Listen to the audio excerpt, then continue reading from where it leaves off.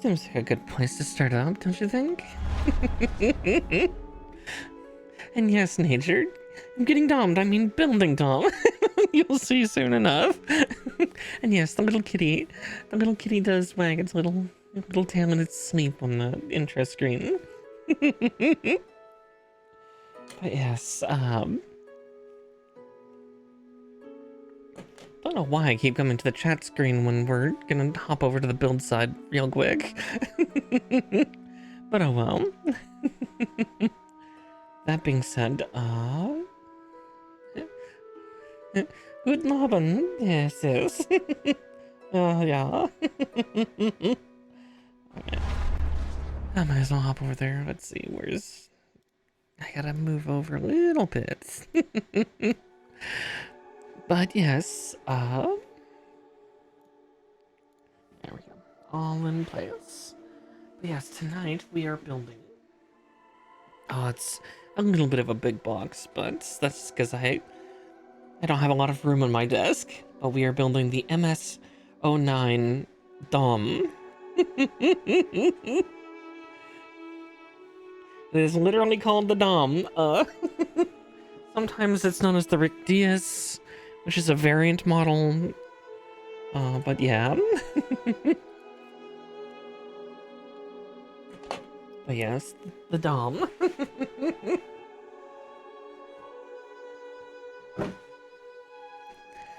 So in one sense, I am kind of getting dommed. I'm bringing dom into my life, but not quite the way that maybe read the first time round.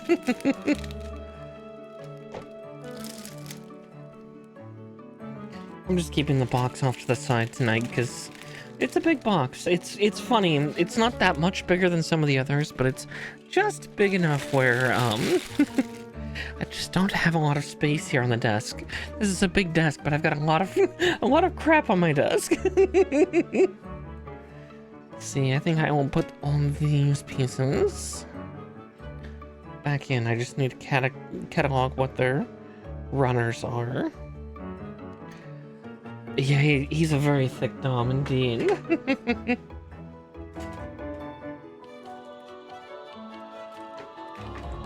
A lot of parts too. We'll see if we get this guy done in time for stream tonight. If not, oh well. I guess we'll kind of see as the night progresses.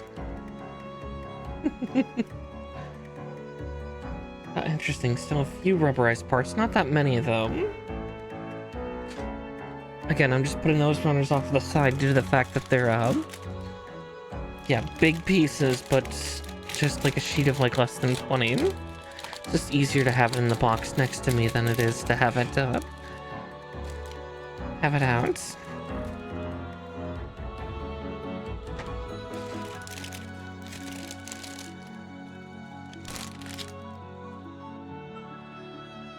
These ones, on the other hand,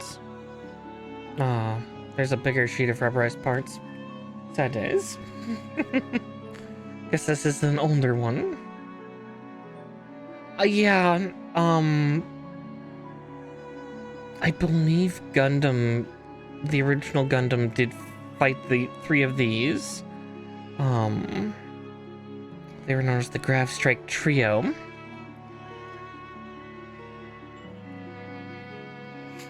And yeah, our runner. Good grief. Actually, since that one's small by numbers as well, looks like I might not need color correction markers, which is good, because I only see a sheet of decals. It's like, yay, and there's that at least. But yeah, it's kind of villainous again. Like, there's a reason why, like, most of the Zeonic units from the original Gundam series, they never really expected people to get a following for them. Because, yeah, like, you know, cycloptic, or monovision, units and all that stuff. Generic, all being primarily mass-produced, versus the very unique Gundam. Yeah, because there's a bunch of, like, potentially water transfers? No, I think those are actually stickers, but we will be using maybe one of those. We'll see. I'll try to find the color for it. But yeah, this particular unit is in fact a mass-produced model. So plenty of villains.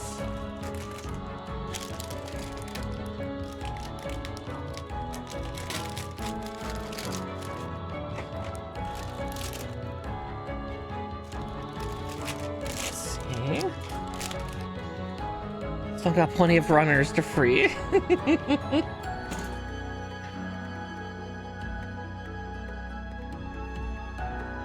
Grief.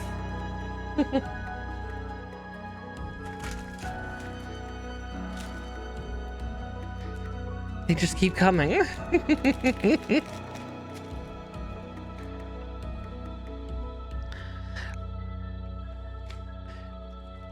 I was to say, yeah, beam sabers are incredibly common in the Gundam universe. Yeah, there's like nearly everything has a beam saber. It's a very standardized technology in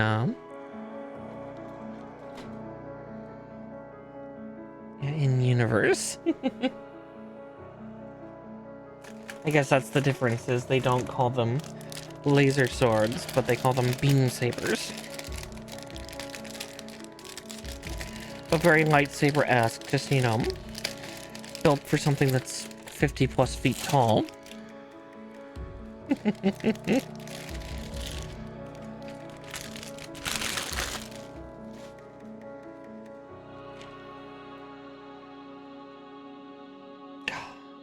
On up to T. Good grief. Yeah, keep it copyright distinct. Though there are some zanier beam weapons. I believe actually Gundam itself had a very peculiar one. I can't even remember what they called it. Beam Porm? Beam... Yeah, I can't remember what they called his weird polearm thing. No, it was not a saber at all. It was because the laser, like the plasma, more distinctly described, formed a ball and 3 spikes.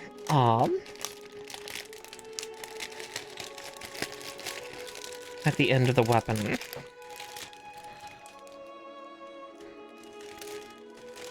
Yeah, it was like a sphere and 3 spikes. I cannot remember for the life of me what its name was, like what the weapon's name was. Okay, yeah, A runner, because it's always multicolored.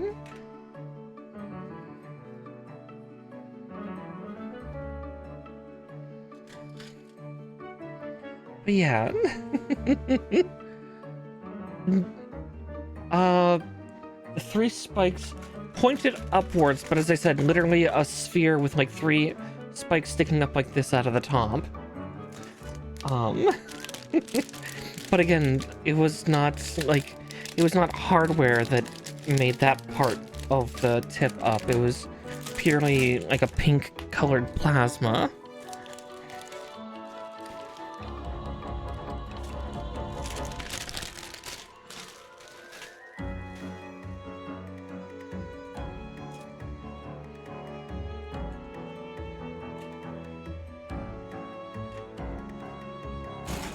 What runner are you? Cheap. Well, this is the strangest configuration for runners, but admittedly, if you saw the side box here, there's a lot of little runners. There's so many.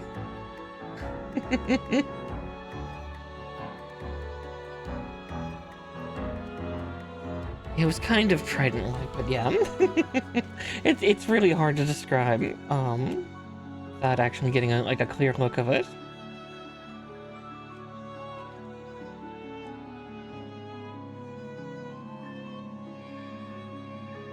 A lot of runners for a surprisingly simple looking unit for the most part, because again, Xeon really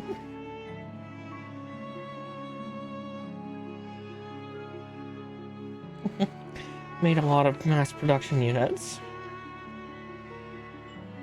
Let's see.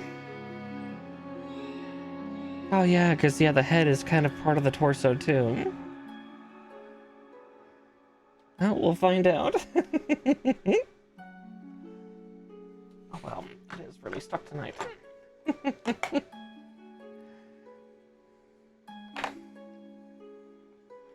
Alright, the tweezers.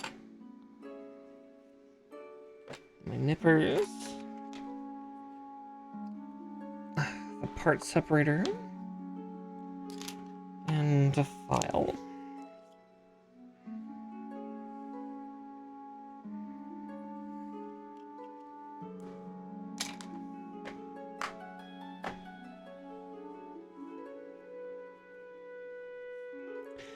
Yeah, you'd think they would, right? But no.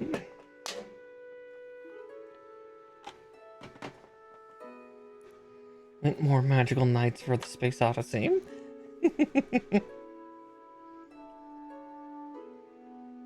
Alright, so I need the tea runner. Thankfully, that's one of the few I left out.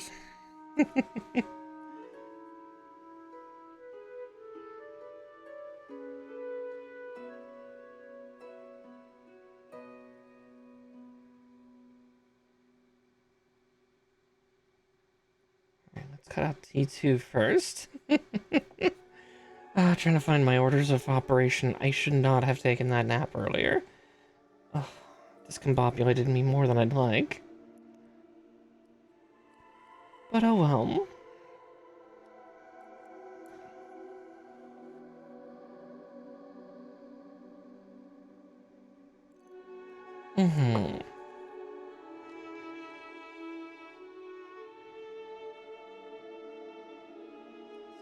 CC.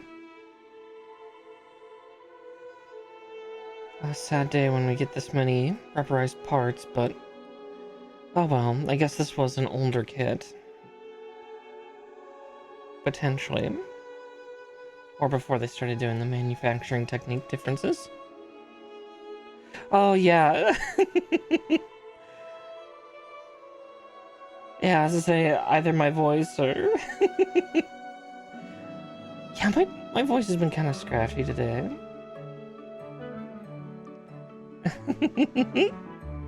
Hi, Celestina.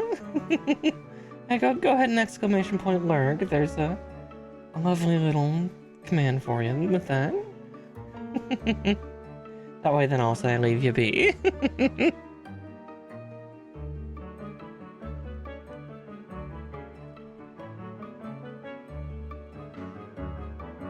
Alright, so T1 and T4.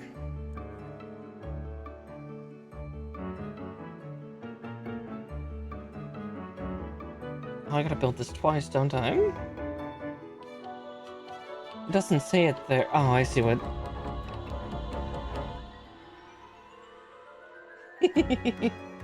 Yes. A comfy shark kitty. Yes.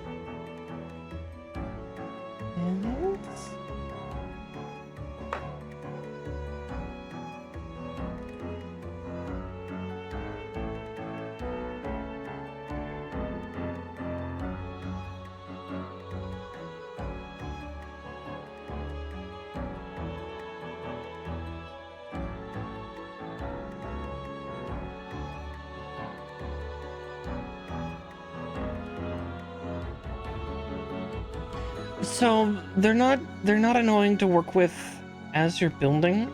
Well, that's half true. Rubberized parts, the rubberized plastic parts, sometimes flex while you're trying to put parts together, so they can be annoying in that sense. The other problem is they decay rather rapidly. Within less than a decade, they typically decay to the point where they can no longer solidly hold the joint. So basically you get a ragdoll made out of plastic, And it's very depressing to encounter.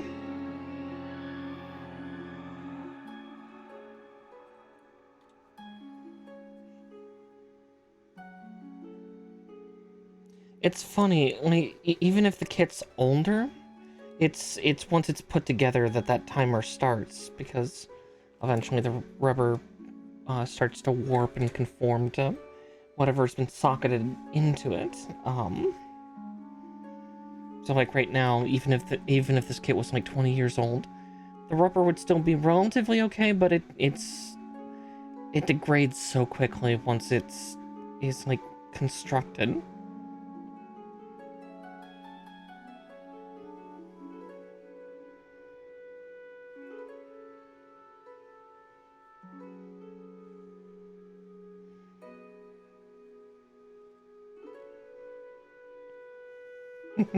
Aki should have never told me.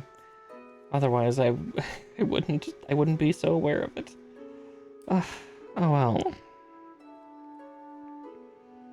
Dom gets to look pretty for about a decade, and then I don't know. I'll stick him in a box like a Raggedy Ann doll.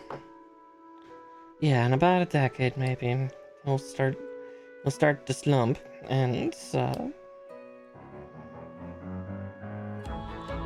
not look so great.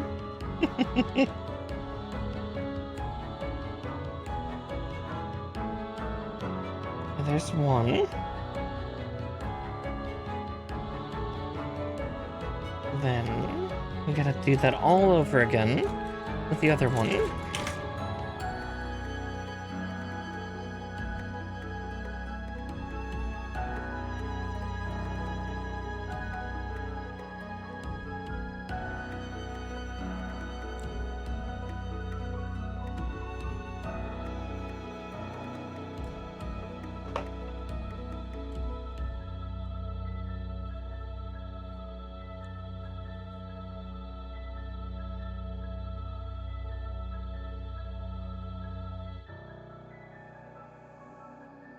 Yeah, sometime I'll have to grab... Because I actually have some of my old kits from when I was a little girl out in my garage. Like some ones I built way back then, where every kit had these rubberized plastic parts. I'll have to see if I can find one that's relatively intact and showcase.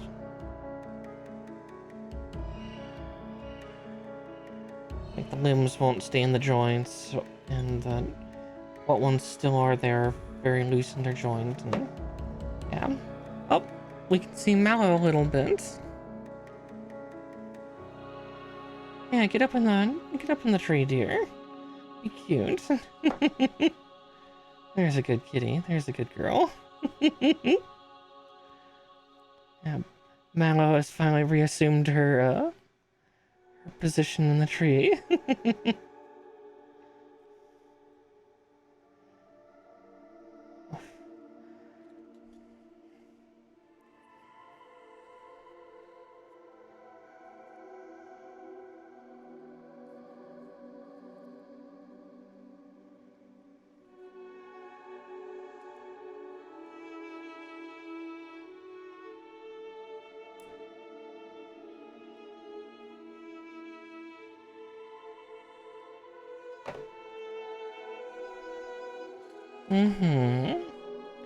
Mallow is the cutest, my little shy girl.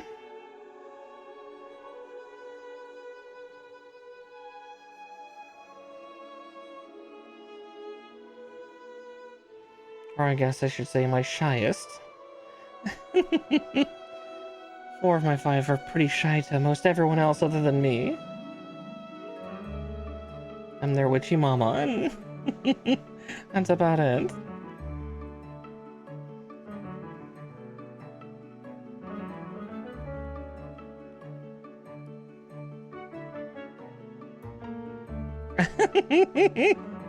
Up there's Nura.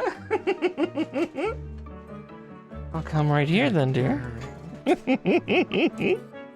Nura, you're a very good girl.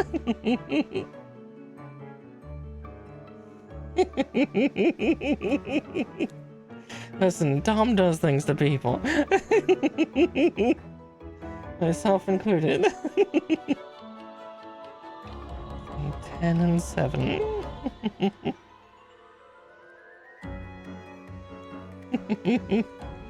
Listen, this thing has bazookas. It's great.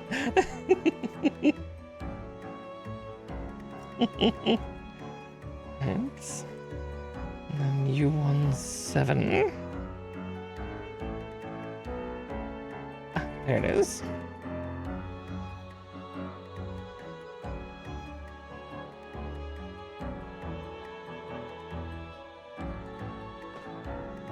The sheer number of runners, it doesn't feel like this kit is going to be that complex, but, you know, we'll see, we'll see.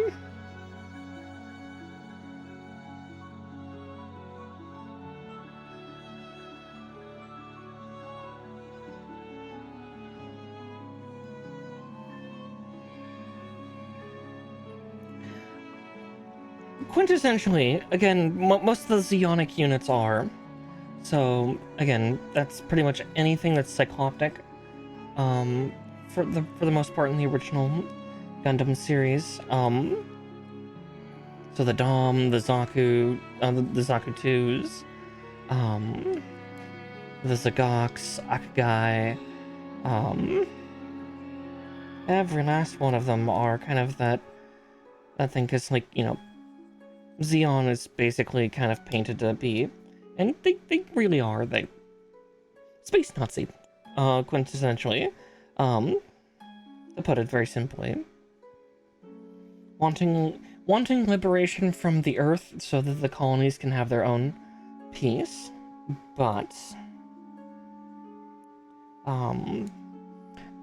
doing so by doing horrendous war crimes,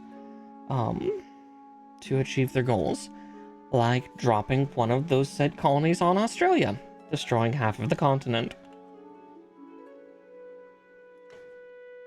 Sydney no longer exists in in the Universal Century of Gundam. That colony landed right on top of Sydney and left a crater bigger than... Take that, emus.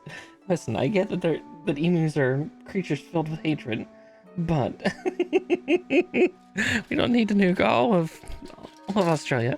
Yeah, Zeon did that several times. Like, they tried to drop colonies on several major cities and nations. They were, yeah, very destructive. That part is holding on by a thread. Yeah, if only it was the war against the machines. Unfortunately, nothing so noble. Let's see, I'm looking for A13. Ah, there it is.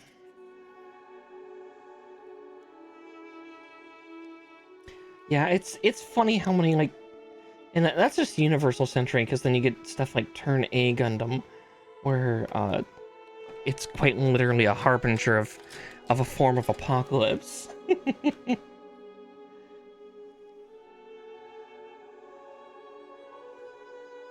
Turn A Gundam I also find to be the silliest of the Gundam designs, because it doesn't have a crown, it has a mustache. And the cockpit is not in the main part of the chest. It's the awkward little belt buckle on the groin. It's very silly looking.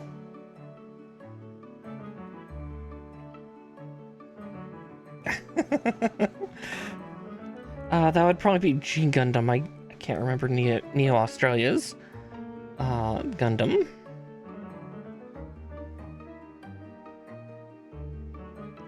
Yeah, the scary thing with Turn A, and by that factor also technically Turn X, its antagonist unit, they both... Oh god, what is that attack called? I wish I remembered it well enough, like Spectral Butterfly or like Moonlight Butterfly, something like that. It looks like butterfly wings, but actually what it is it's a dispersal of self-replicating nanomachines. Well, no, they're not self-replicating, but they're like, it's able to make more of them inside of itself. It just takes a while. But these nanomachines are very rapid and will destroy any technology they touch, aside from the turn A or the turn X. And yeah, how turn A Gundam, the show starts off is the turn A and turn X fighting each other and wiping out all technology on Earth. Let's see, A6. Yeah.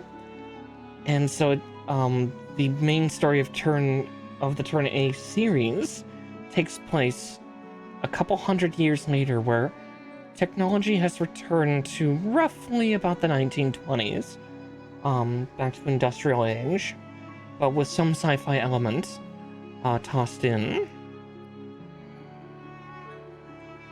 And quintessentially, the Turn A is unearthed.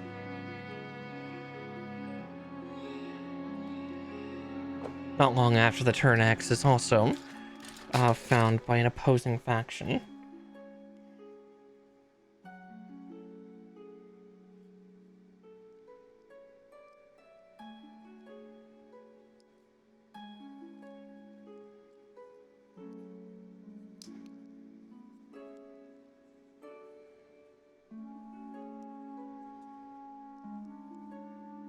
Well, I mean, G Gundam did have a Gundam for a horse, so... Listen, we don't question G Gundam anymore.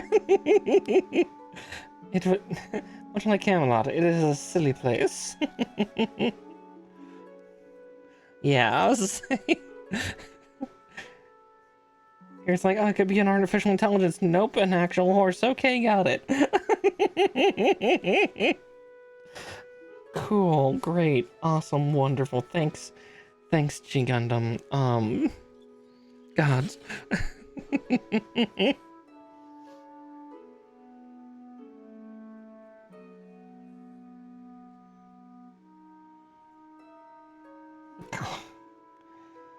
I'd have to go back and rewatch the show. To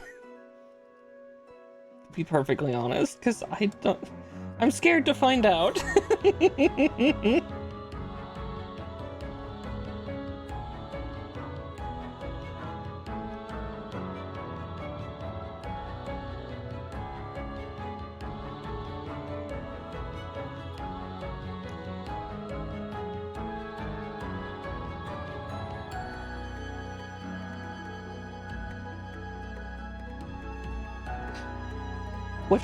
So that's the weird thing for G Gundam.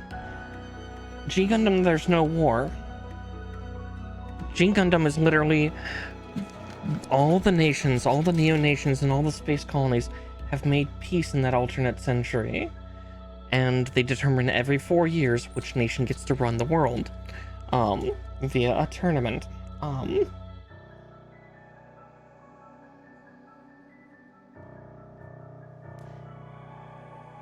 It's kind of more Mortal Kombat than anything. It just so happens that there's a horrible Gundam called the Devil Gundam that, you know, has nanomachines, son, and they corrupt anything they touch, including human flesh.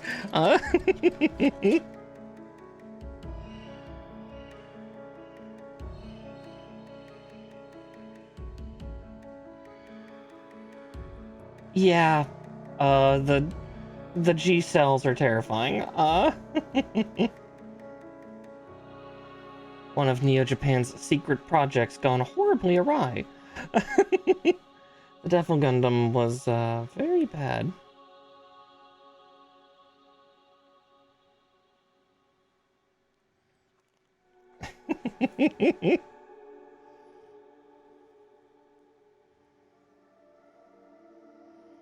As I said, G Gundam compared to a lot of the other series was very, very shonen. Oh.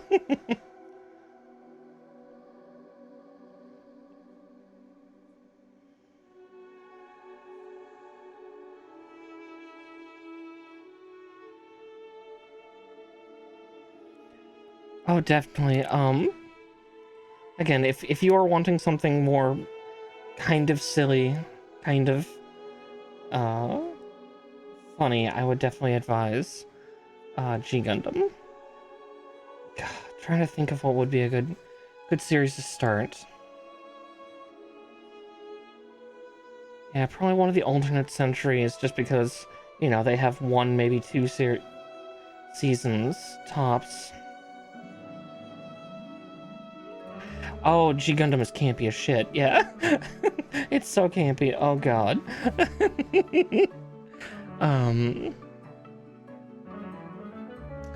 Wing is okay. As much as I adore the designs of the units from Gundam Wing, its story is pretty... it's middling. Like, it could honestly be better. It's very, signed of its time, so to speak.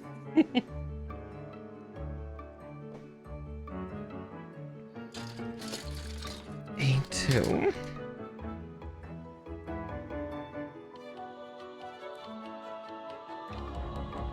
It just kind of, especially now, like, you know, some 20 plus years later, it just feels very, I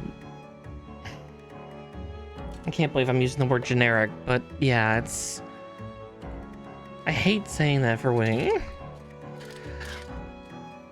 Well, again, like... sorry to anybody here that likes Hiro, but... yeah, I keep seeing commentary that a couple other folks have made, and it's like, yeah, Hiro's personality is closer to that of a wet sock, and a lot of the characters are kind of that similar angst for the, like, the 5 main pilots, except for Duo and 𝗙𝗏. Like, 𝗙𝗏 is, like, super, like, very emotional and is trying to use this unit actually for inspiring people for peace, but, you know, it doesn't have a lot of armament due to it, and he's kind of a little sissy-like, but I like that a little bit because he's different than the other 4. Duo is kind of a lunatic, but I kind of like that. And then, like, Wu-Fei is just constantly angsty. Troa is literally an amnesiac and is typically very distant, and then Hiro is also this just kind of, like, monotone personality character, which is like, I'm gonna kill you, and that's kind of just how he is through the entire series. In the movie, boy doesn't understand the concept of emotion. A lot of the characters don't, it's weird. But I mean, they're also all teenagers, so they're just all the angsty kids, it's fun.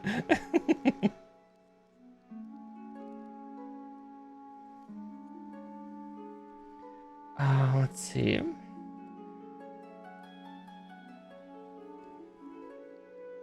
I believe Gundam...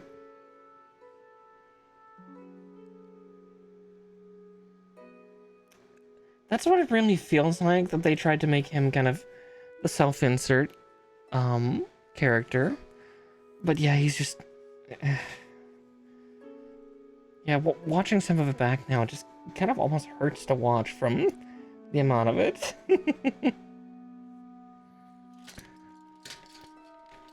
But at least the designs are fun. Like, a lot of the unit designs in Wing were phenomenal, but that's about as far as it goes. Depressingly.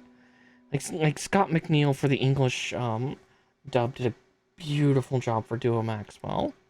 But again, that's about it for the voice cast. Like, everybody else is just kind of quiet. Yeah, G Gundam is fucking hilarious.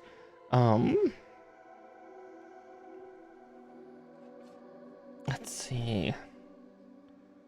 I'm still needing to watch Gundam Thunderbolts.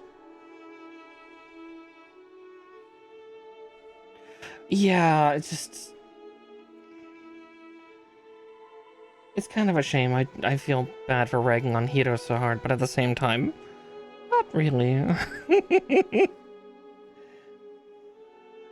I mean, yeah, it's supposed to kind of showcase the horrors of war, and it's like, well, yeah, those child soldiers are pretty horrific.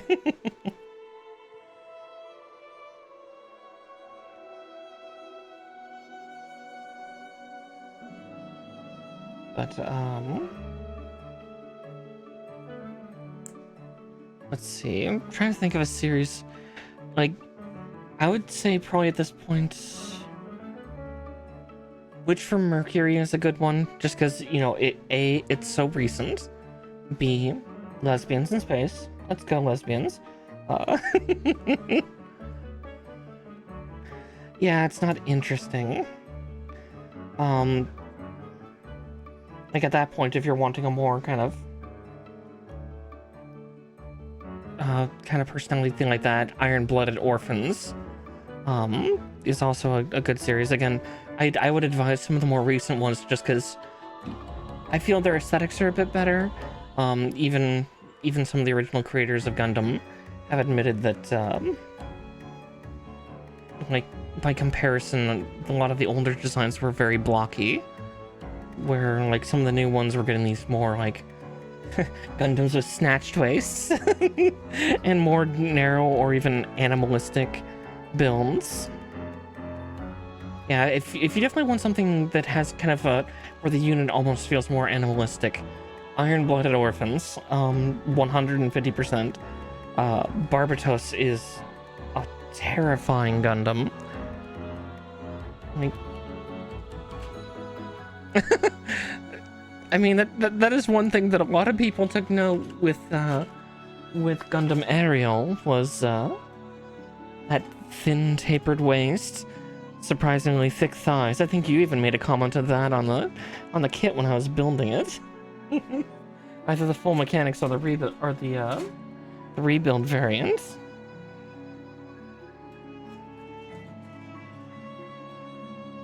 Let's see, there it is. Yes, that is the Gundam with the cake, piloted by the girl. The female main protagonist, who ends up getting, by factor of the story, betrothed to another girl. Space lesbians. But as Bondi said, that's up to interpretation. My left tit. I have onions. They are spicy ones.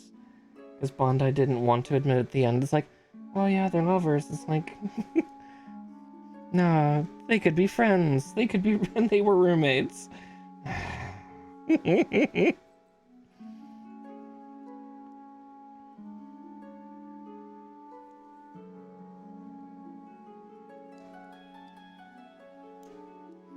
That doesn't spoil much of the story, because they're pretty much together from the very start of the show, so...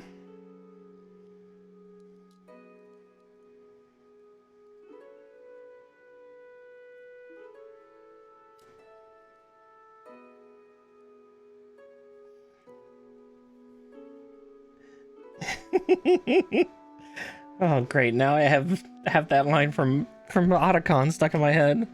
Snake, do you believe love can blossom on the battlefield?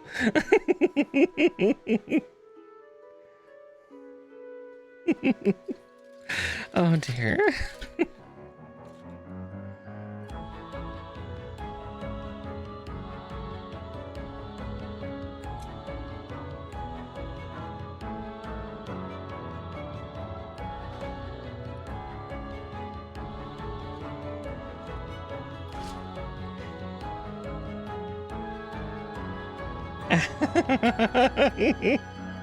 Oh god, if we start getting into Metal Gear Solid stuff, there's so much wibbly wobbly timey wimey stuff.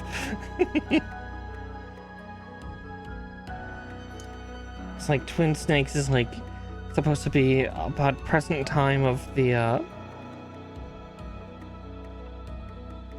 like the early 2000s.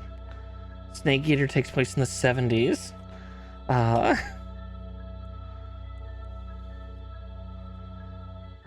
That's me just being a dork.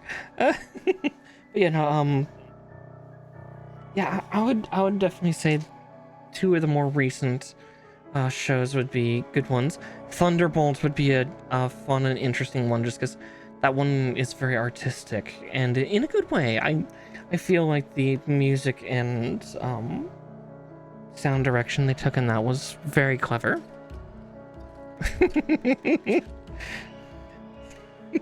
How dare.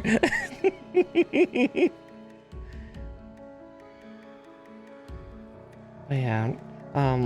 Which for Mercury is kind of like corporate hellscape that turns to war. From what I recall. Unfortunately, I've not watched all the way through. Which for Mercury, so I don't actually know all of the info, but I've seen enough of it and been spoiled on enough of it, so I'm not terribly worried there for myself. Alright, let me rummage through all these runners real quick to find the parts I'm looking for. W, which one is the W? There's so many runners. I'm holding the D. Let's see, where's W? There's B.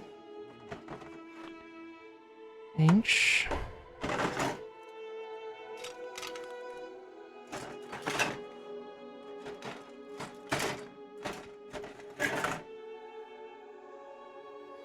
E.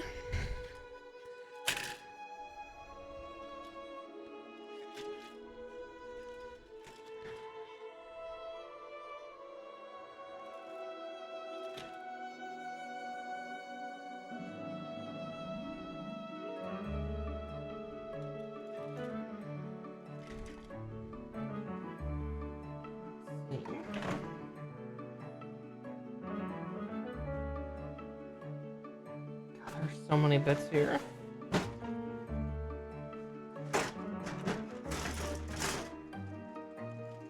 Oh, Paula, you're okay. Calm down, honey. Move something too quickly and she freaks out.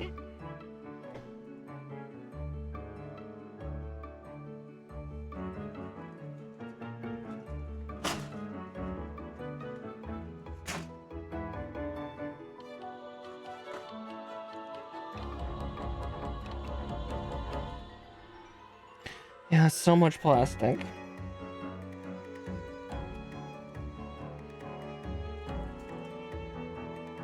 I know that's you.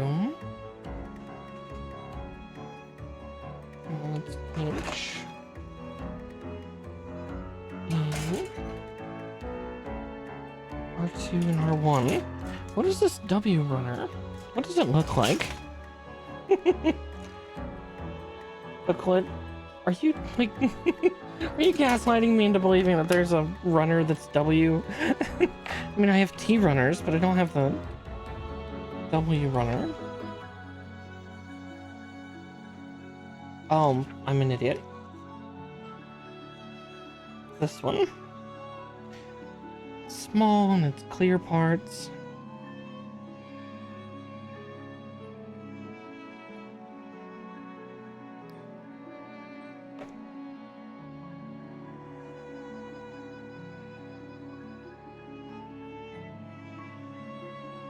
There, I'll put the part there at least.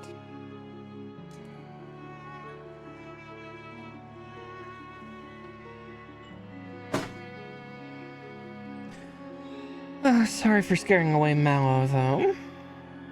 Hopefully she'll come back, but she probably won't for the night, unfortunately. It's such a skittery thing.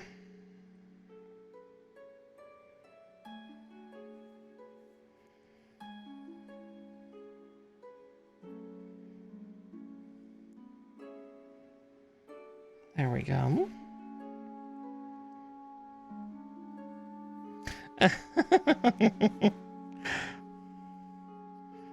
Don't worry, I don't throw these in the sea. You won't snort them up. A, 9, and 10.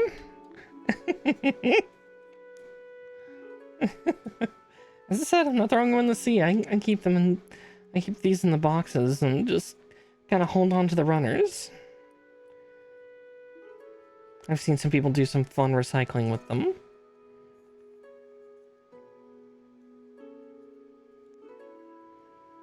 I'm not that creative, but I've seen the creativity of others.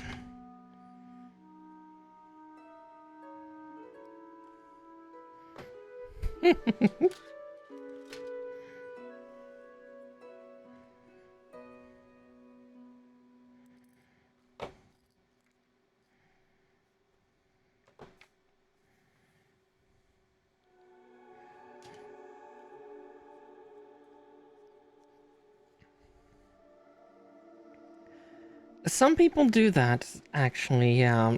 I've seen that on the Gunpla subreddit, and that confuses me, because it just ends up becoming like this brownish gray paste. Yeah, it's like, I know that you were joking, but the worst part is, some of the people have done that. They'll take all their, like, runner snippets that they do, and keep them in jars, and then eventually melt them down, and it's like, but why, though? The other recycling thing I've seen people do, which I find much cooler, but apparently it's not a super common thing, is some people will take the runners and actually, cut them up and either make, like, 3D collages of, like, either, like, a giant Gundam head, or will create, like a hangar bay using leftover runners and stuff like that for their unit to kind of, like, sit in, so to speak.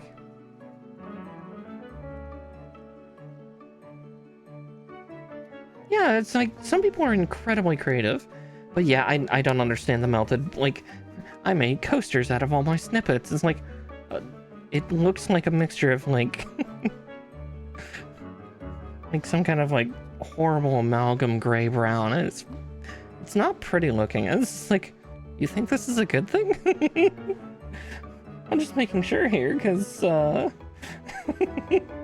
it don't look good to me.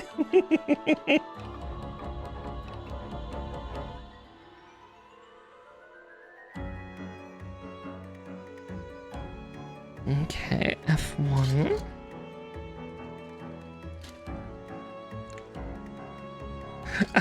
Pretty much. Yeah, it's like, it's that weird combination between, yeah, like, yeah, I puke, vomit, color. It's just like, why?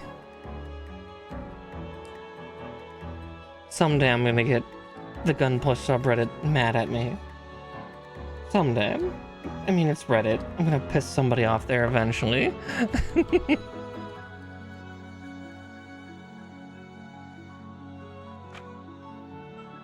Let's see, PCE. Yeah, it's like, give it time, it'll happen. It's not an if, it's a when.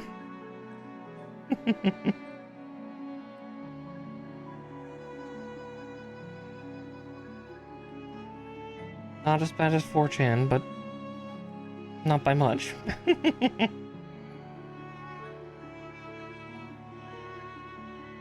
see, M5.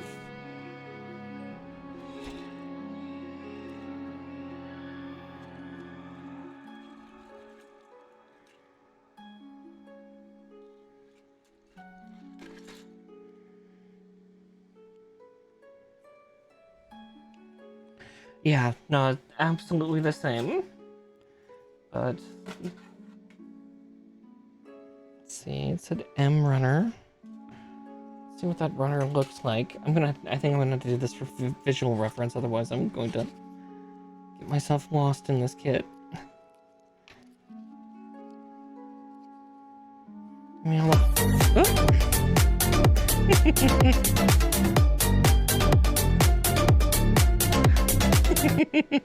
Rosalie, thank you for raiding, dear. Welcome in, raiders. My name is Miss Marikar. I'm a witchy bunny VTuber and a variety gaming VTuber. So on Mondays, I'm typically building a Gunpla here. I was just looking for parts. Here for buns, huh?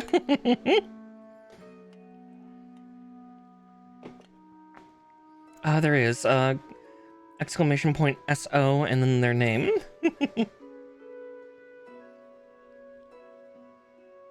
I made sure to get that one installed a goodly while ago. Thank you, nature.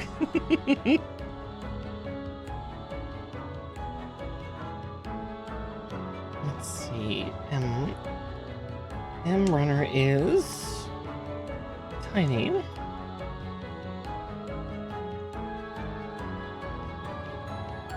What's that? Weird.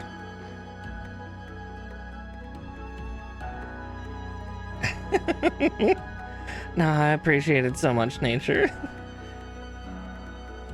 Congratulations, you're conscripted. I'm so sorry. But yes, welcome in. Personally, if you need to raid and run, I completely understand. I know how draining it can be after stream, but feel free to rest, relax, get a snack. All that stuff. As we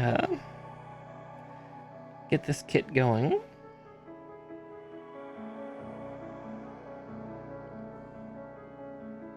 Let's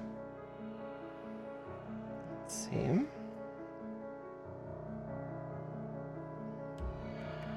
I did put that part in backwards. There we go. Now it's fitting more snugly. That's really weird. That's like a slightly... No, it's about the same type of rubber plastic. Weird. Two runners of it. Let's see. F2. Pam, what were you playing? Let's see. You were playing... Ooh, Played Up? Is that kind of like, Oh, my brain just... forgot the name of those cooking multiplayer games. They look so fun, but they also look like they would fill somebody with so much rage.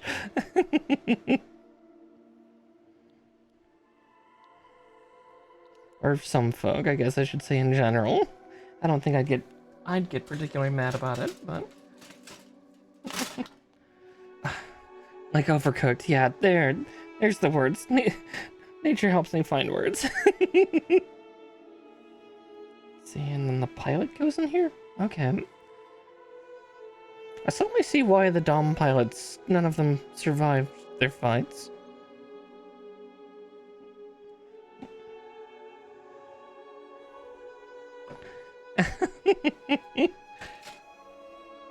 Aww.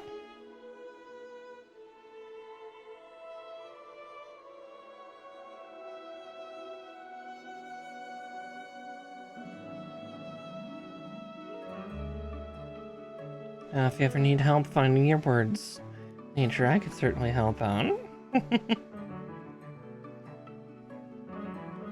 I'm really good at finishing people's sandwiches.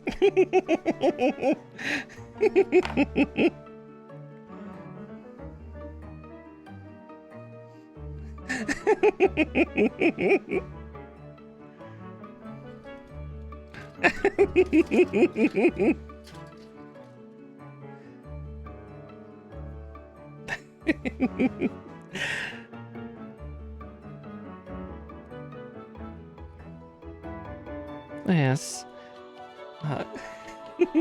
Glad to have you all join us, though. A lot of fun's going on tonight. Well, hopefully a lot of fun in building this, this DOMM unit. Let's see, 18. Okay, I am snipping out the correct part. Had to make sure it's like, yeah, just building and vibing. What I like to, and dumbing? I mean, if that's what's wanted, might have to go to a different site though. Not sure how Twitch would be about me doing that too extensively. Maybe I'd have to switch to an ASMR stream tag or something.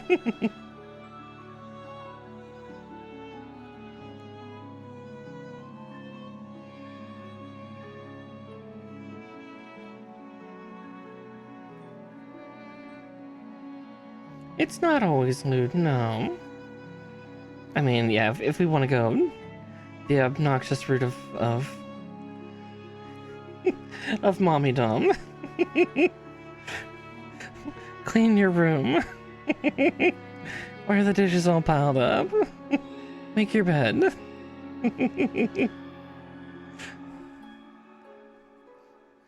But no.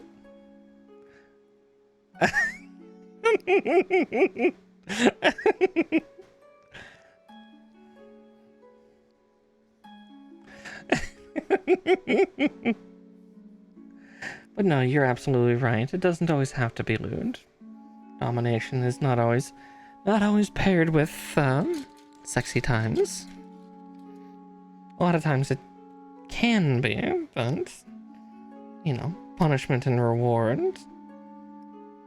Sadism, masochism. Why aren't you more like your brother? Oof. See, I was avoiding that line for everyone's peace. My own included.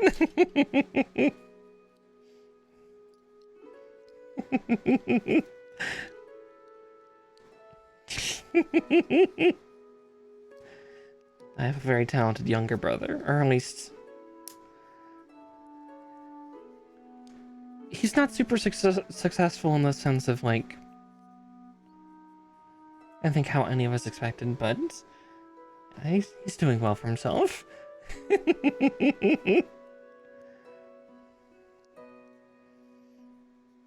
Oh man, actually that's a good reminder. I need to start getting Christmas stuff prepared for him, his wife, and their kid. Joke's on you, you're an only child. Ah. Lucky and not so much at the same time.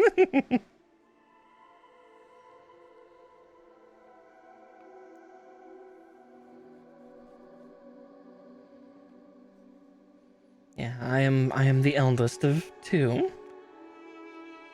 My brother's not that much younger than me.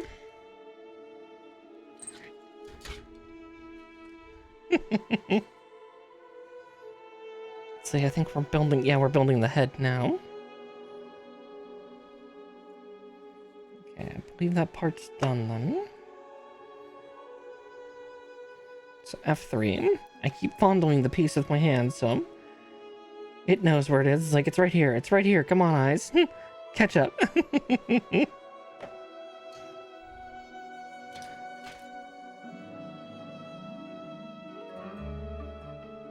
Park connector A.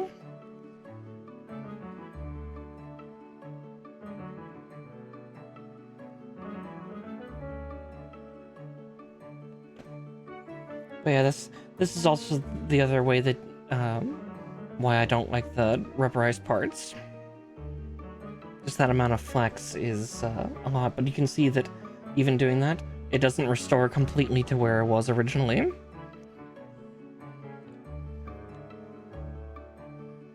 It's too flexible. It's too malleable. It's not rigid enough.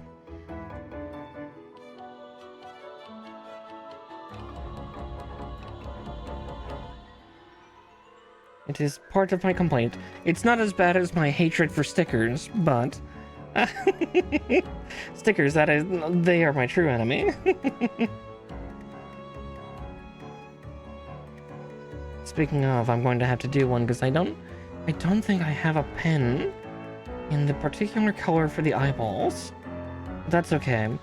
I'm okay with doing the eyes with it, just because thankfully it's a mono eye, so it's pretty easy.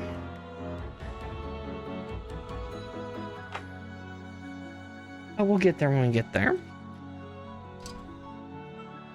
Yeah, rigorous use, yeah. F7. Oh, there it is.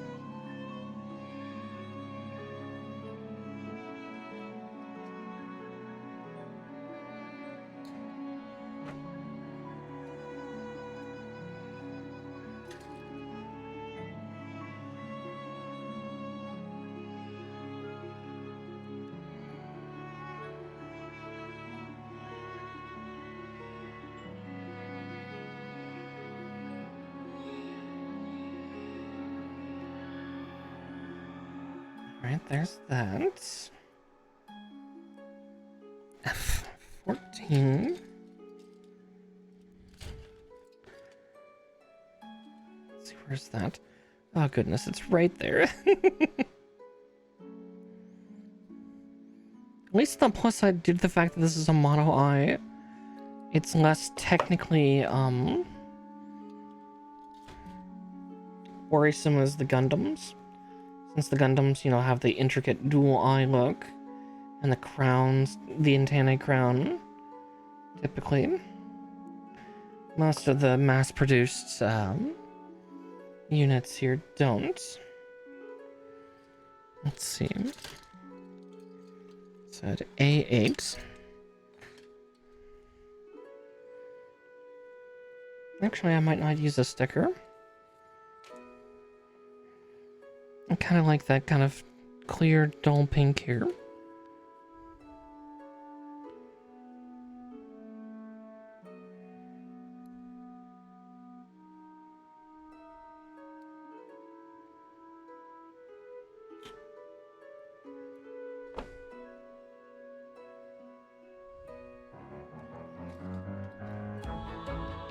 Oh, interesting.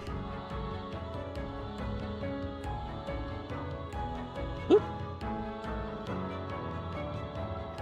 Dead by Daylight is very fun. I know Tolan wasn't terribly keen on playing it during October because she doesn't find it scary. And it's like, no, you're right. It's not terribly scary at all.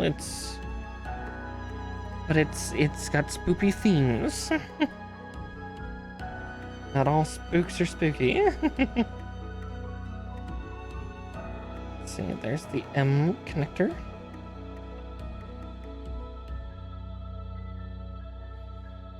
It's very fun. I prefer being a survivor than I do a killer most days, but that's just because being the killer is kind of lonely.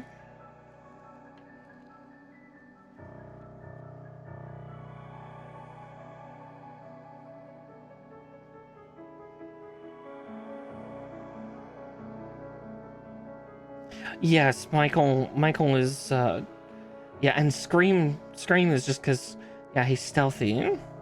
Yeah, I was to say, yeah, the Scream death builds are horrifying, and yeah, same for the Michael ones, where they have their build completely designed for watching you, because the longer they watch you, depending on the build, the more efficiently they can kill you later.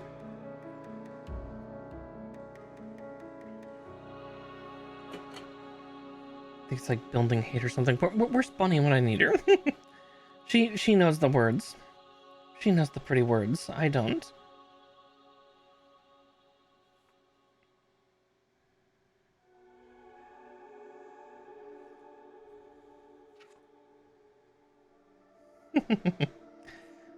Also, for anybody who's playing Dead by Daylight, hurry and get the stuff now while it's still in the store. Be sure to get your Demigorgon and Stranger Things kids survivors while you still can, because that is very, very, very limited time.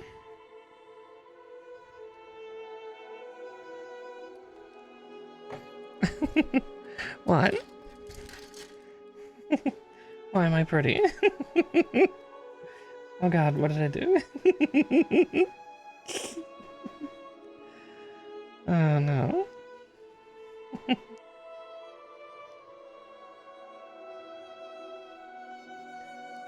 Alright. Listen, I drink and I know things. Except I don't drink very often.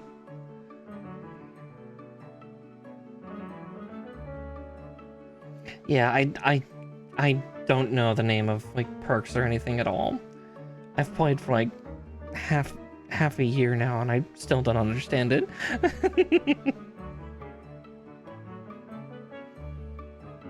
Alright, we're putting the main head together now, so I need D7.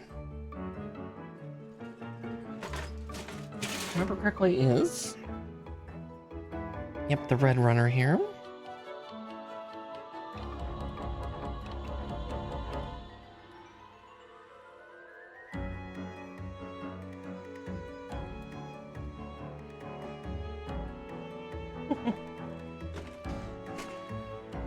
But yeah, listen, I didn't watch, I didn't watch Stranger Things, as weird as that may be.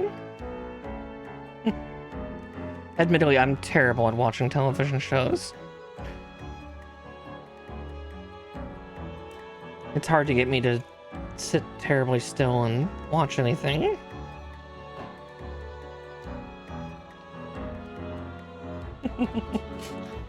Alright, and then we also need...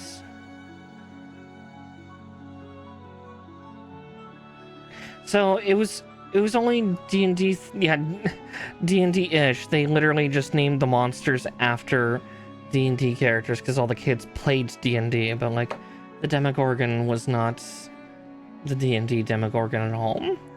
Also, a little runner down. Because yeah, weird flesh flower-faced doggo, but the real, like the D&D Demogorgon has two heads and is constantly mad due to it arguing with itself. Like Vecna was kind of closer-ish, but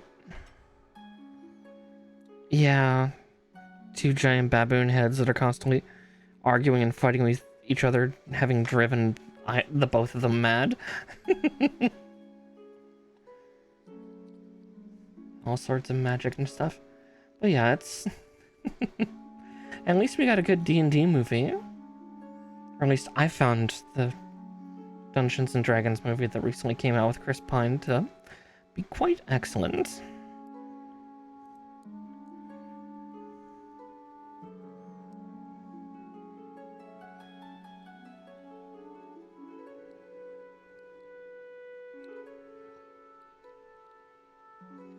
Oh, it's so good. It's so good. Here,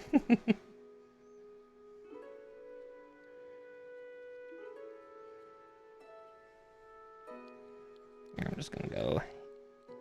Oh wow, that's actually on there pretty firmly. So let's see if I can just drag the eye stalk downward.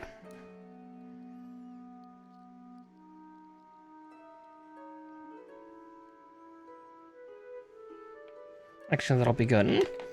That'll help me with my pose later. Actually, I might shift it the other way. So that's kind of the fun thing with the DOMM here, is the way that the eye moves within its plus-shaped vision. Or kind of a plus symbol-shaped vision. Kind of also gives it a hint of menace. But again, a lot of the mass-produced Xeonic units kind of had that to start. Because like the Zaku's had that too, it just... Theirs was more just going side to side.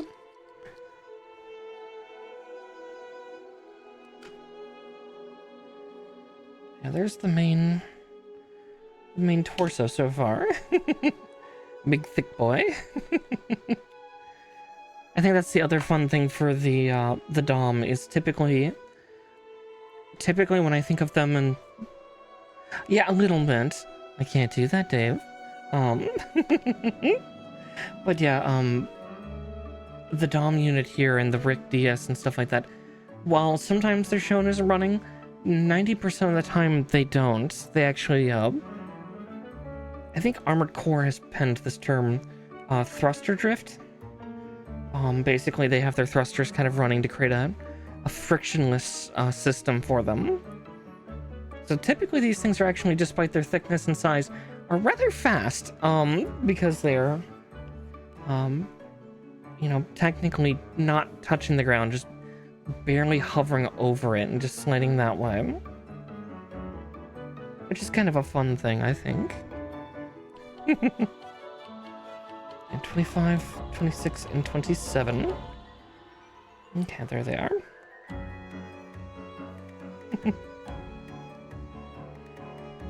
At least that's how I'm used to like remembering the Graph Strike 3 at least, was they were never sitting still. They were constantly sliding about, launching bazooka rockets and specialized beam lasers that were attached to their rocket launcher systems.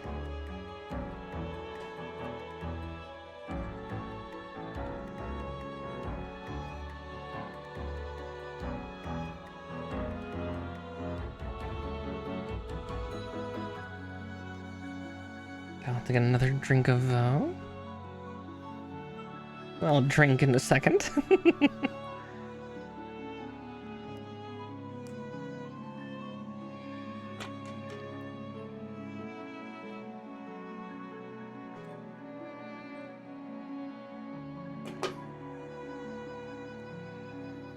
But yeah. Oh, it's a fun little unit. I just did. How dare.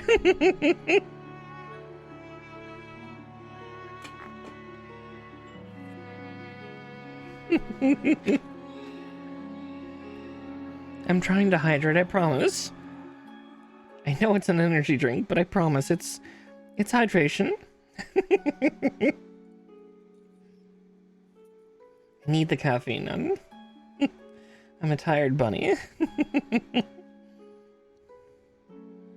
Got my sleep mostly fixed. Mostly. Seems to be just a teensy little bit of bifurcation in my sleep schedule, unfortunately. Just a little bit. Yeah, I like want to sleep for like 2 to 4 hours in the middle of the day. But then I'll sleep like 6 or so hours at night.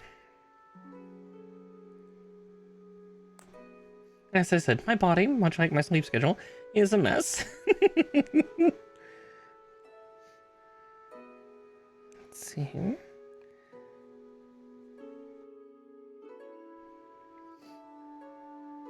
R1 and 2.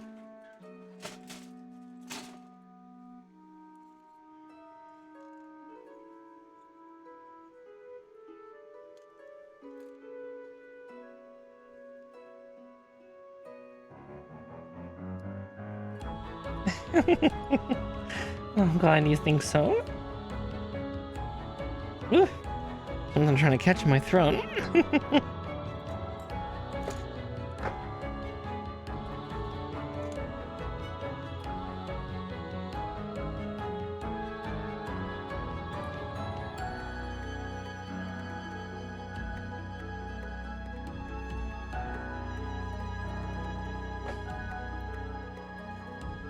Alright. It says it goes on a specific way. Is it just... Okay. It's not...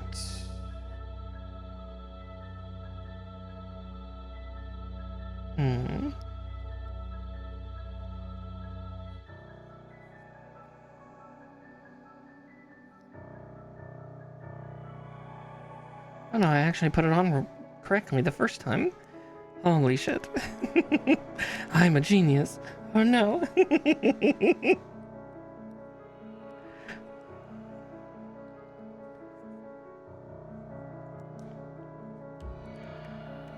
Okay. And T23.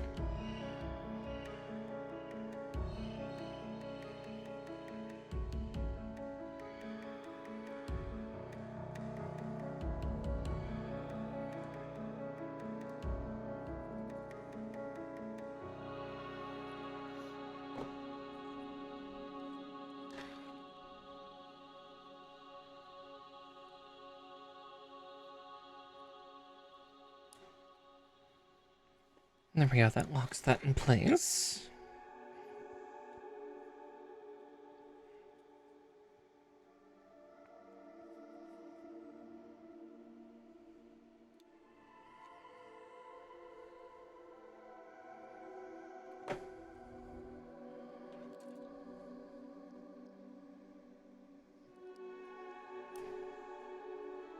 Yeah, speaking of bodies being messes, it's like, yeah, my body is a temple.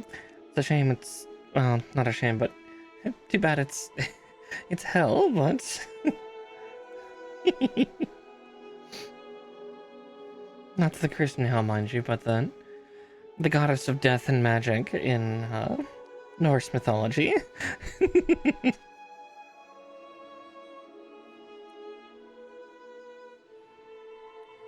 anybody knows the mythology of that, you understand what I'm meaning.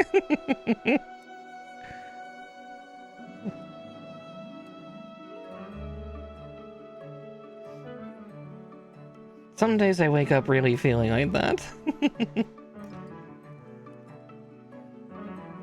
I guess I can explain for those that might not know. So, Hela or Hell, one L, not two, is the Norse goddess of death and magic.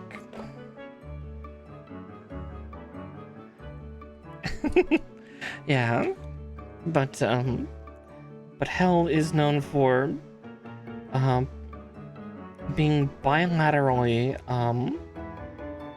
a beautiful woman and a rotting corpse. Typically like a nearly flesh-barren skeleton on one side.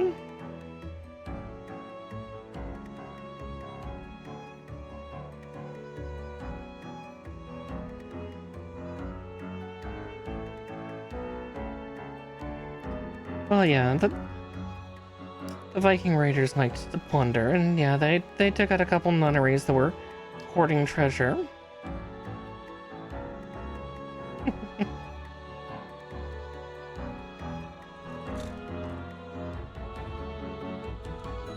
Listen, why did those monasteries have so much treasure? Would not surprise me at all, because that's pretty darn close.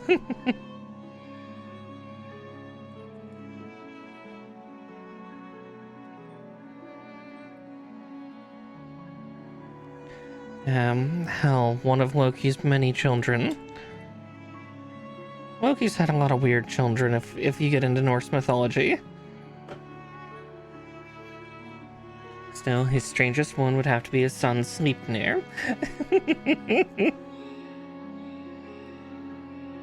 To which he is Sleipnir's mother.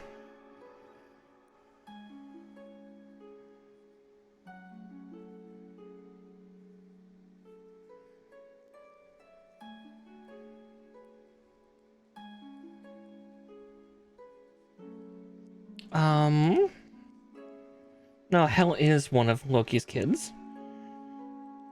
I believe his eldest daughter.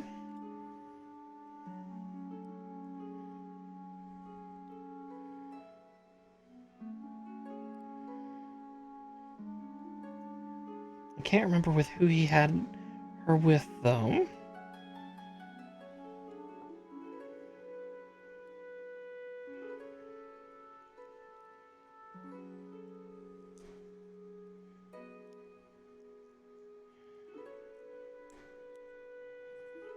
Oof. There we go.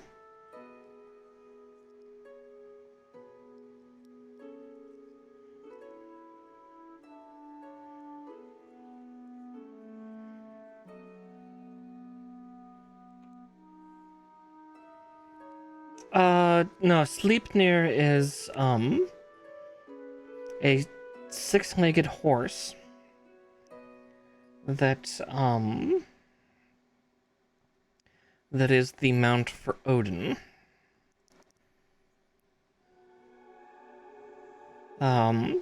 So, fun story. It shows up in the Poetic Edda with this happening, but Loki made a deal with a giant to build a wall around Asgard to protect Asgard. But he made a wager with this giant. Basically, the giant... I can't remember the giant's name to save my soul. Or his giant horse that helped. But, basically the wager was if he could get it done in a certain amount of time, he would be paid. If he did not get it done in that allotted amount of time, he would not. And so, Loki made this wager, fairly confident that what they asked for was impossible in the time frame given. Unfortunately, as time went on, it was becoming fairly clear that this wall was going to be built in time.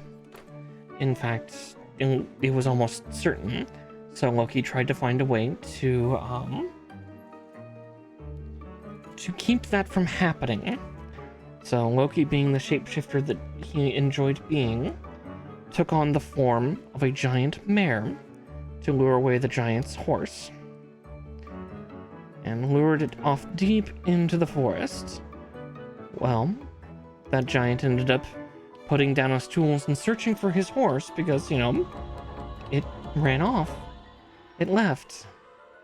And, he eventually found it, but not in time to finish on time, so he was never paid. But Loki came out several months later with a 6-legged horse. His son, Sleipnir, to whom he birthed. And he then gave Sleipnir to Odin as a gift. And Odin rode Sleipnir into battle. Henceforth, for the rest of the time, and up until Ragnarok, I don't think anything happens to Sleipnir. I know Odin gets eaten, but I cannot remember the fate of Sleipnir. But yes. So in Norse mythology, actually, Odin and Loki are brothers, not father and son, if I remember correctly. I know that technically Odin is Allfather, but like Thor, Odin, and Loki are quintessentially brothers.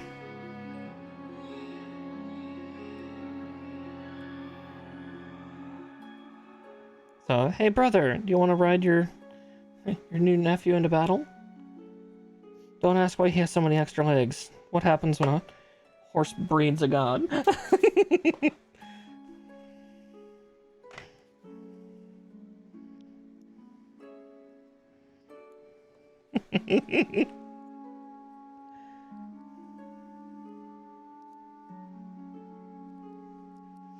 And Norse mythology is fun. It's silly. It's part of why I like it. And compared to the Roman and Greek mythologies, the Norse... Yeah. Yeah, this thing was supposed to be huge. So, yeah.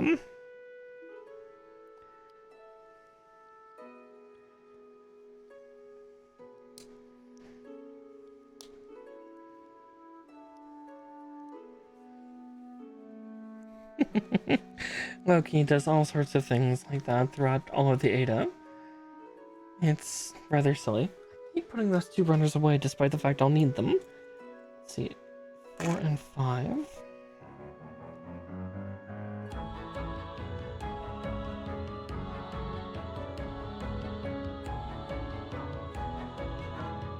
But yes, silly, silly Loki.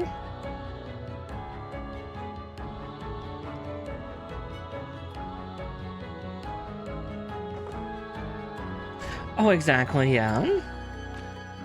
Always been a lovely gender fluid icon.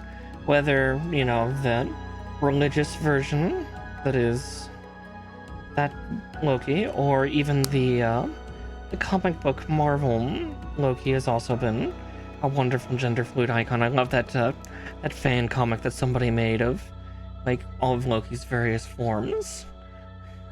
Thor, I'm your sister now. Oh, well met, sister. I don't know what I am now.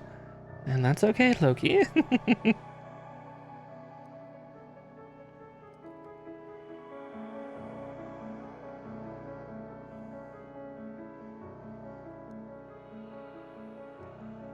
But yes, we love Loki.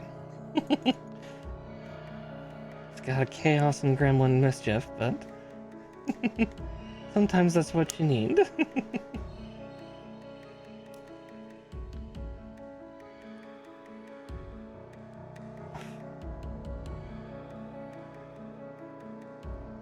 Oh wow, I put this on out of dumb luck.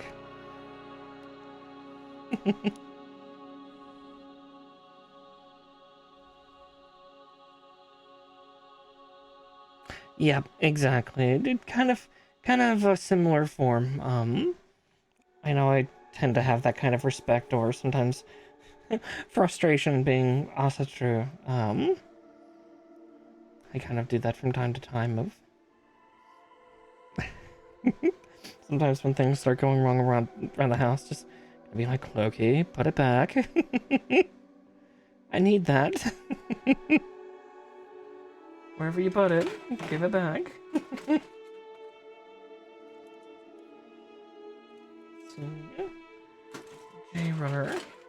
Is that one of the ones in here? H-E.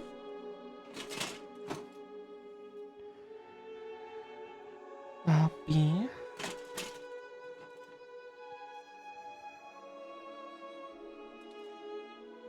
U. Okay, so J must be present here.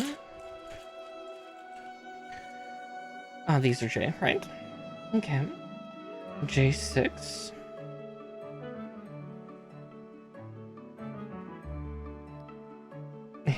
Yeah, Loki, those are my car keys. Maybe someday I'll have a cat named Loki. Watch, it'll embody the full chaos of it.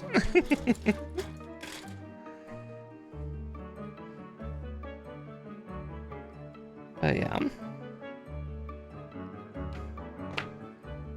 There's a lot of very fun stories in the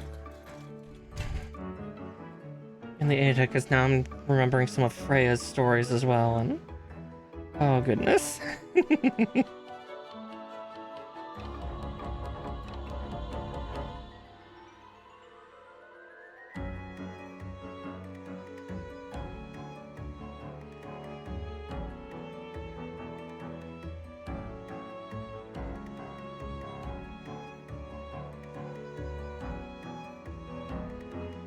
I think so. That wouldn't surprise me.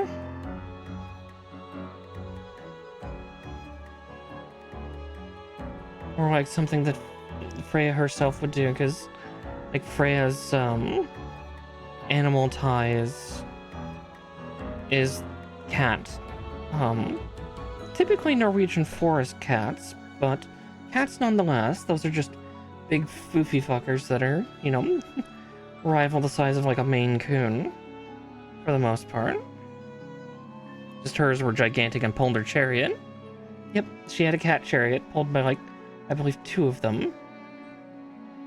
Because the Norse gods really liked having animals in pairs. It's like, what, Thor has 2 dogs, 2 goats, 2 bears? Yeah, something like that. But yeah, Freya had cats. That was her beastie of choice.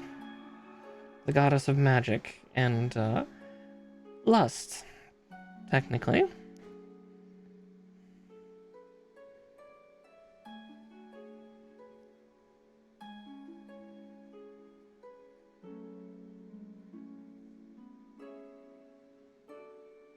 Yeah, they might not be dogs, they might be wolves. But yeah, like, yeah, because Thor has 2 goats. Or maybe wolves was Odin? Because I know Odin has the 2 ravens, Hugin and Munin. And, yeah, Thought and Memory, who go out in the world and come back in the evening to tell Odin of what has happened in the world of men, or the worlds beyond.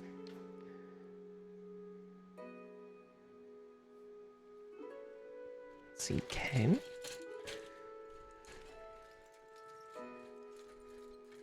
I actually had a fun D&D thing with that long ago. Actually, admittedly, it also shows how much of an absolute dork I was. And still am, mind you. But yeah, I had a Warforged monk. This was back in D&D 3.5.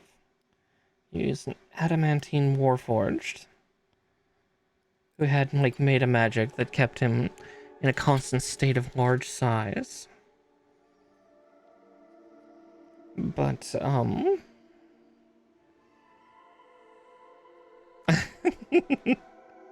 Oh. But yeah,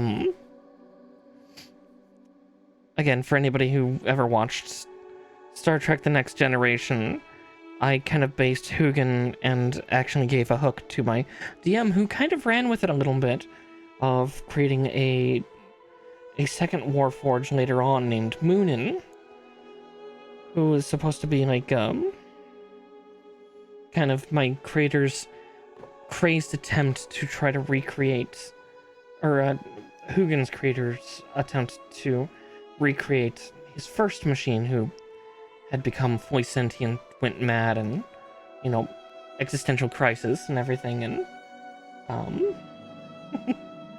fled. But in a mad attempt, tried to do it a second time. Ended up creating kind of like an evil, jealous version. For anybody who watched, Star Trek The Next Generation, this sounds an awful lot like also Data and Lore. Cause, yeah. Cause I'm that girl.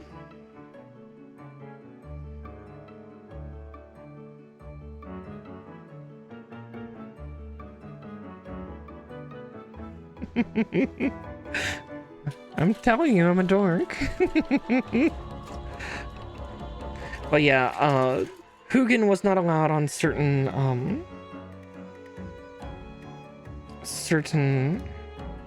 yeah, of course I'm also a Trekkie. I've got a comm badge tattooed just above my left breast.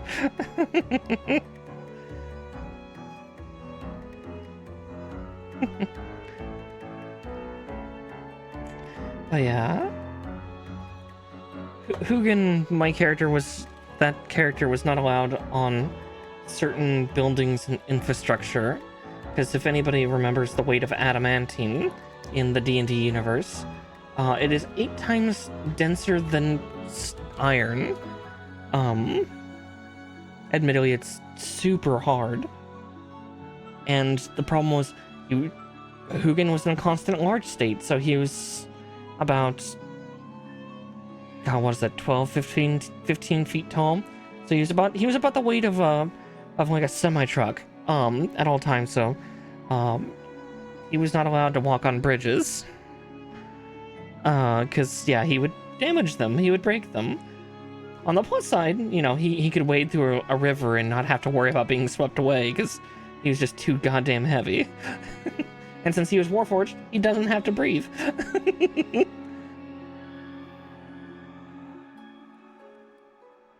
Oop. I think I'm getting a bit excited with these parts.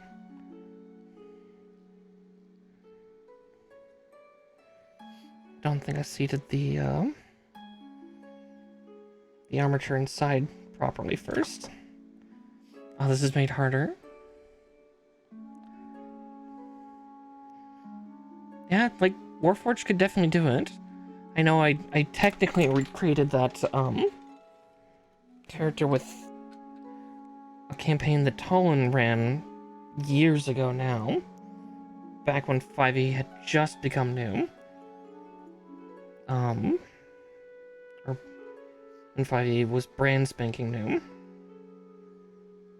Different than the original one. It was no longer made of adamantine, didn't have an evil brother, anything like that, but was still a Warforged. Oh wait, no, the first Hugin was a Warforged cleric, because that's how I did the meta magic for making him bigger. He's a cleric of Odin, which I thought was kind of a fun little fitting thing. The second one was the monk, and that one was just hilarious. Tolan remembers very well. For some reason, the second iteration of Hugin that I made for 5th edition had uncanny luck. And again, this is not something I wrote into the character sheet or anything. This is literally the rolls. Was each time that he used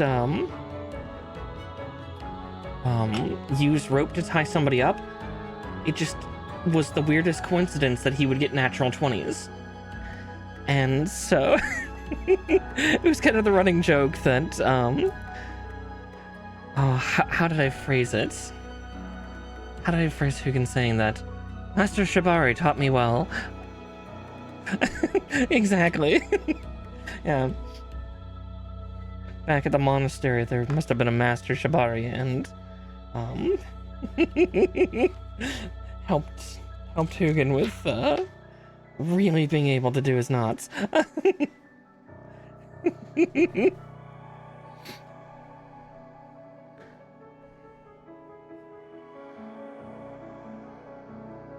Oh, that's cool.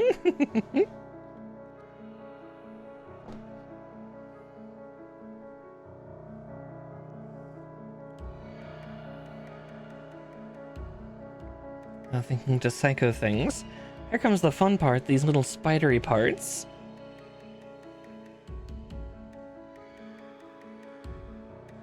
Oh god. Is that entire thing articulated?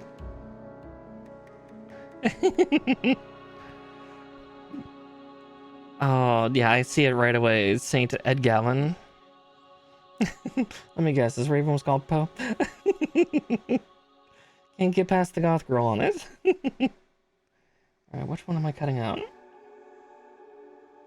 MP21.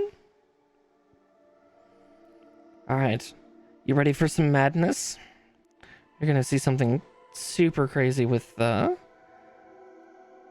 this next part.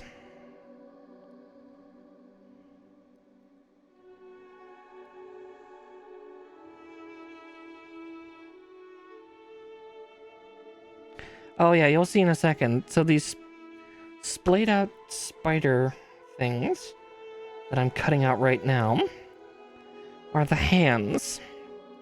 Again, whoever designed this is both a genius and terrifyingly insane. Trying to see where all I failed to cut.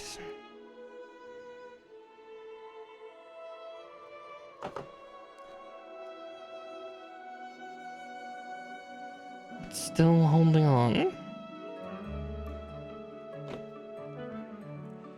Alright, let's clean this up real quick, and then I'll show you what I mean by the madness of this.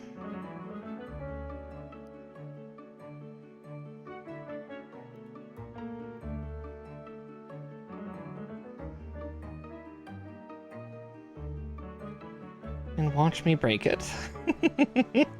Nah, shouldn't break. These are actually surprisingly durable, all things considered.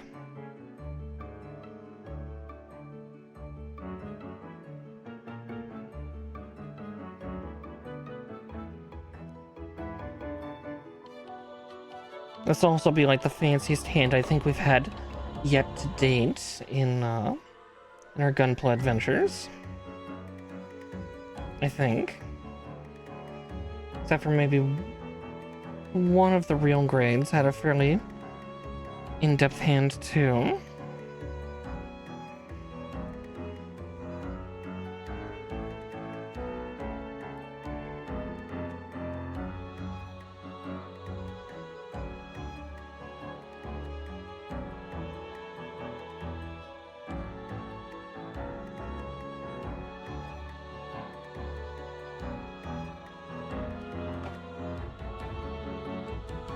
Okay. Now I need the instructions for this.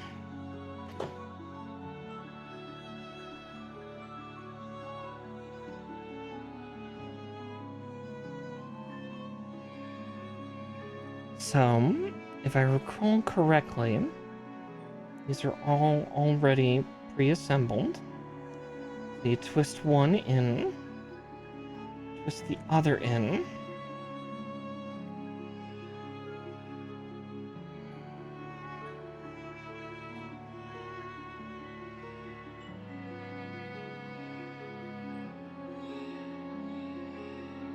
Twist that out, like that.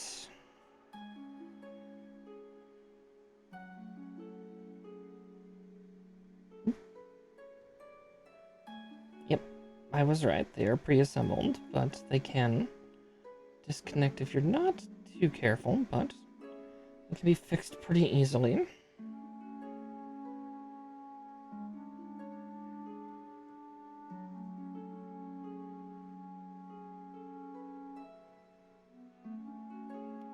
And boom, it is the hand. And from what it's saying, even the digits are articulated. Let's see how articulated, though. Sorcery. Oh, exactly.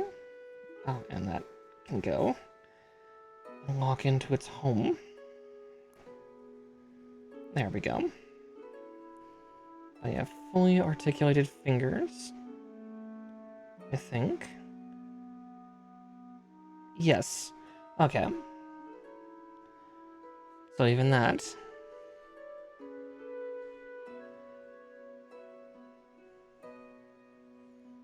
More articulated than vanilla Final Fantasy XIV fingers. This has all 3 sets of joints.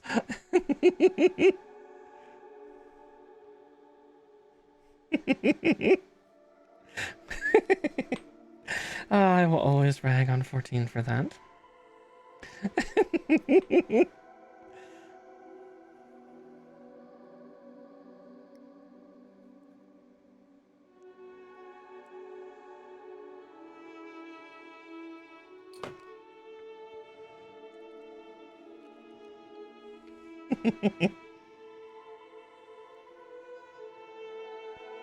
But there we go. Also, yes, no nipples. How dare. Oh, yeah. Look at the articulation just in the thumb alone. Yeah, that's a complicated hand. I'm glad that they assembled it for me, so I don't have to do it myself. It's terrifying how many moving parts are inside of it.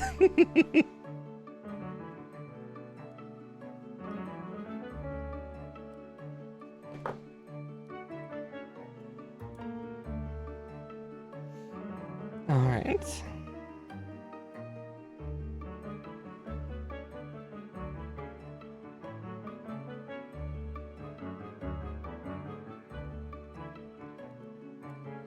Now for now, I'm going to ball the fingers up into a fun little fist.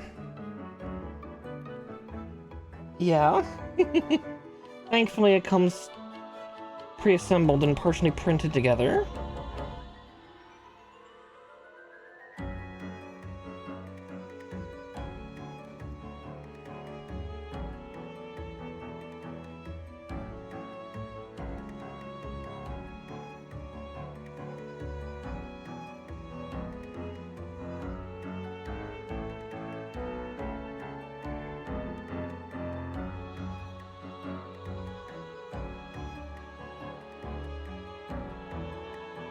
Let's see, I might have actually put that plate on, the hand plate on backwards.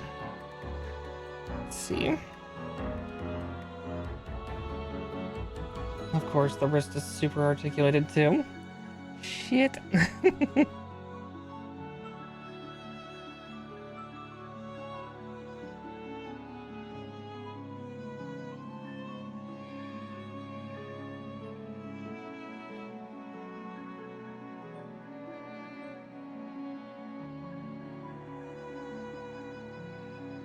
Gotta straighten all the fingies out. Have something to grip.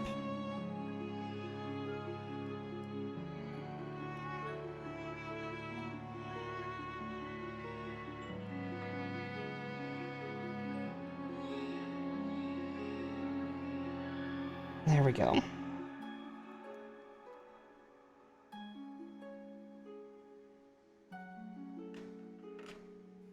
Let's see. No, looks like I put it on the correct side. It's just... Let's see.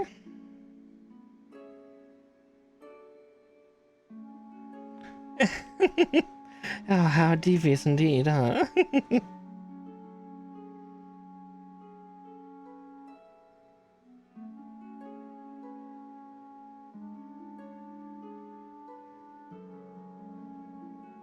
Yeah, it's starting to happen already. Because this is made out of a slightly firmer version of that rubber plastic. A pinky finger does not want to stay in its home. So I gotta be more ginger with it now. Actually, it's better with that plate on. That's humorous.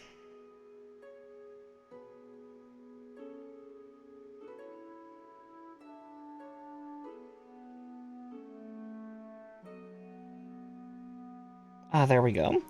There was just another point of articulation, but the way to get it to bend is very, very risky.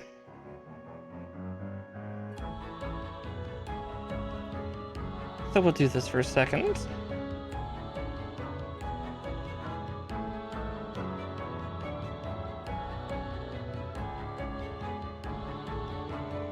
Ah, there we go.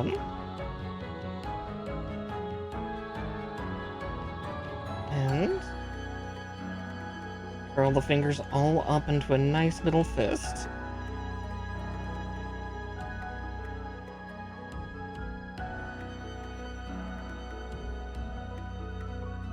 There we go.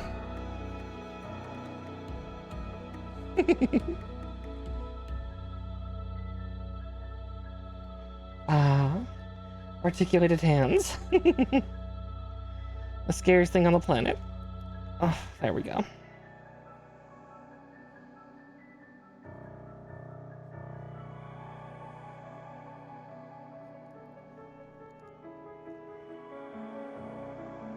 Alright, there's one.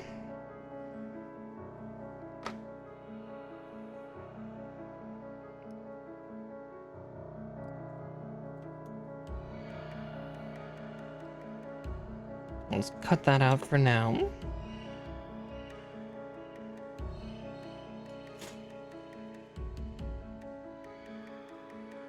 And then we'll get that other hand freed and do that all over again.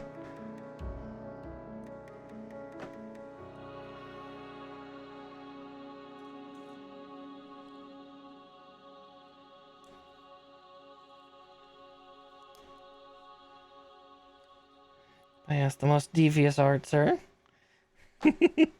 Done here on stream. Hand-holding.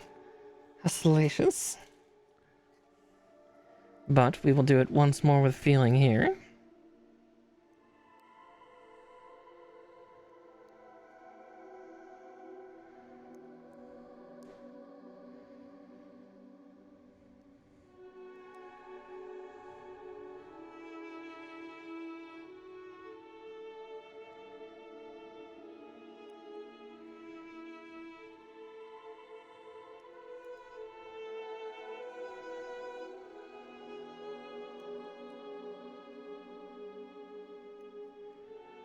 Gotta hold both hands, right? And another runner down.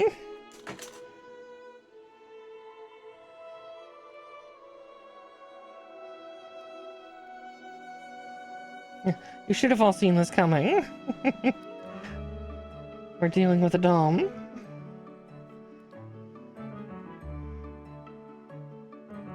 So there had to be a hand holding, couldn't there? Can't have one without the other, I guess. Oh, DOMM holding my hand, oh my.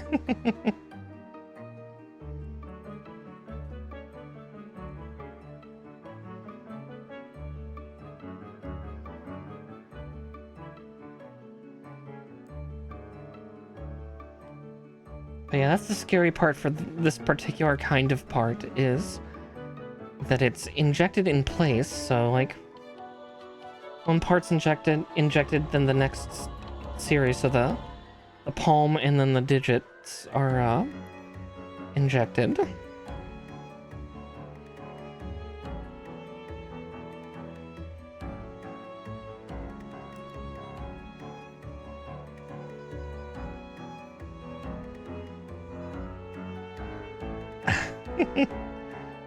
Coming tonight?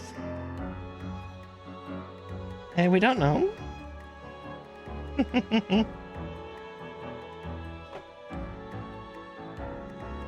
We can't be certain.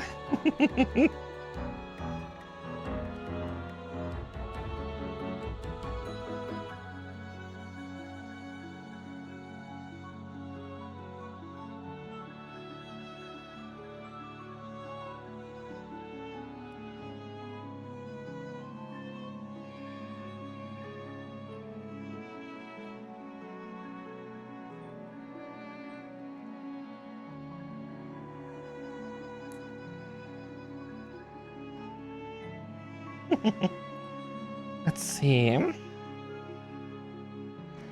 I actually cannot remember for the Xeon units.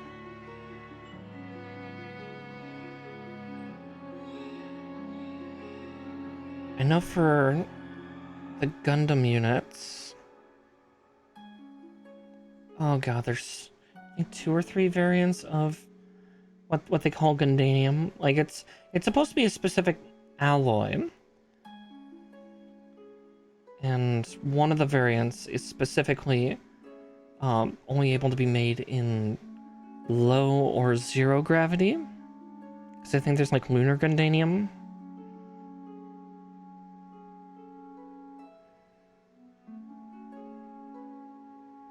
But I can't remember what denotes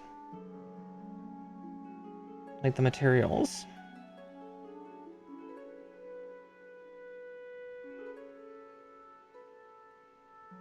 Yeah. It's like, yep, it's sci-fi, so who's to know? At worst, ask the company that makes the majority of like mobile suits and Gundams in the Universal Century, Anaheim Electronics.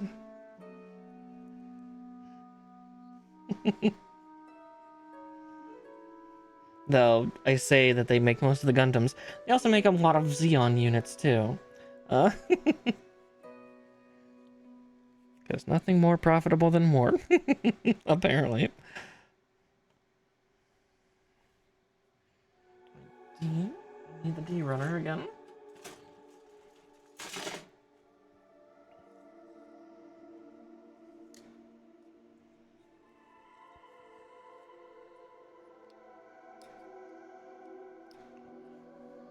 Yeah, yay, war profiteering. Yeah, pretty much. Because if I remember correctly, like, Anaheim Electronics helped make, like, I think, like, the new Gundam, but also the 𝗙𝗶𝘃. Which are the two, like, diametrically opposed, units towards the end of the 1-Year War. Aside from their upped versions of the Hainu and the Nightingale.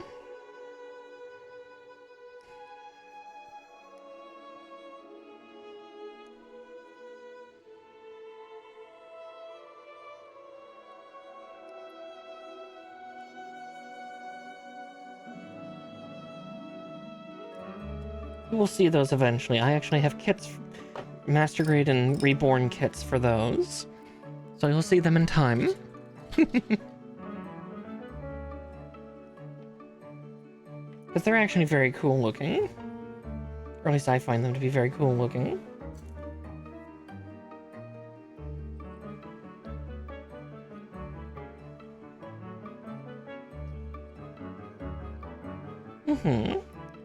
Yeah, that probably won't be until probably well into the new year, because I have a feeling those kits are going to take a long, long time to make. Especially the 𝗙𝗶𝘃 and the Nightingale. You'll see, their kits are massive. Even the high-grade Nightingale that I had was no small kit. So we'll have to see, Those will probably each be a two-stream build each. I mean, even the high-grade Nightingale that I got, I think, took me two nights to do.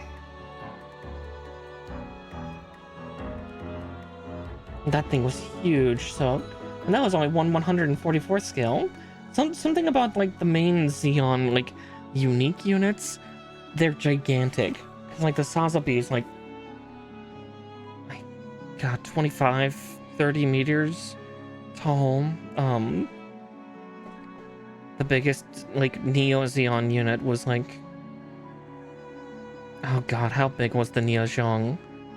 220, 221 meters tall. Like, it was massive.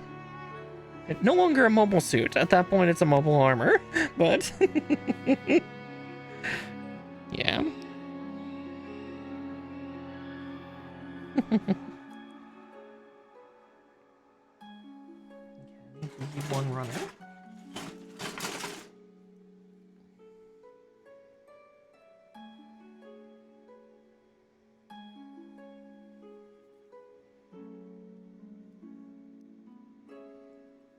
Well, yeah, that's pretty much what mobile armor kind of described at that point was.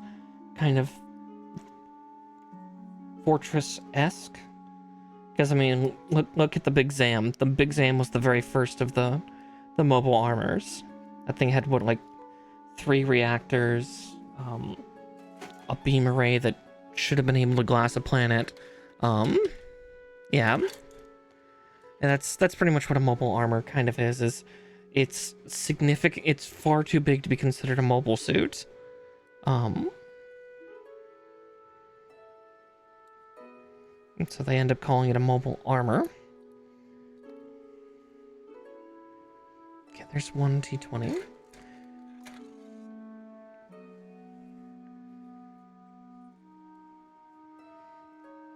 don't remember what the other ones that were classified as armors were.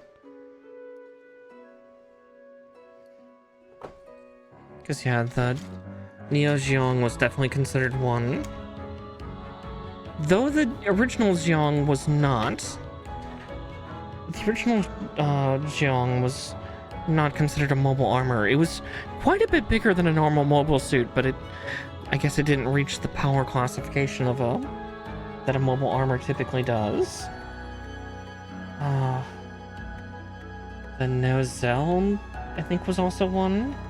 I could be misremembering. Yep, pretty much. The Big Zam is fucking hilarious. It is so silly. It's stupid. Yeah. Psycho Gundam, I think, was counted as a mobile armor. Because, yeah, it was like... It was big. Same with the Psycho Gundam Mark II. Yeah, the Gundam Battle Assault. Yes, just leg. That's what I'm trying to recall actually from 2, is Gundam Battle Assault 1 and 2, because there was that floating green one that had the cable launch arms. I can't remember what its name is, though. Can't remember the unit name. I know it's from Universal Century. I know that, because that's really the only place where mobile armors actually show up. But I can't remember. Can't remember much else. Let's see, U18. Actually, we'll cut out U19 first.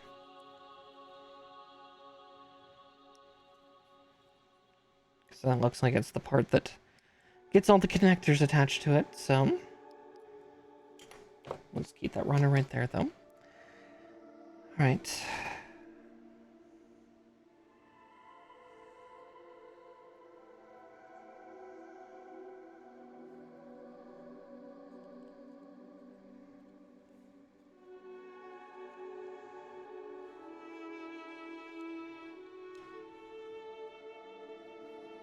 Okay, part connector I.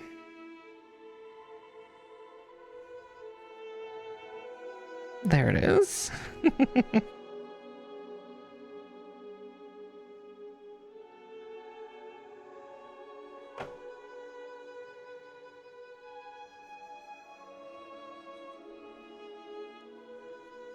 Okay, those go.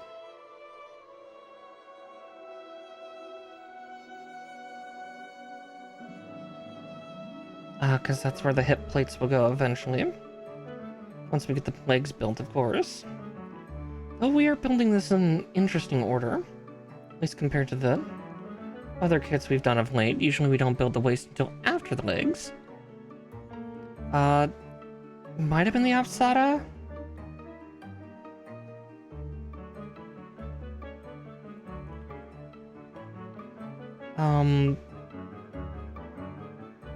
I always remember it saying like New Zell or something like that.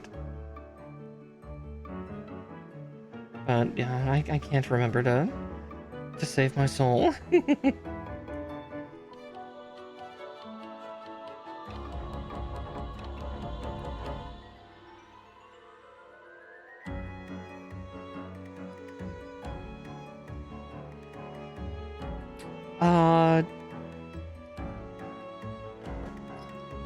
No, that's actually not a mobile armor. That's a little bit smaller than a Gundam.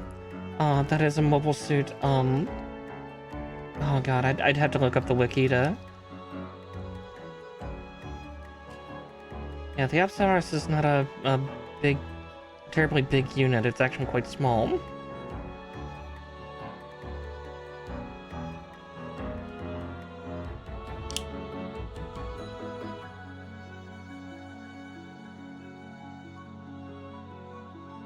Let's see, what was that mobile armor called?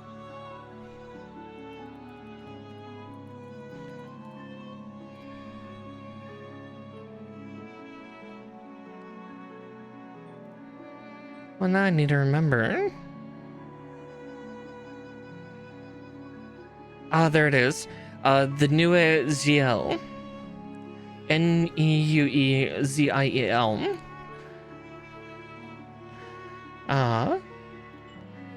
I thought it was that one, yeah. It was from Gundam Battle Assault 2, the, yeah, big green floaty one that had hands and that it would disconnect. I guess you can't see the screen, but it would disconnect at the elbow and launch them out via, like, psycho frame cable.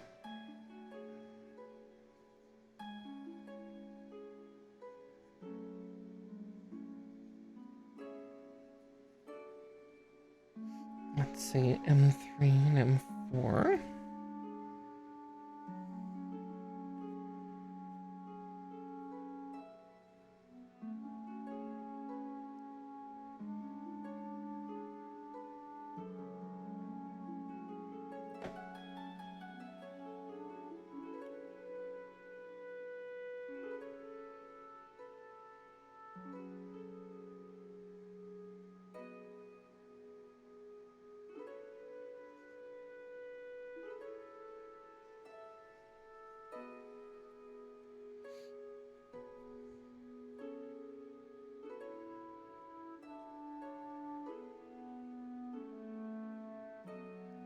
And technically Gundam side had a unit kind of countering the 𝗙𝗃𝗃. It was technically an armor plating system that went over a Gundam. Can't remember which one though. Yeah, that thing is it's a very fun, interesting unit. I think it was primarily designed for space. But I think it had enough thrust to maintain an atmosphere. I'm holding D, I'm looking for B. Now B's in this side box here. Oh, there it is. There's the B runner.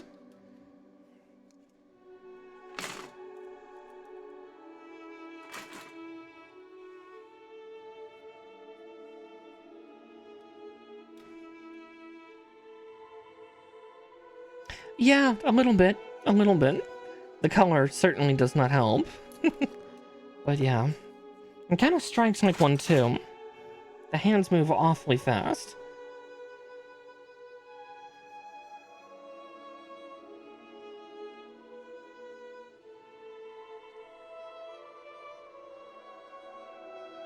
Yeah, its opposing unit was the 𝗙𝗵𝘃𝗃𝗃, which was a specialized mobile armor made for the Earth Federation. That, yeah, surrounded a Gundam, Actually, I think I remember what Gundam it was. I think it was the GPO-3. That was connected to that one. But that was a disengage armor that literally could be doffed by the Gundam unit. Which is something that, Zeon later on took into account for their own units. Because the 𝗙𝗃𝗃 was like that, where the Shinanju could actually dock in.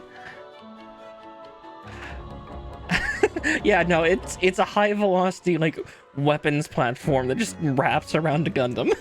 the 𝗏𝗃𝗃 is terrifying.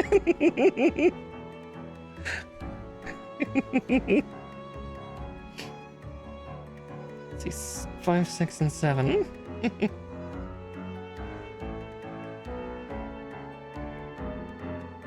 It's got like fucking railgun, specialized missile platforms, a funnel array.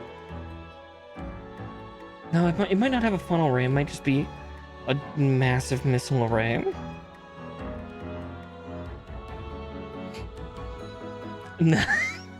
Yeah, no, it's a block of metal. It was designed, I think, for going, like, closing the distance very, very quickly while also packing a hell of a punch.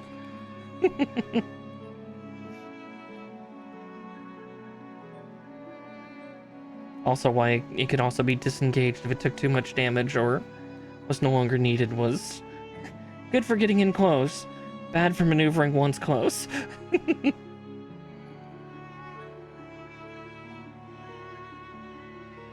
It's kind of like the launch array from Armored Core 4 Answer in that sense.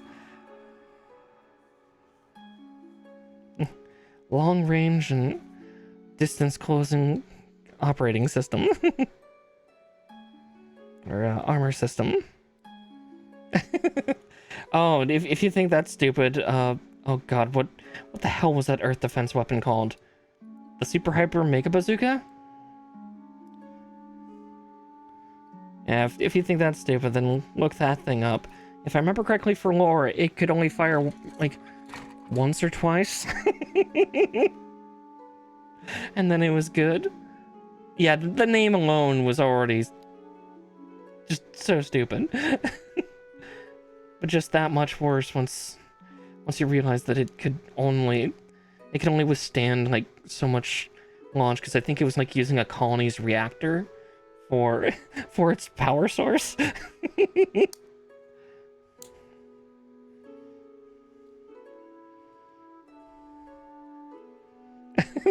It might be less stupid, but the name certainly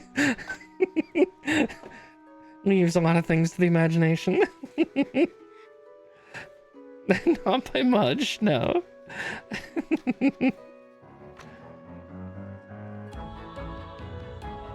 Yeah, see, they're even referencing it here in the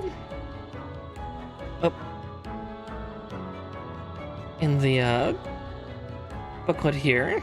The Graph Strike 3.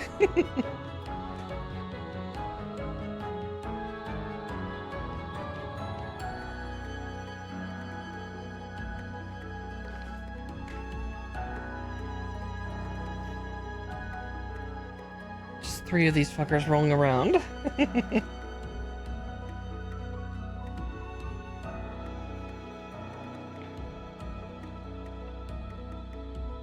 Okay, they wanted me to hook them in.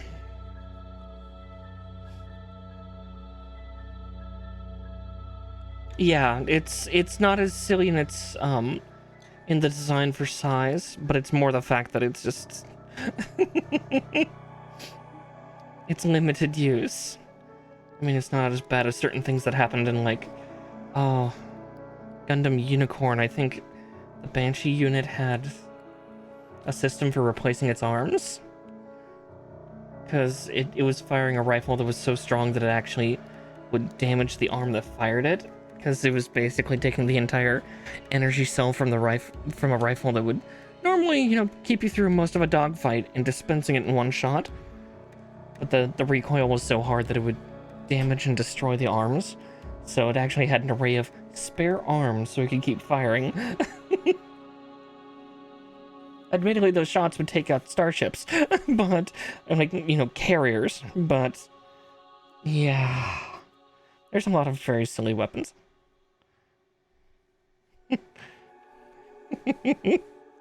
Yeah, if I remember, the hyper mega bazooka, yeah, I think detonated after a shot or two. Too much power. Too much power for such a little thing.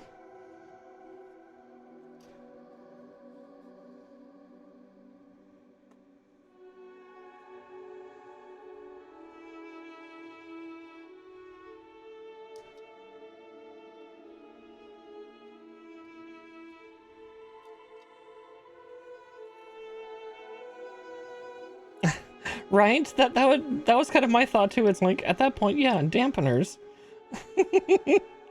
Nope, apparently no time. It's easier just to replace the limb than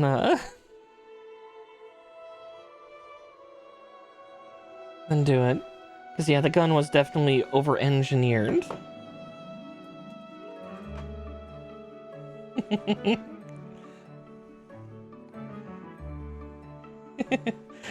That's the scary part, is there's not a lot of sidearms for Gundam units. It's weird.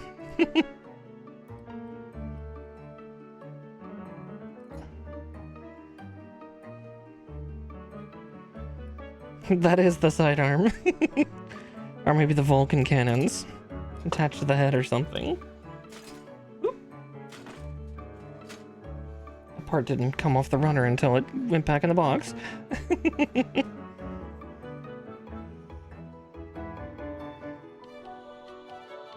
Yeah, literally sidearms in a replacement array.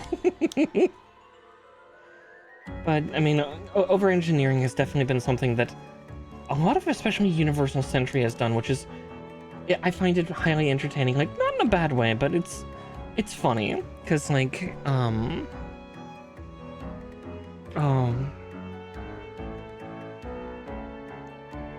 let's see, trying to think of other really silly looking units that are terrifying in their own rights. I'm trying to remember.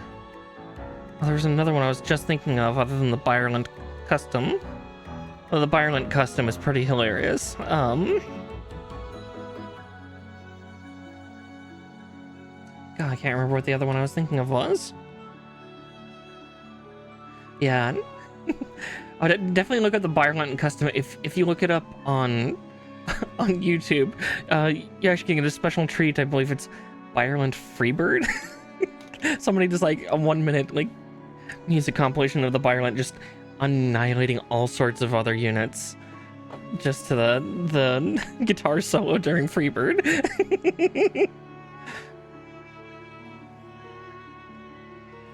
Because that one's definitely very extra, and it's like its over-designed state of it really stops almost looking like a mobile suit anymore. It's like it's so almost foreign looking.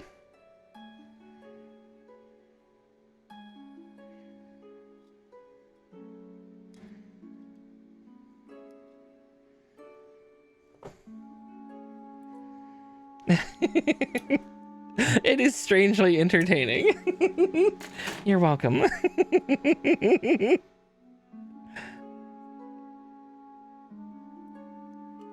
Oh, right, that was what I was thinking of, was Gundam Thunderbolt.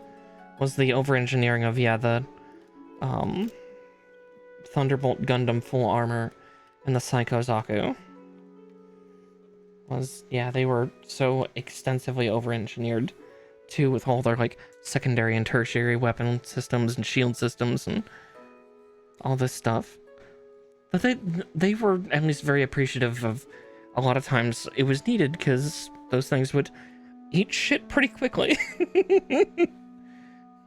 Like, I think I watched like full armor Thunderbolts like go in with its 4 shield array system and come out with like maybe 1 shield left, the paint blasted off of like half of it from an explosion. Like, yeah, Thunderbolt did really well about like just detailing the damage.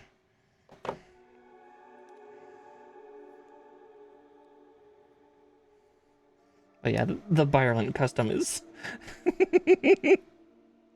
yeah, that video always makes me giggle watching it. Did I cut out the right attachment? Nope, I cut out A's. Shit. Okay, those 2 A's, I'll just have to remember, are right there.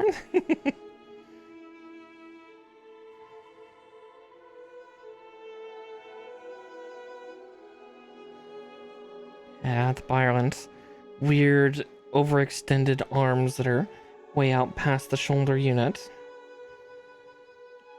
Laser beam sabers within its hands, as well as launchers. Yeah, its proportions are insane. It is ridiculously mobile, though. Especially in space. Because, yeah, it's all about thrusters. It's thruster arrays. It's huge.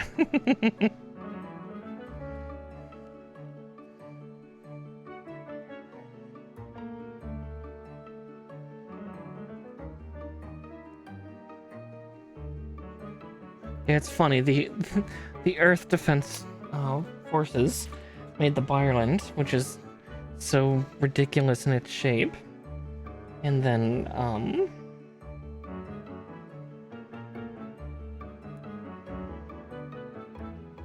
like Neo-Zeon went the other way around, because I think the thing's from Gundam Unicorn, where then in Gundam Unicorn for Neo-Zeon they made the Shinanju, which is probably one of the most humanoid shaped mobile suits that they have made in a very, very, very long time.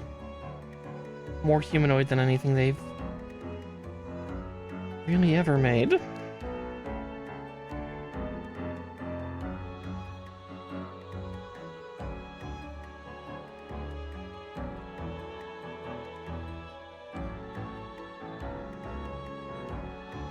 Okay. Yep. I can't remember which variant that is, but... yes, sirree. The Ireland was modular, if I recall right. Again, I've actually not watched Gundam Unicorn. I know of the units, because, like, I end up playing them or seeing them in, like, Gundam Battle Operation 2 and going, oh, that's kind of cool looking. What unit could it be? And then looking up videos of them online to see their ridiculousness.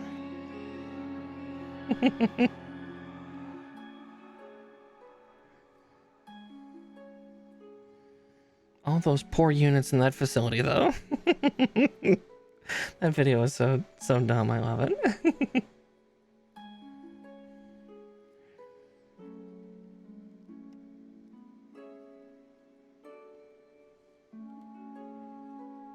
Good pet. Ah, Mr. Mariposa. Welcome in, dear.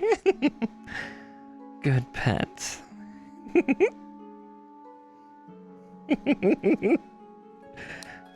Do you though?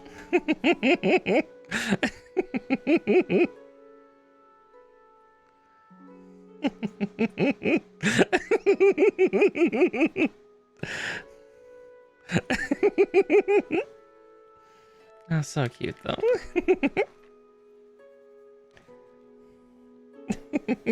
An A for effort.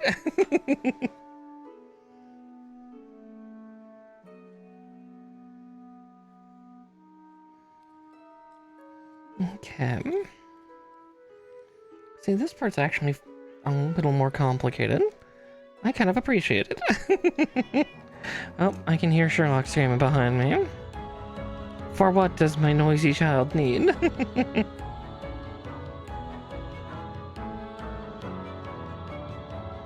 Probably nothing in particular, knowing him.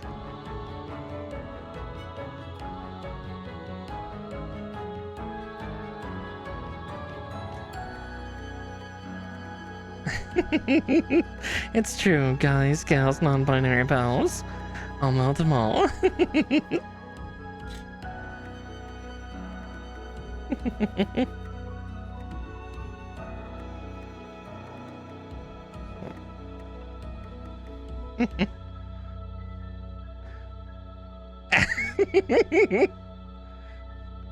Yep, I'm building an MS-09 DOMM. No one else will dom me. I guess I'll make one myself.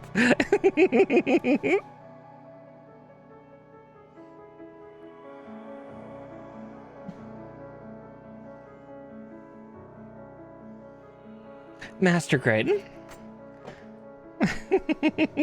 I'm building the master grade version here.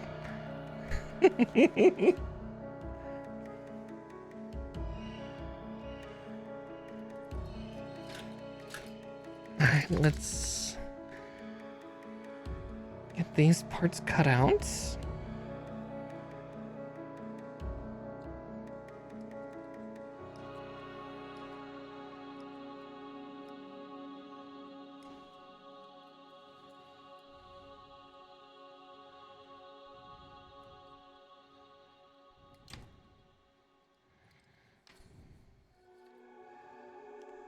Hey.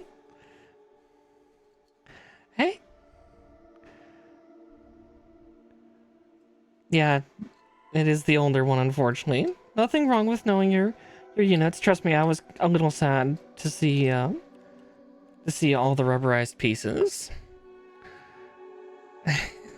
Very carefully. So it's hard to tell on these, but these little squares that are on each of the runners actually have numbers, and then obviously the main runner has a letter on it. So that's part of how we're keeping track.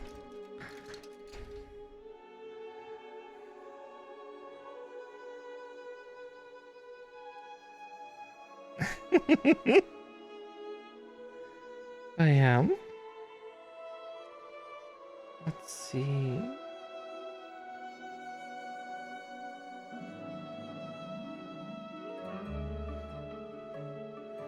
But it definitely takes a bit of getting used to for the parts. Yeah, closer to the 2010s, because I actually was building these in the early 2000s, and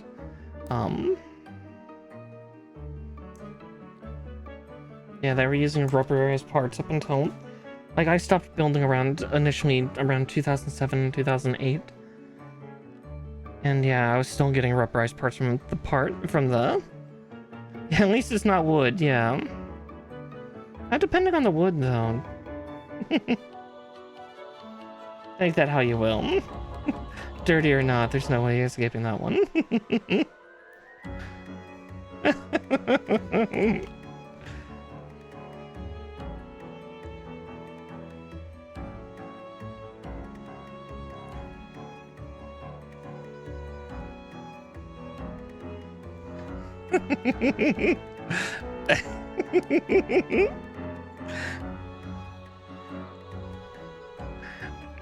Oh no, we're allowed to have nice things. It's just we're going to sully them because we enjoy it.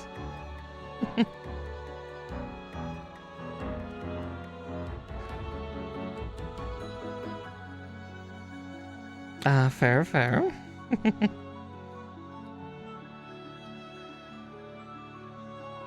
Yeah, sometime I'll have to get my, like, 2001 𝗙𝗏𝗃 custom out of its box and show the little rag doll that it is.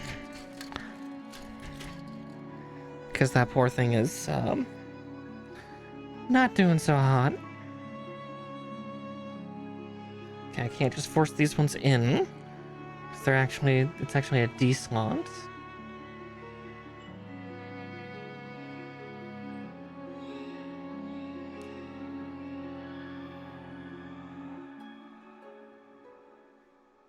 I guess it's technically not a D slot, it's like two flat edges on a circular peg.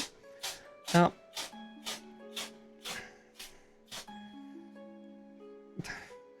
You okay back there, Sherlock? Nope, okay.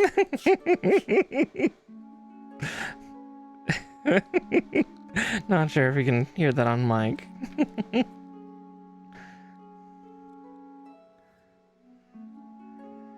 But yeah, it was a good day when they stopped at the rubber.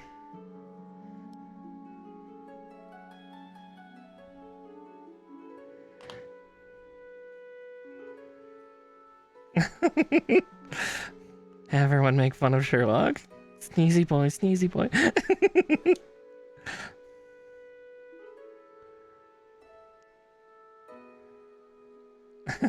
For once, the rubber is a bad thing. Okay.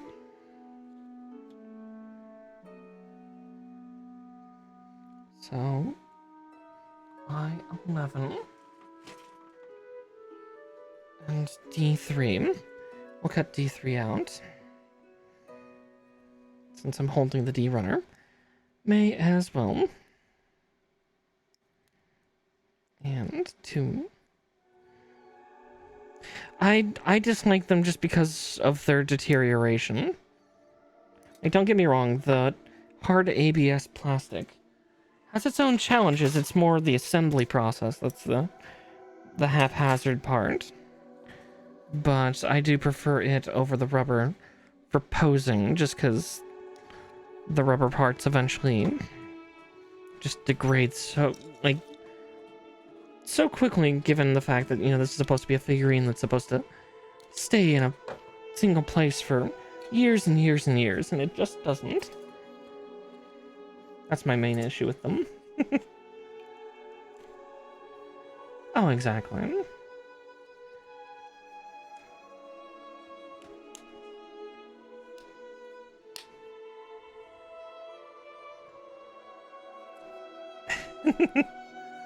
Yeah, best of luck, Mr. 𝗙𝗵𝘁. Sometime I'll have to go back to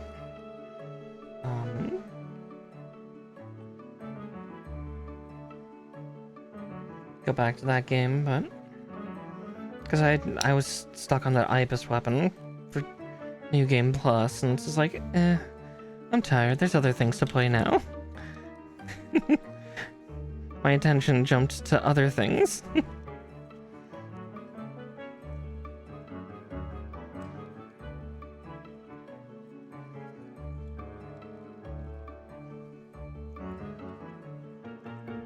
Just gonna push this the rest of the way in.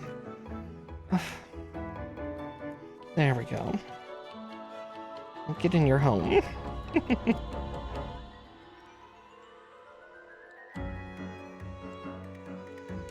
Okay. Most of the battle skirt is done. Most of it, but not all. It's 𝗙12s. There it is.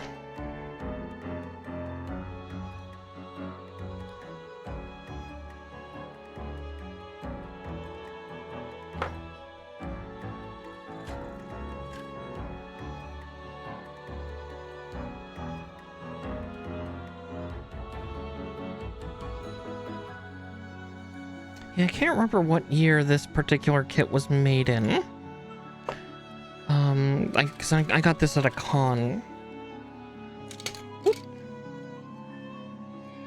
Yeah, I kind of had a feeling that part was gonna pop out that easily, but it looks like there'll be something to prevent that after a bit. Let's see. Yeah, we put that part on upside down.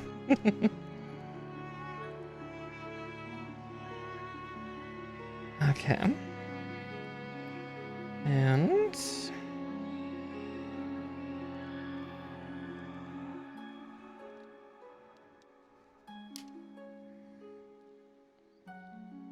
there we go on that end. Now I need E1, 2. Let's see, my E runner I think is back in here. Just have to find it. Ah, there it is.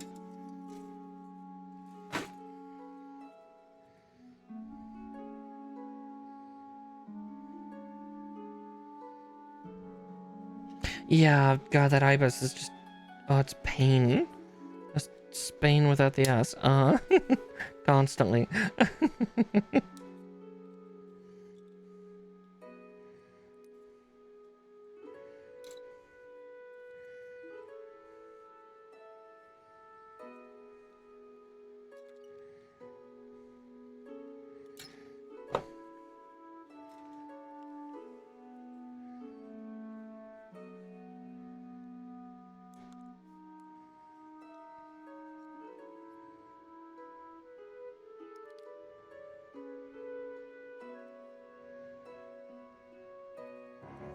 Sometime I'll go back and maybe be able to beat it. Get all the endings. Then I'd have to go through New Game Plus Plus and do it once more.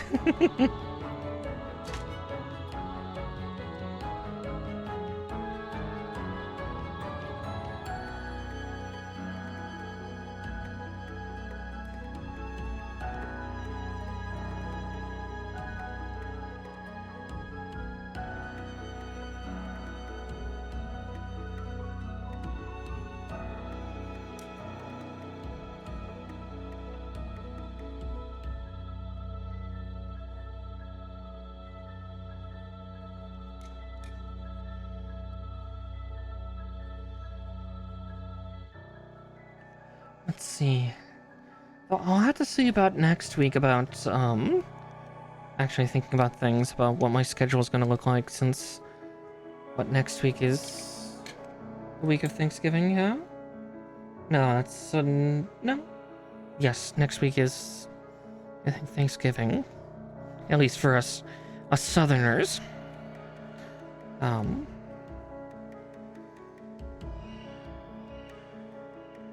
Because the Great North has already had their Thanksgiving.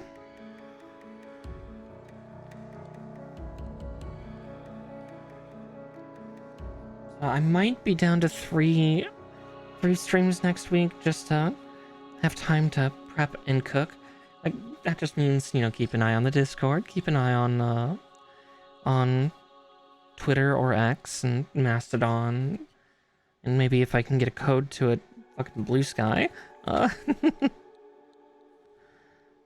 sure I'll post all sorts of pictures of the food I'm cooking. That'll be something to look forward to also in December when I'm away, is I'll be sure to catalog my my culinary stuff while away in mid-late December. Sadly, we don't get to all celebrate Christmas together, but that's okay. I'll make sure to make it special. Somehow, some way.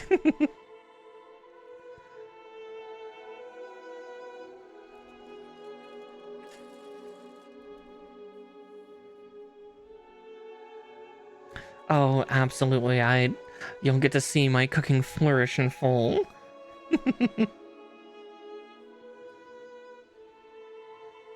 Let's see, J7 and 8. Ah, my hands were already at it.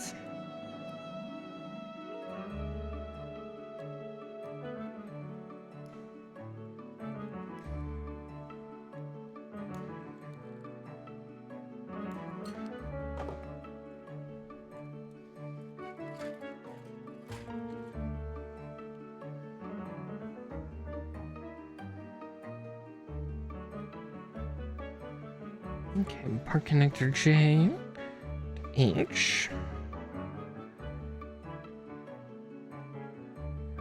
There's J and there's H.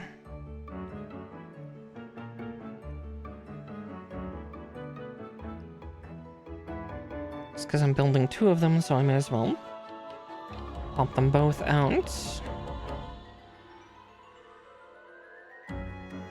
Just make sure I don't put both H's in one. Both J's in the other. Yeah, I've definitely started already doing the meal planning for both Thanksgiving and Christmas. So soon.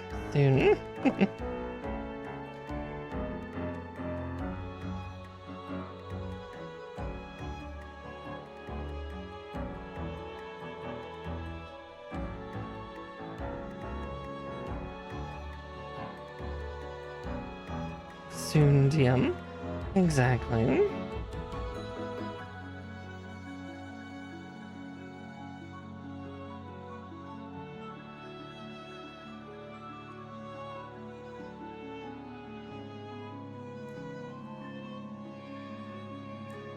Alright, there's J.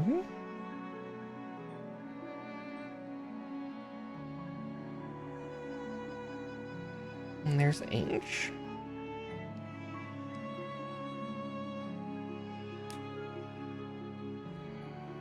There's that one done. But I need the other J runner now for doing a once more feeling. We're doing pretty good for time too. 2.5 hours in, we've got all but the legs built. For at least the main unit.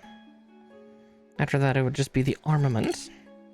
Which thankfully the DOMM has a fairly limited set of toys.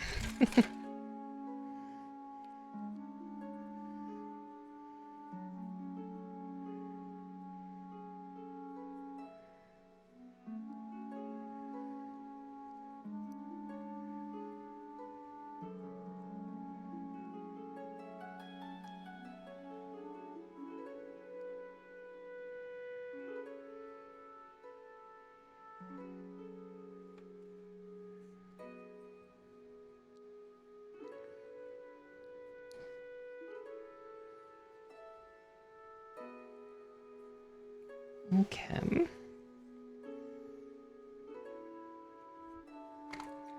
And the T runners.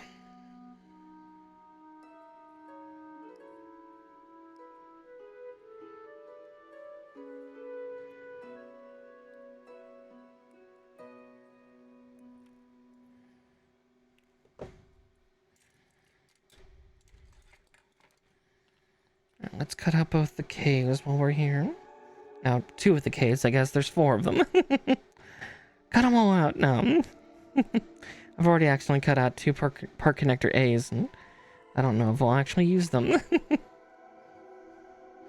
They were so similar looking to the part connector I's. It's like, oh god.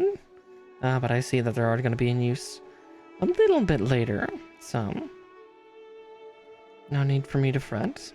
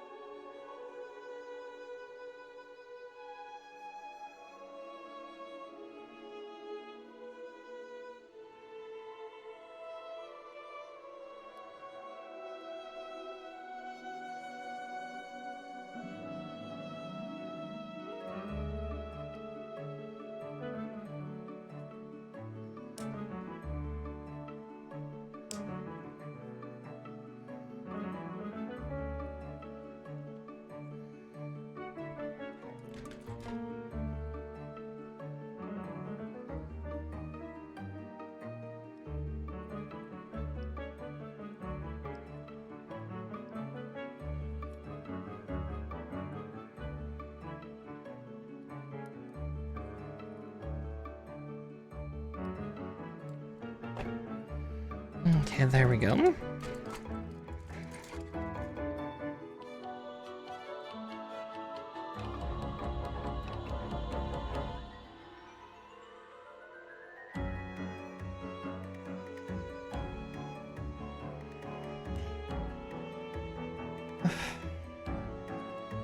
Oh, that hurts my poor little fingers.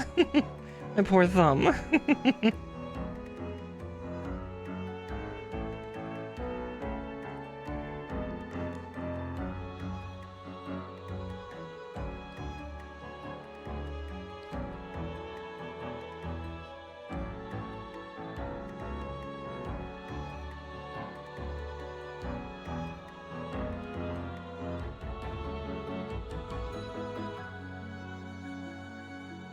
Okay, B runner again.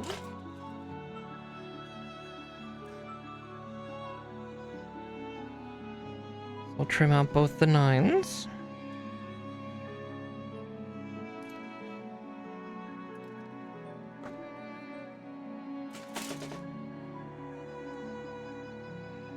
I'm trying not to, but unfortunately Gunpla building is far from kind to them. Sometimes you have to apply pressure directly on a little peg, and oh, it hurts. Actually, I think I forgot to do that setting here real quick. Let's see if that...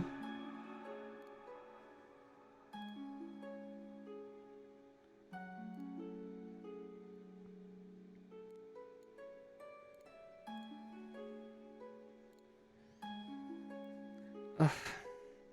Yeah, sometimes a little peg just does a bit of work on the hands.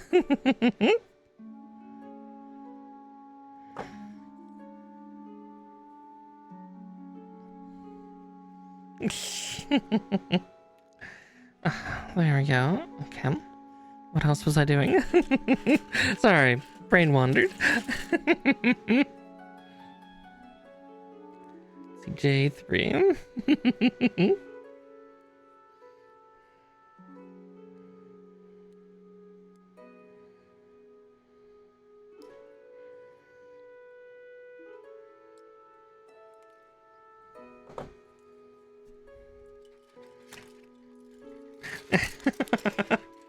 Yeah, I mean, you should really be used to that at this point. That's all I am, is double entendre. Sometimes even triple, somehow.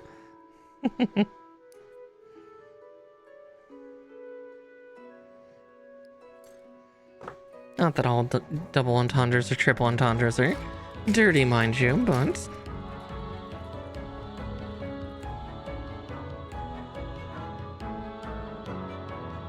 I certainly try to make them.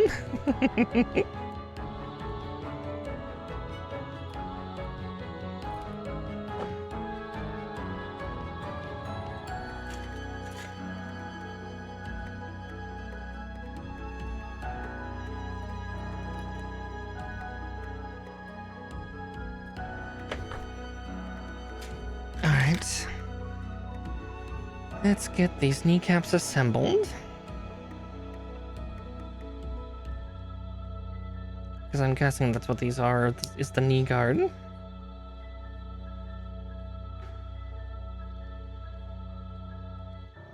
Except I can see how glaring that particular snippet is. Let's see if I can snip or sand it down.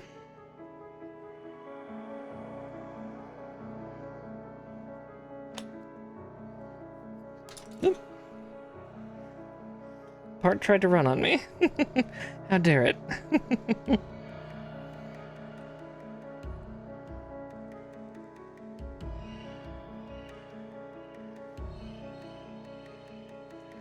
Oh wow, I snipped that one in similar fashion too.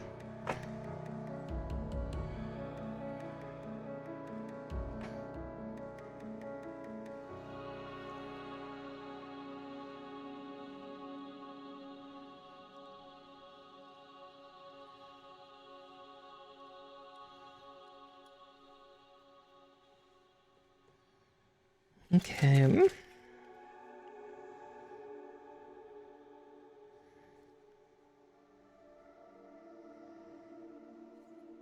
J1 and J17.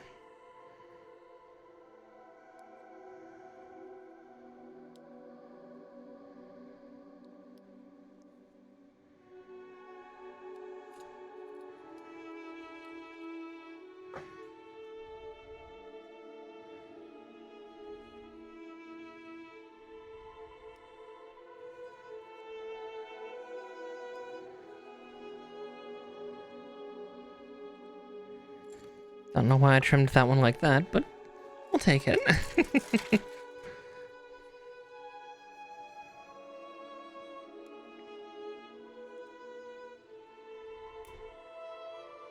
I've not done 40k stuff, no. I have a very particular little dragon that's trying to make me.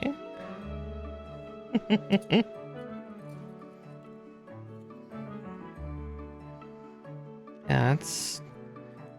I've been interested, and like I find some of the lore of the 40k universe to be interesting. I just, yeah, I don't have an army of my own.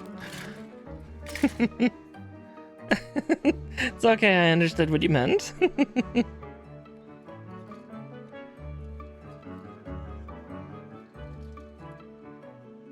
Okay. Park connector G.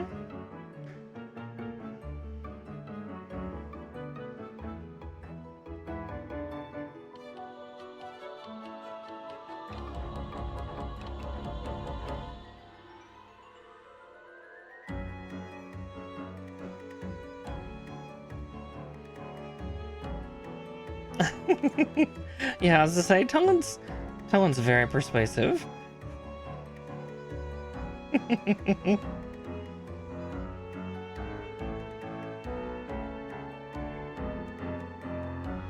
She will get throngs and throngs of people to join her in her games. I'm sure I will at some point too. I did used to do some miniature stuff, but it was more D&D related though, Mr. Mariposa.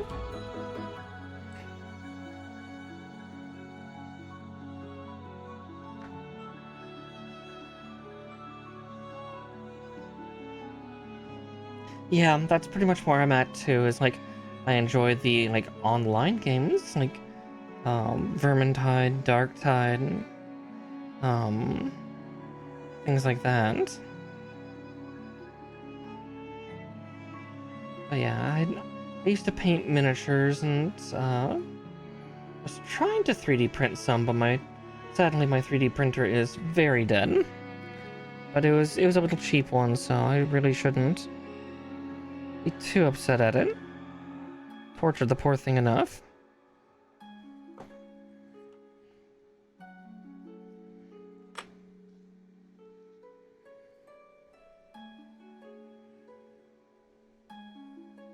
Exactly. Talon's somewhat convinced that, and she is probably right, that the Tau would probably be where I'd end up going.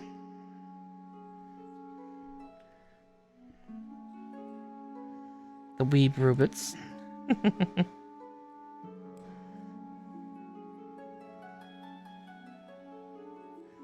I guess they're technically not robots, but the weeaboo technophiles.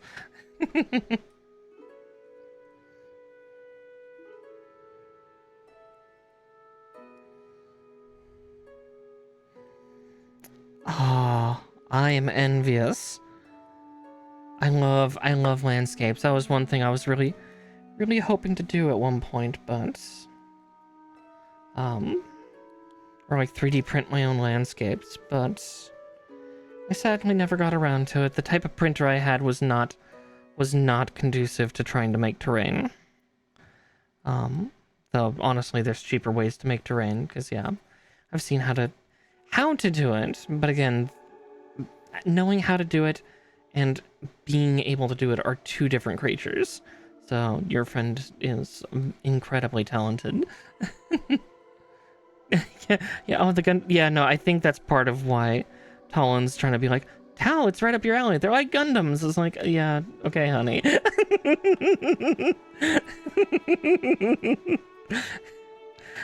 Yeah. Of course, that's just me being a little shit to Talon.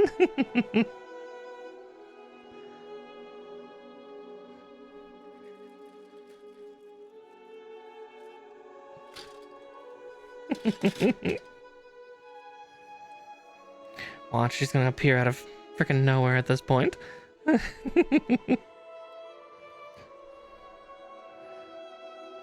I'm honestly bracing for it. It's like, she's listening, isn't she?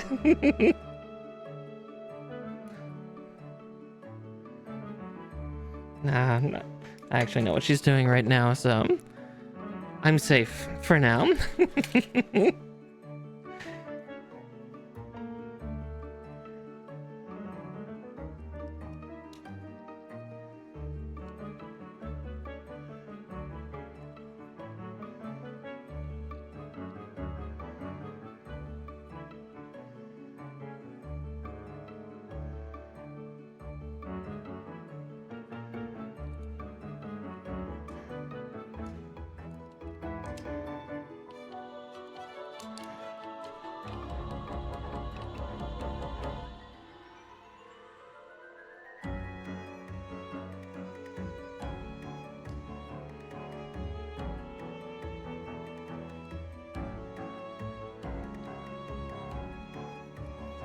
It's more that Talon's... Again, Talon is the major 40k nerd, whether it's, well, Warhammer nerd in general. Not just 40,000, but even Warhammer Classic, Blood Bowl, all that stuff. But, yeah. It's the fact that, you know, I build mecha, I build Gundams and Gunpla and Digimon and stuff like that. So she's like, oh, this will be right up your alley, because... Look, it's just like what you're building, just army style. As I said, it's Talon being a playful little shit. I know there's a few chapters of Space Marines I'm particularly fond of too. But we'll see about armies. Yeah, salamanders are one of my favorites too, because I love their concept and the fact that, you know, out of all the Space Marine armies, that they're actually, they actually have kind of some sense of humanity left to them. No offense to most of the other legions, but most of them have forsaken that for the sake of their wars, their glory, all things like that. Oh god, what is it? Second Legion is also another fun one. I can't remember. They're like Mongolian based and like to they love speed. Because also they're also strangely humble. Yeah, the White Scars. The White Scars, exactly. Because again, they don't do it for glory, they do it for the thrill of battle. But yeah. I think those are two of my favorite chapters. I'm curious about the, what is it, the Omega? Chapter 13. Quintessentially the potential heretic one, the sleeper cell style.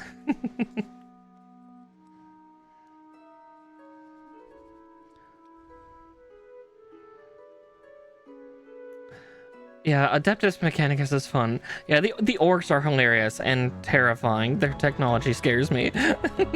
Their quote-unquote technology.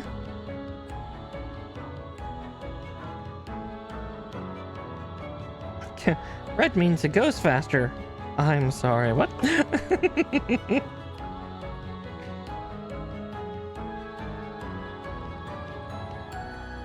Oh yes, the Alpha Legion. Sorry, not the Omega Legion. The Alpha Legion, yeah, where they... Orc boys are good boys. Stupid Hume gets.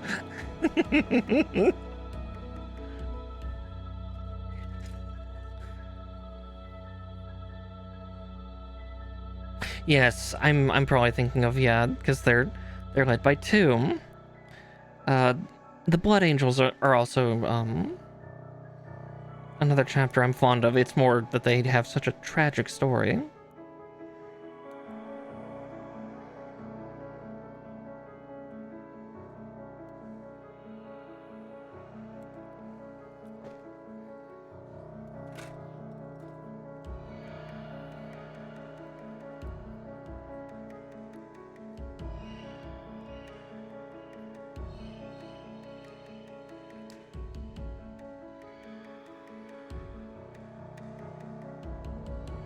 That's Horus.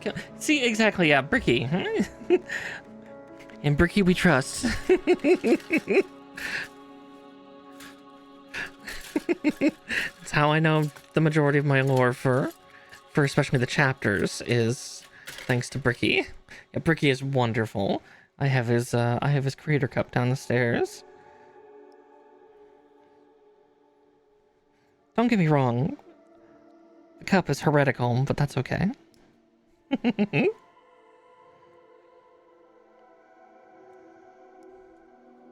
Yeah. A sister of battle, sans armor. Legally distinct, though, but, I mean, still has the fleur-de-lis under the eye.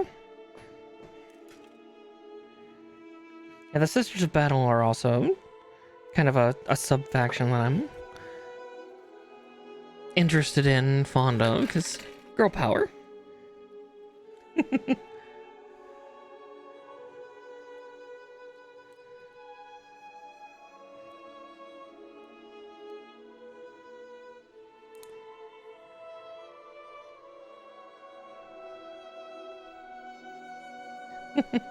Good luck against Michigan.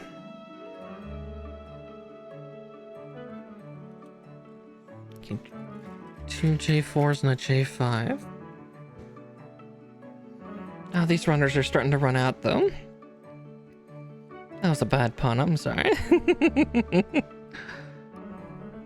Wasn't even intended this time around.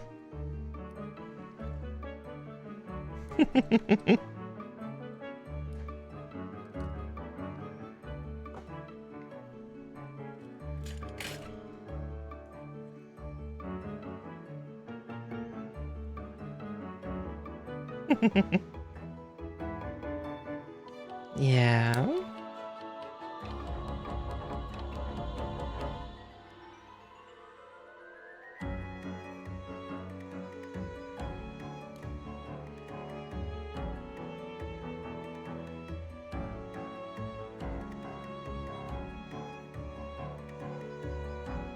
Oh, it goes on that lower hole. Oh my.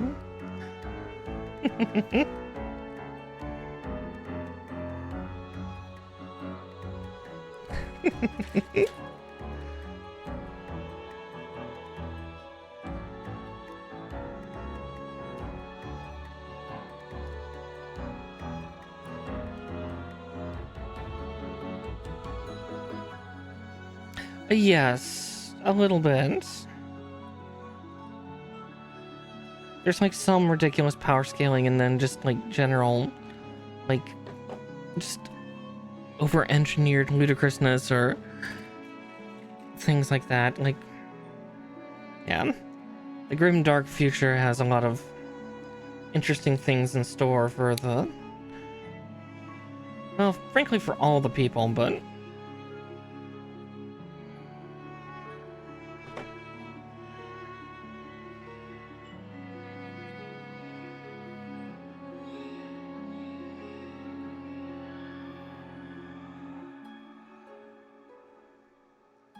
I think I remember at one point a conversation going about in chat here actually about that of, you know, Gundams versus Warhammer units, and I think it did come down to the fact that most Gundams are really fucking fast.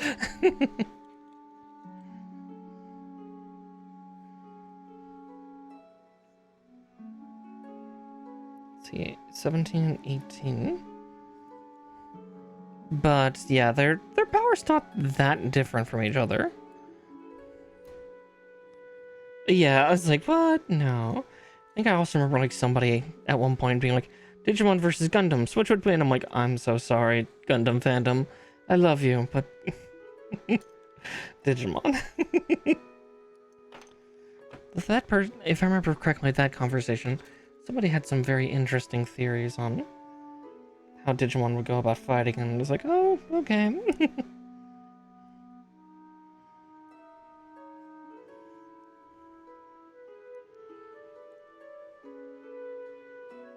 That might have been also when I was interviewed for something. It's all been a blur this year.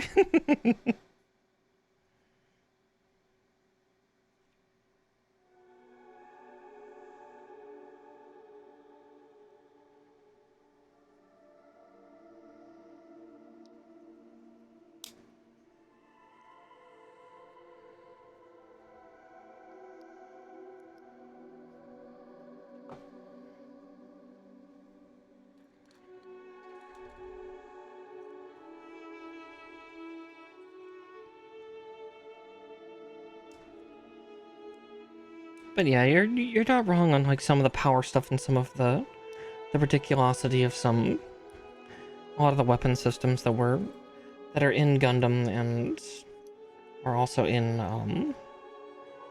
Warhammer. They both have an equal amount of of war crime.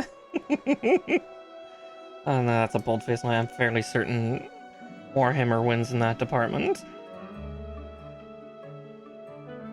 Like, Gundam's grim, don't get me wrong, but it's not 40k grim.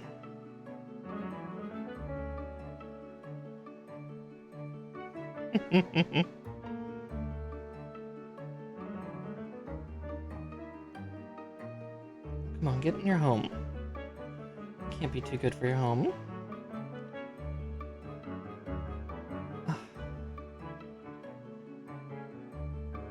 Doesn't want to get in the home.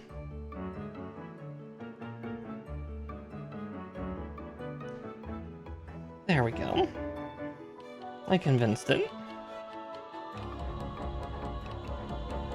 Yeah, there's been only one instance where new types have been able to kill another new type technically with their psychic power. Typically it's just enough to be able to manipulate weaponry, and it doesn't tend to cause people to go mad or cause heads to explode or anything like that.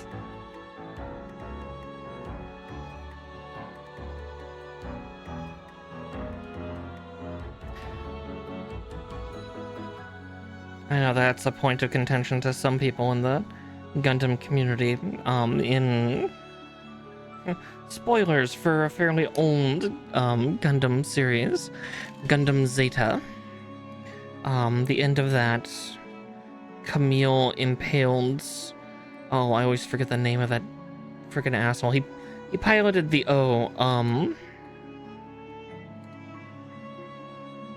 but he impaled him with it, with the flight mode of Gundam Zeta. And that guy's dying breath was he projected, yeah, a new type like Psycho Wave, because I guess he was that powerful of a new type. And Camille became vegetative.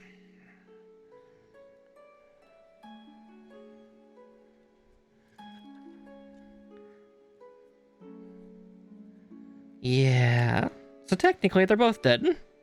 One's just brain dead.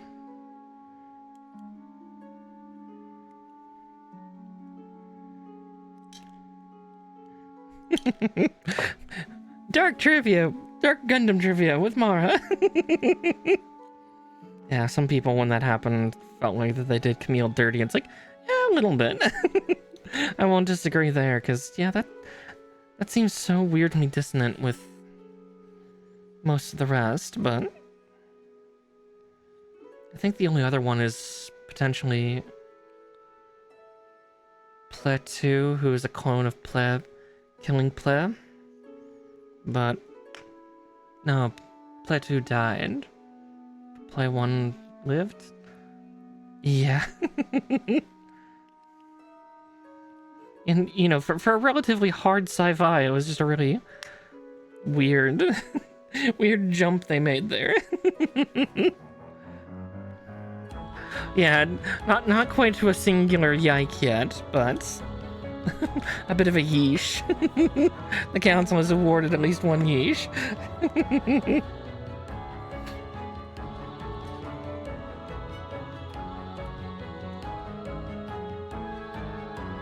Alright, time for this boy's big old fiend.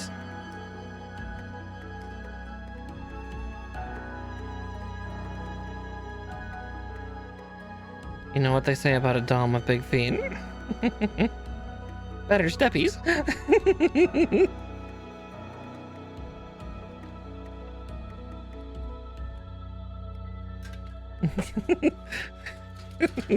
They wear large shoes.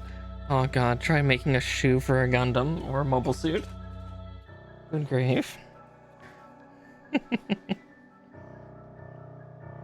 yeah, the size and the shape of the feet here, it kind of makes sense for the kind of battle armor feet. But yeah, the size and shape of the feet here kind of shows off how the thrusters would do that kind of thrust slide. Kind of almost like a hovercraft on steroids. Okay, an E6. Which would be this.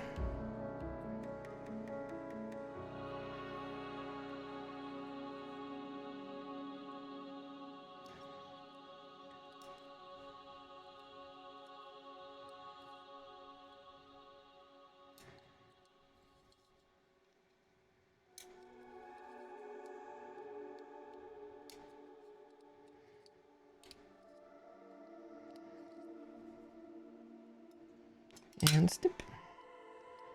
And snip. There we go.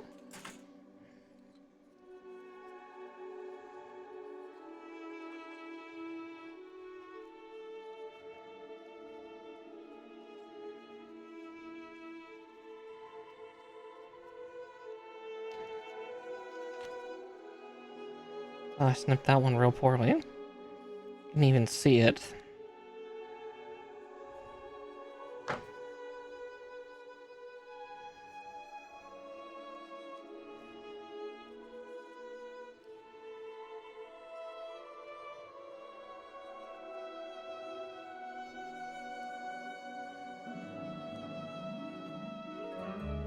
Let's see, I'll do a quick fondle over of this part.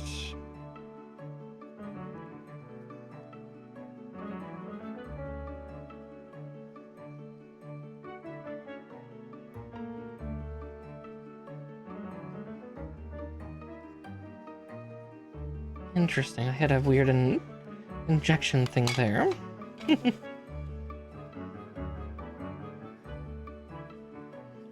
Like a little bit of, like injection fin.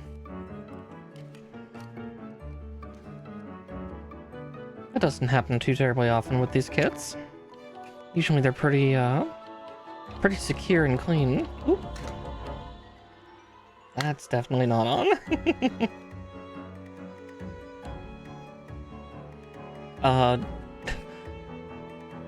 Big Sam, need I say again?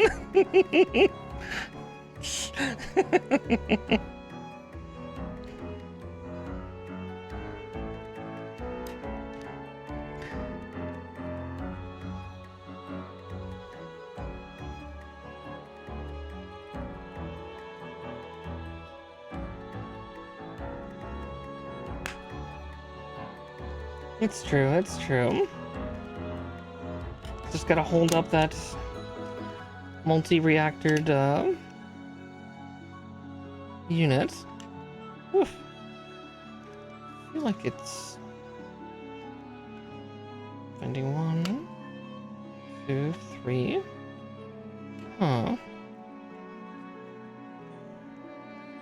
Oh, you know, I'm probably putting the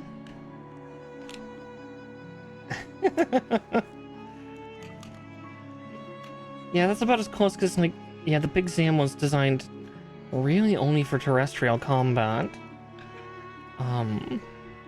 But yeah, I mean, I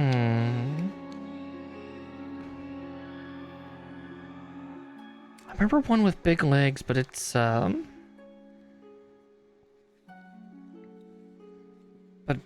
it didn't really fight with them much at all. But that's also because that one's an interesting amalgam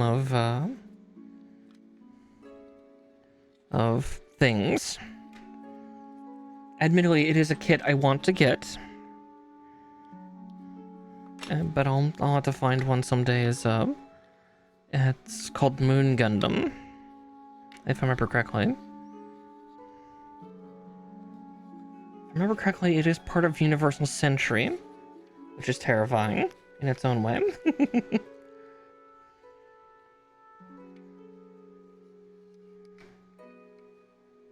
But it's actually,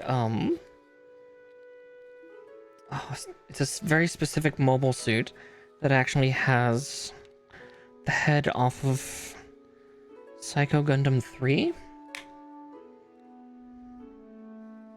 Yeah, so the scary part is, that's not a crescent moon.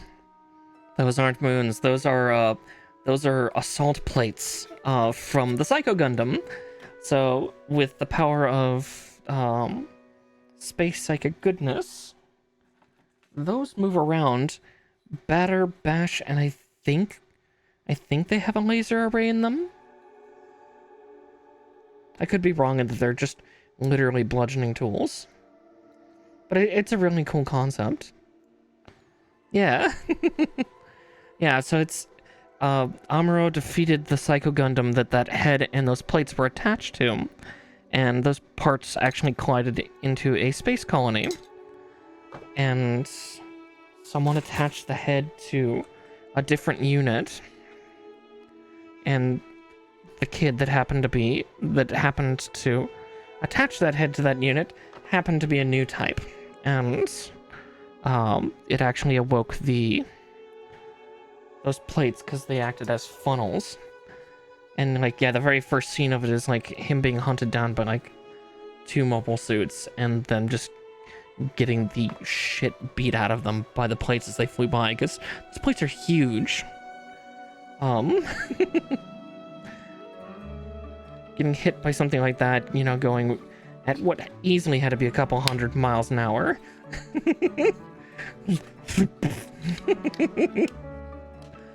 Pain.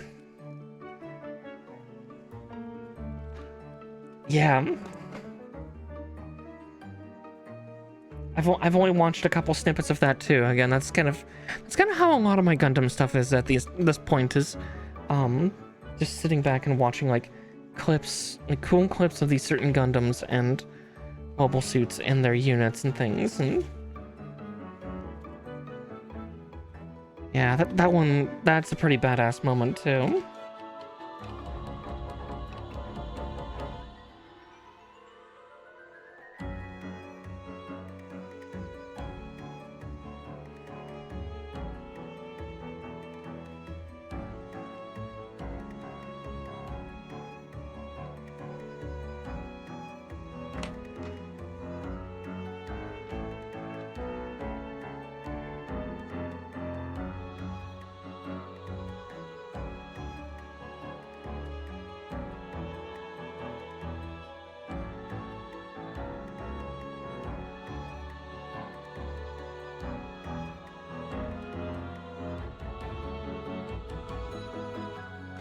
Okay. I need the D runner and the K runner. It's D8.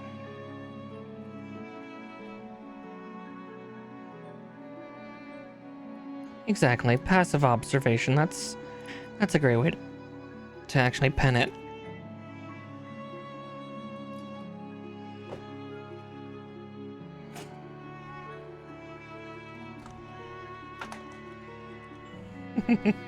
Can't go watching every show as much as I would like to.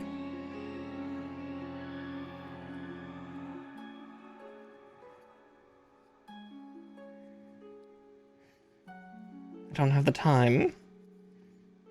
Or the attention span, for that matter.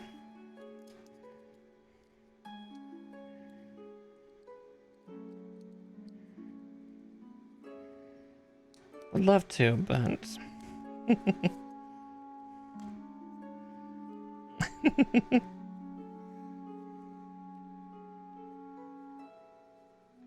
Okay, K8s.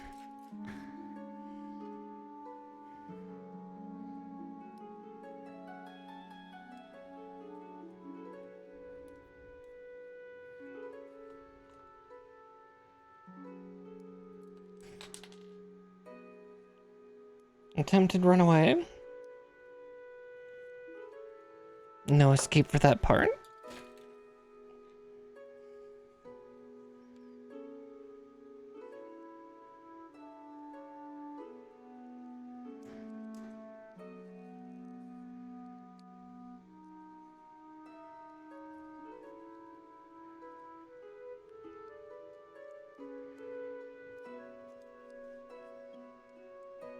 Okay, R19.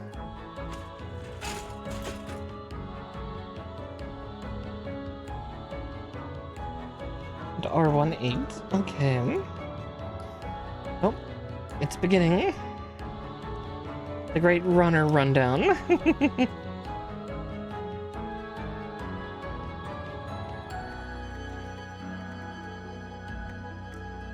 And there we go. Another one down.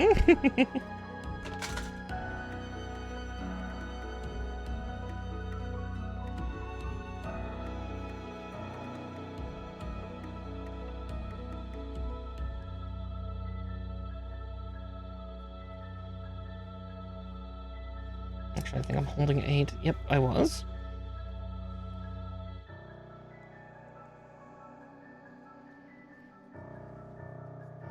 Here, let me put the thigh plates on backwards. Would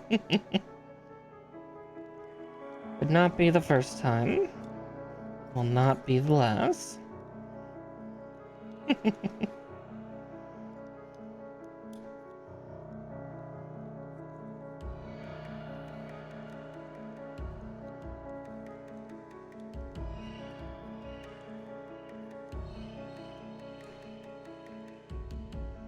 Oh. That one's being a little persnickety.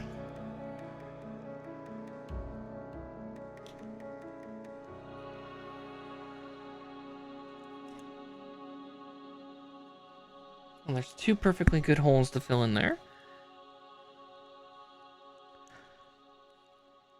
There. Maybe?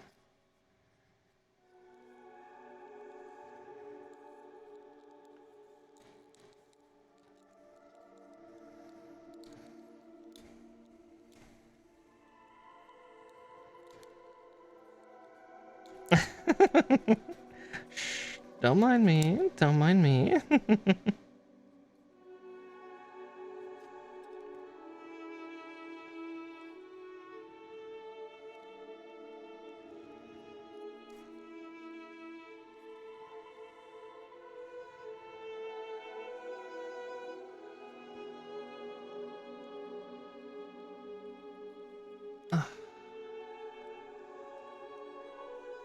Just a matter of getting both parts to accept their stuff.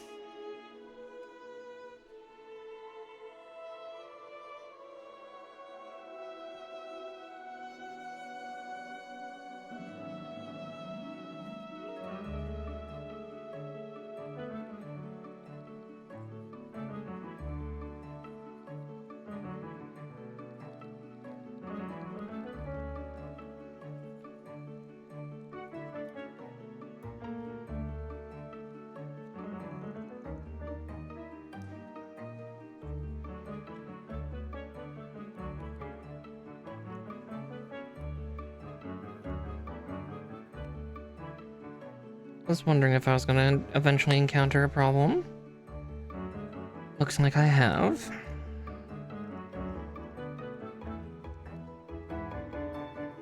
There we go for that side. Oh, nothing bad. It's just the pegs are, being a little stubborn in their connection. So, you gotta grind them down a little bit. Can't exactly lubricate them.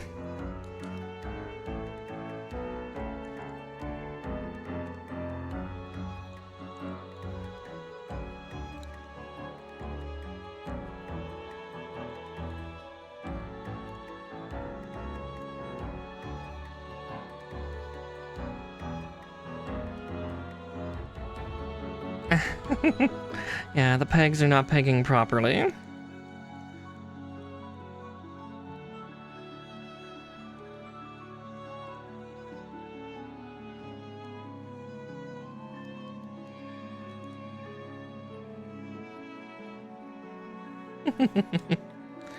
Alright, H2 and 4. Just this big stonking thing in here.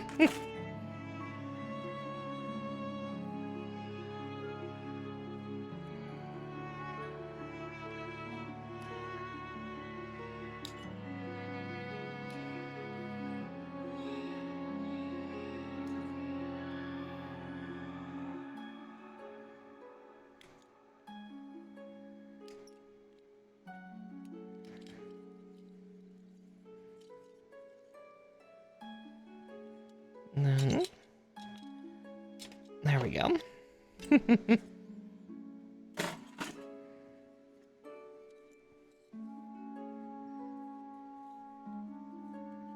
Oh.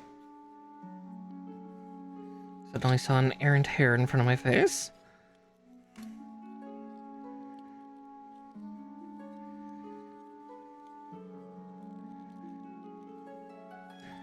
Ooh, these ones have extra long pegs to go deep.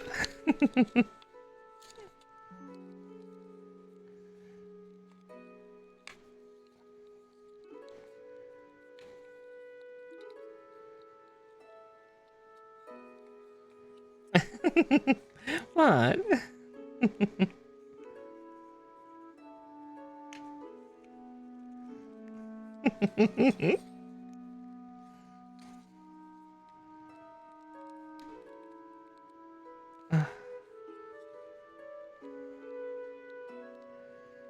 There we go.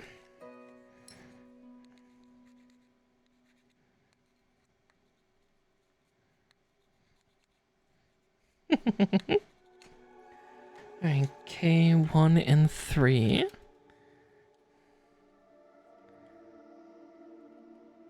My hand found K3 pretty quickly. I see K1, so Tune.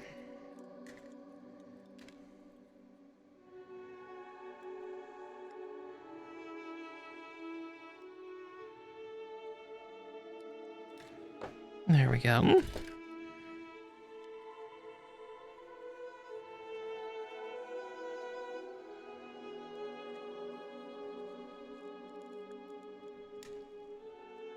Oh, there we go.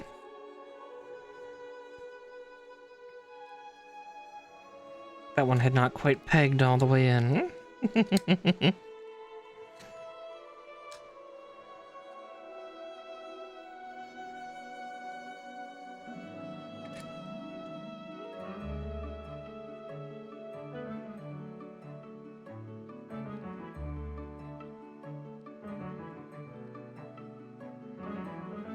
Oop.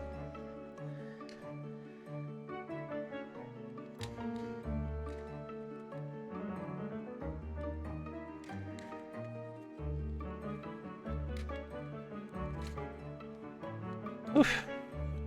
Goodness. Before I do that, though.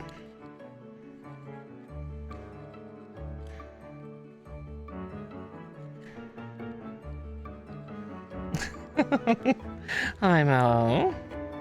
You can't see Mallow, but she's trying to startle me.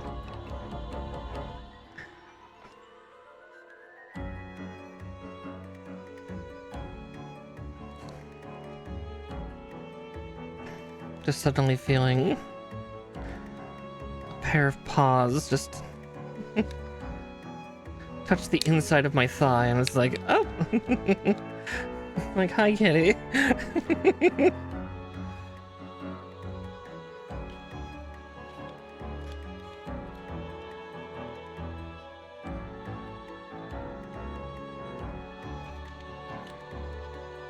Alright, there's one big meaty leg down.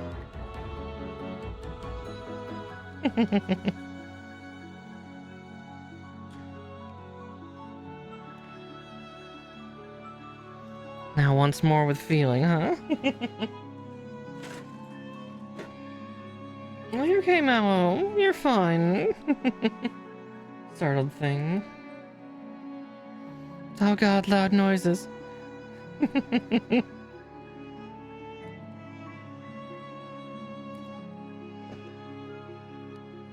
And we have another runner down. The D runner is no more.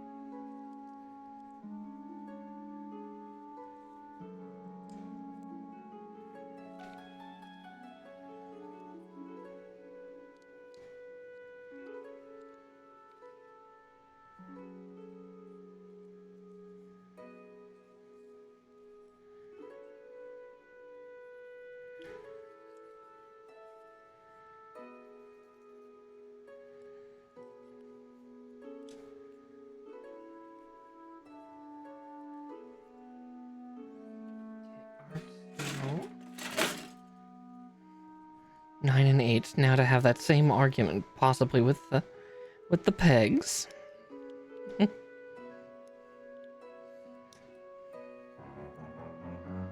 Gotta be more peggable, that's all.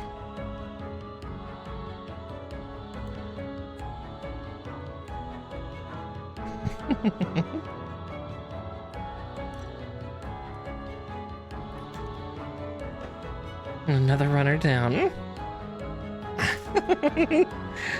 Aww.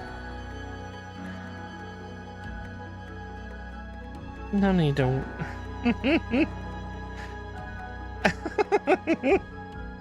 Attention's been drawn to it, and therefore... Oh, those went in action quite smoothly. Oh, we love it when it's agreeable. Let's see if the other side will follow suit. Oh my. Yeah, that one was much more agreeable than the other one.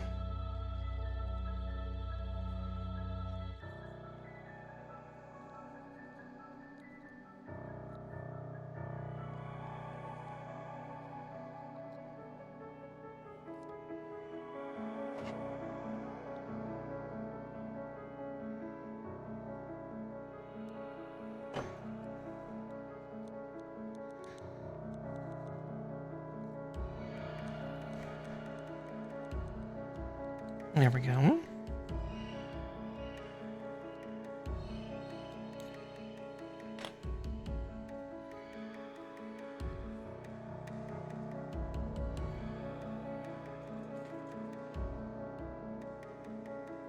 Oh, actually, I forgot to do something on this one.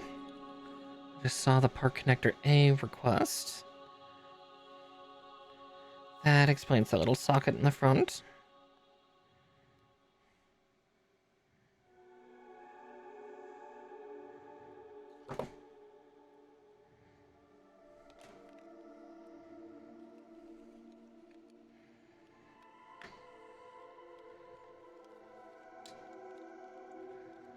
That's why that one felt so hollow in its connection.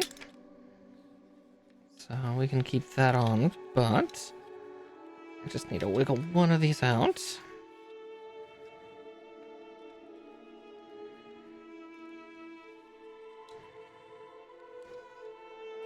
You know, it's like I have a part for this. Or a tool for this. I should use it.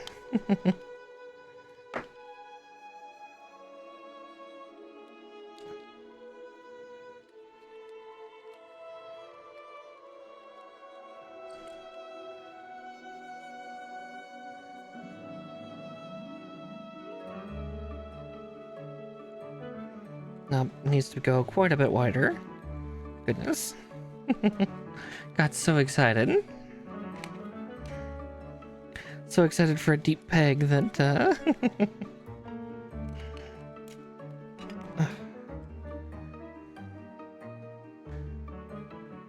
Let's see.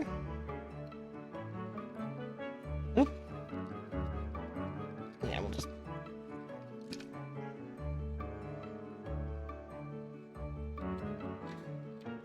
Oh, that'll do. Not quite, but...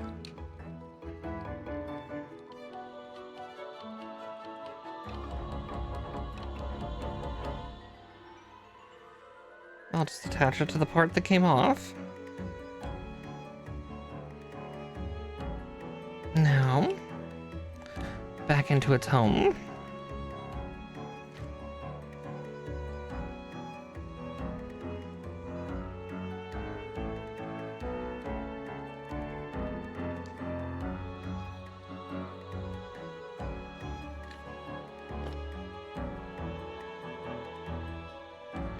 Yeah, that suddenly makes a lot more sense with a connection.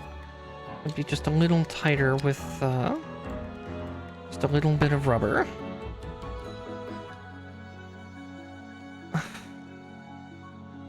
There we go.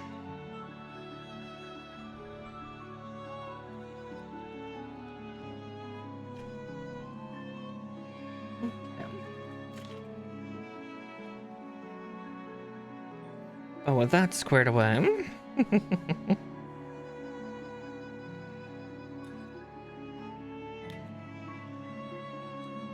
Back to cutting parts out. Yeah, we're making wonderful time with this kit.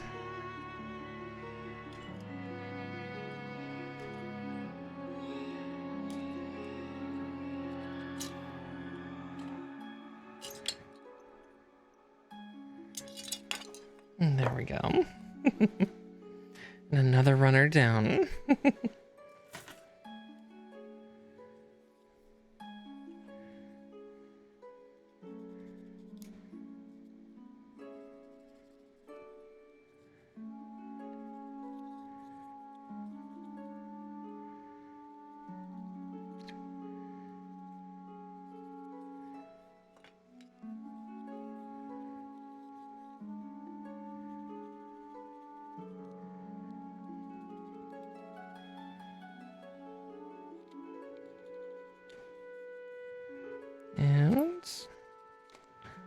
There we go.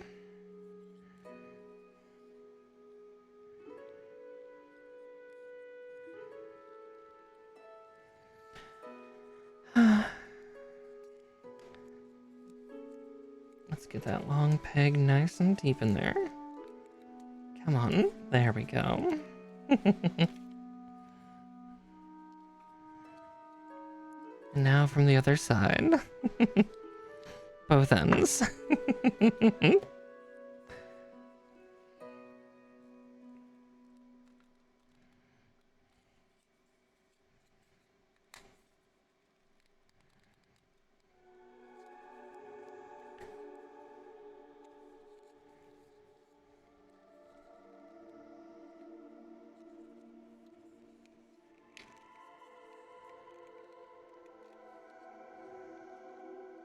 There we go. And now, K3 and 1.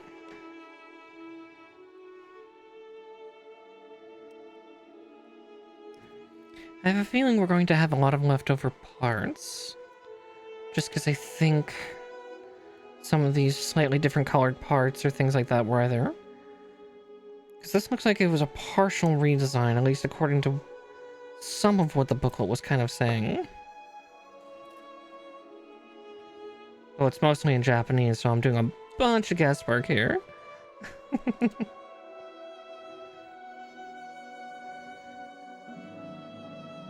It kind of hinted in a couple pages about, like showing that the feet were new and improved, things like that, but we'll see. We'll see if that's actually the case or not.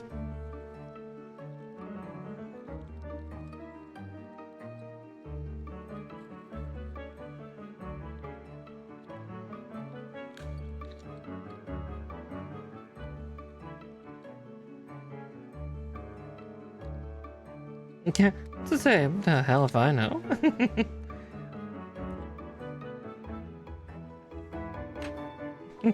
I'm guessing every few words, but... And my kanji comprehension is abysmal. Unfortunately. I am not literate in Japanese.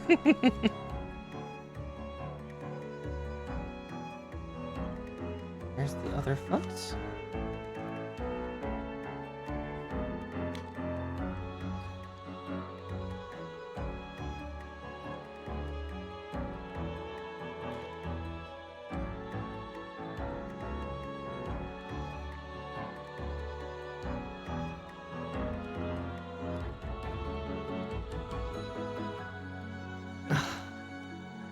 Get these thick old thighs attached.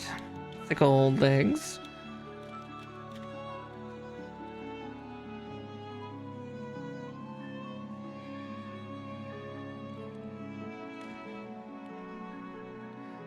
Alright, well, there's the main unit done.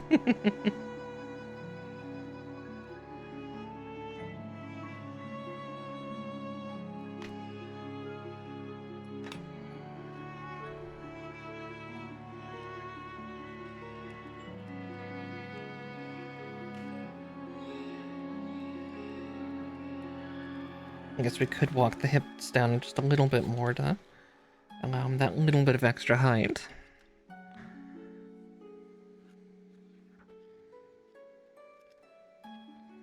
But now we do the weaponry, the armament. It's bazooka time.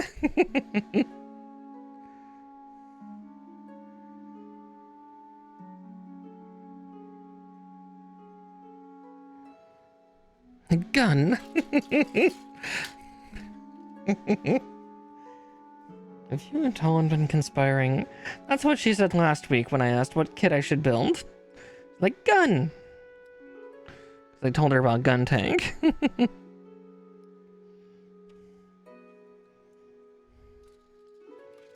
So all she would yell at me is the word gun.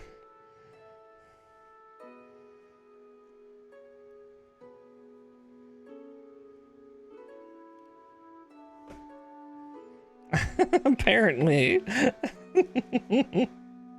Oh dear.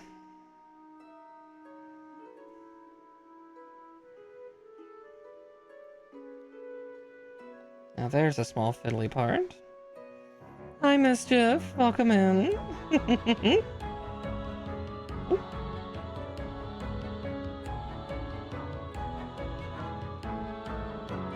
Oh, doing pretty well. Just getting my my DOMM here built. It's almost done. So close to completion. Great, now I have Rocky Horror stuck in my head. God damn it. I've been building a man with long hair and a tan.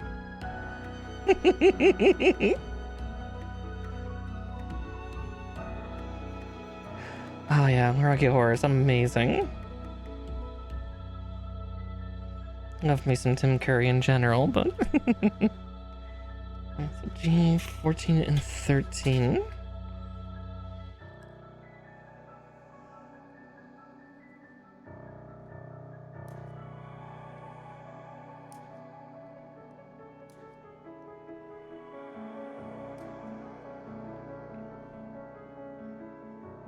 No.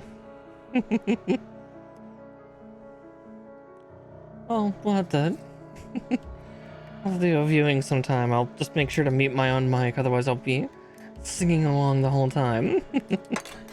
There's something of a rite of passage in my high school years, especially for theater kids. Yeah, there were 2 movies that were rites of passage depending on the branch of theater that you were going through. If you were an actor or actress, you would watch, the Rocky Horror Picture Show.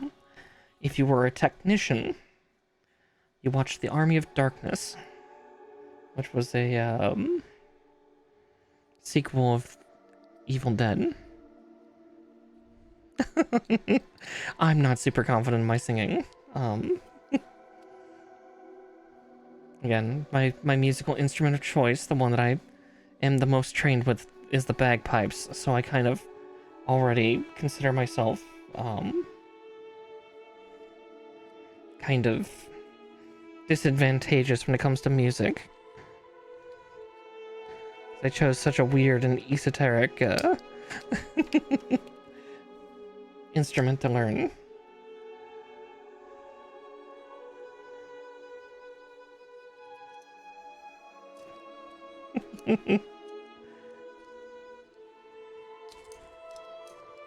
Maybe sometime I'll be more confident to sing.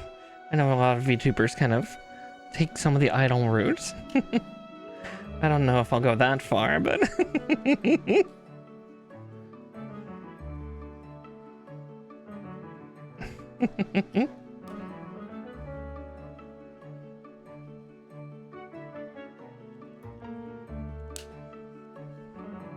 Oh, thank you.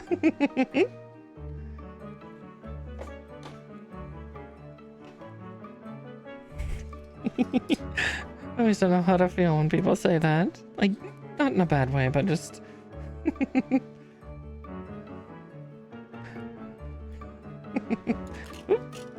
My snippers grabbed a runner.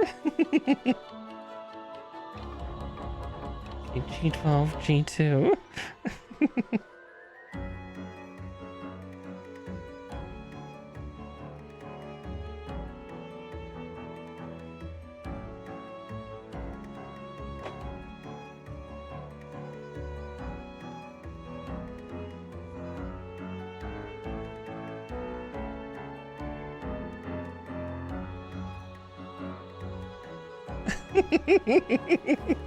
True, you have. Well, at least my voice brings comfort, I guess.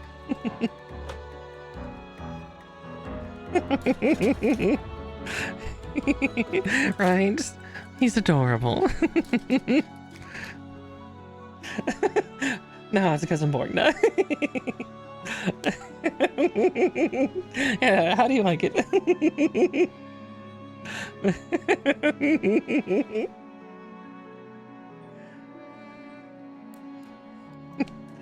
tormenting my mod. A favorite pastime.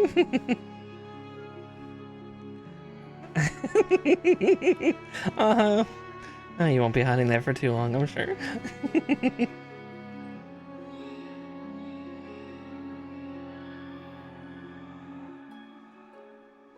See, G5 and 6.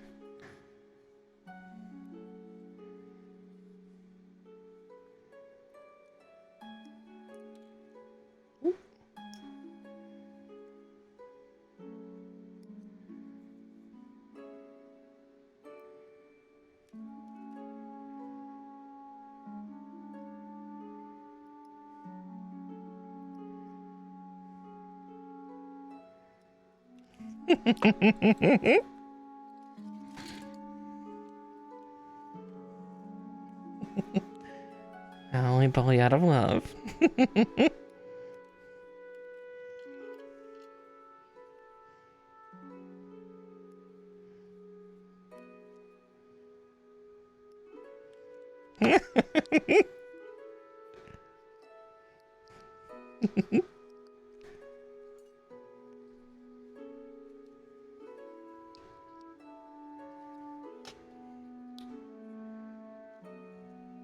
There we go.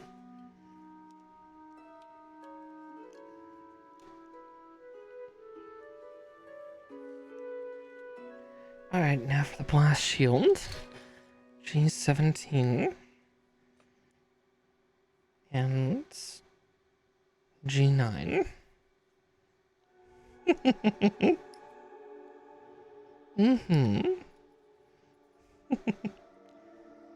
Soon we'll have this kit done. Though in pretty good time. Usually kits like this take quite a bit longer, but I guess this is an older master grade. Still more detailed than the ones I did in my youth. Aww.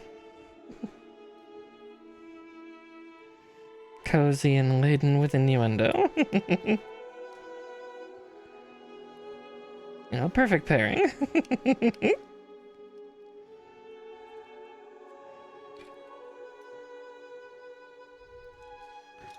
Alright, so G1, 2, 3, and 19.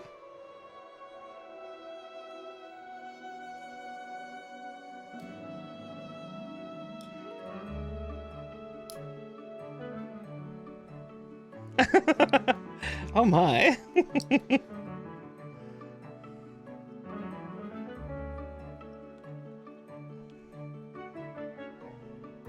Nice.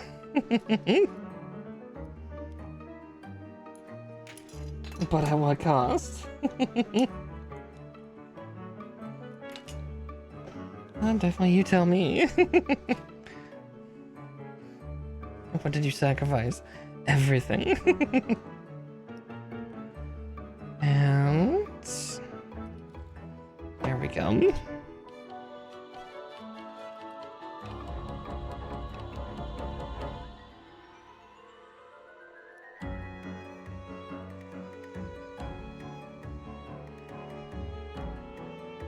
And there's that. It says to attach this in first.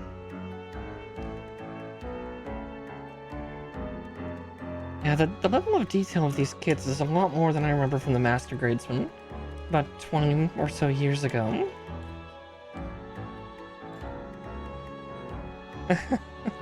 Aww.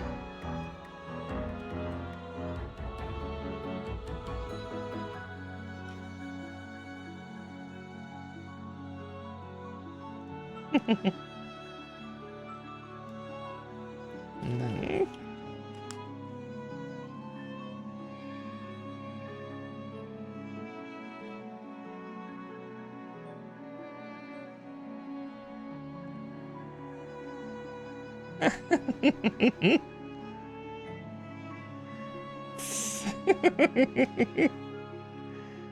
And I need the O runner.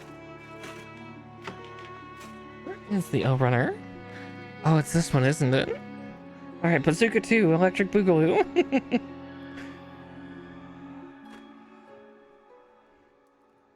Because why have one bazooka when you can have two?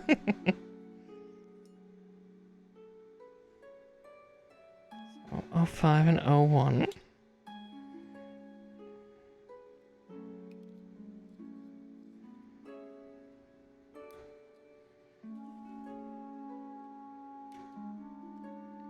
And snip.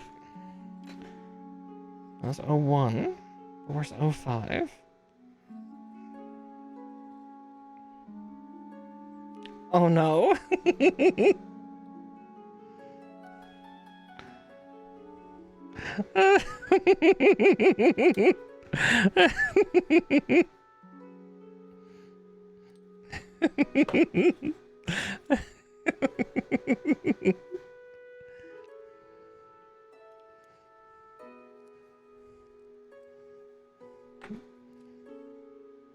Oh, 03. Oh, I almost didn't even notice that 03. The little stabilizer fin.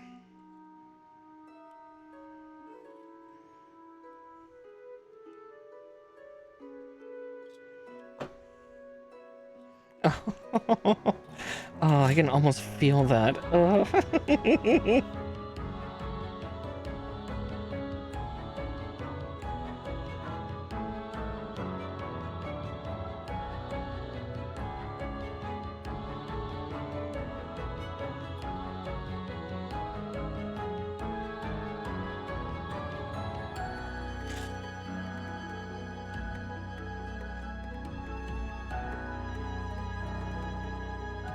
You know, oh no.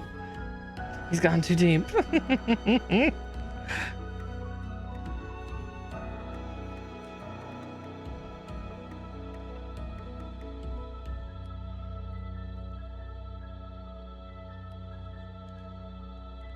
And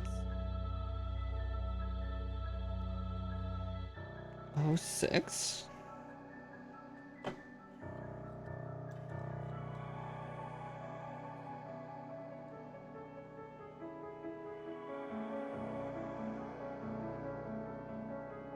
Goodness, they expect me to put that part in there? Oh my. Oh wait, now I see how they want me to do it. They just want me to slide it in. They underestimate me. My proclivity for violencing parts together. There we go. 22. Or U1, I guess. Let's see, I'll just snip that differently. Ooh. Wait, whiskey? Aww.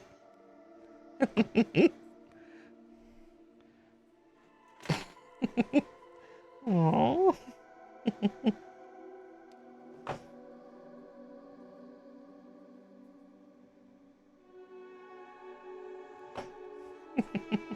I really don't know what to say to that.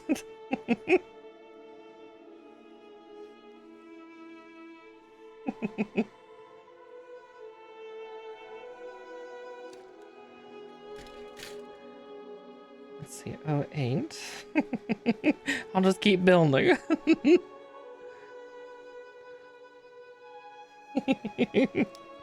Pat slap.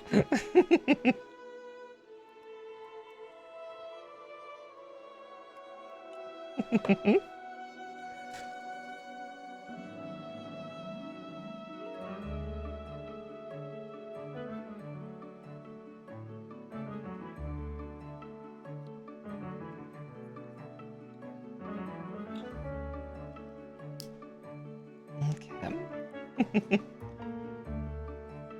Oh, 2 T19s. Oh my. This one's taking double. With that though, I'm going to actually, before I snip those out, I have a bunch of little runner nubs all over the place. I do not need them here. Because this will kill this runner off.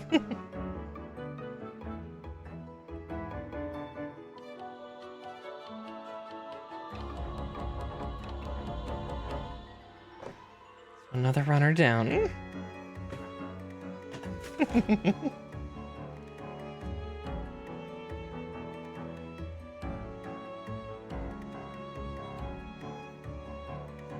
parts are so tiny, though. Little connector clips.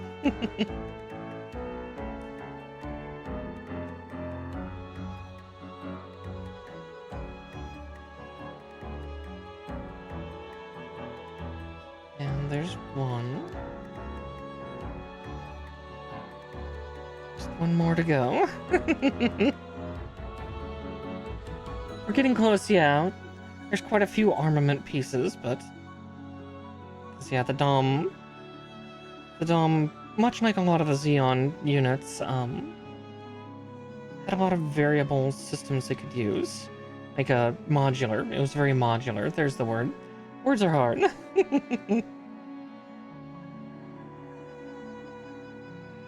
all 11.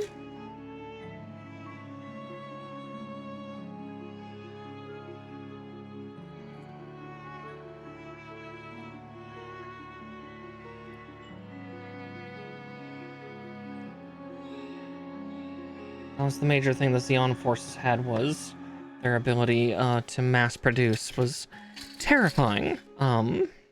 Utterly terrifying.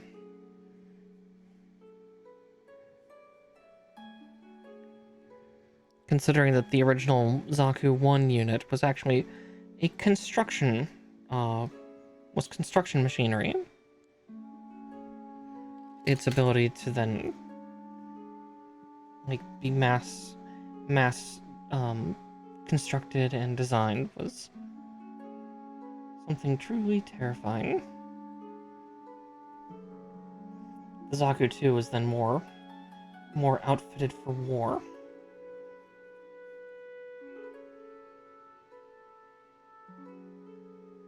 Becoming like their kind of testbed unit.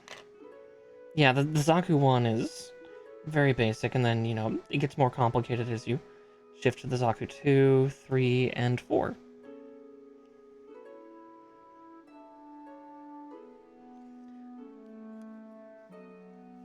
Let's see, 013. Can't remember if there's a Zaku 5. I don't think there is yet.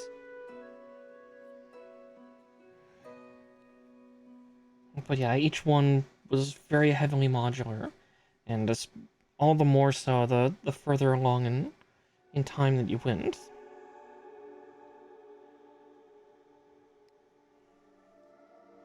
Oh yeah, Psycho Zaku. That is one of my favorites. As I said, the Thunderbolt units in general were very over-engineered.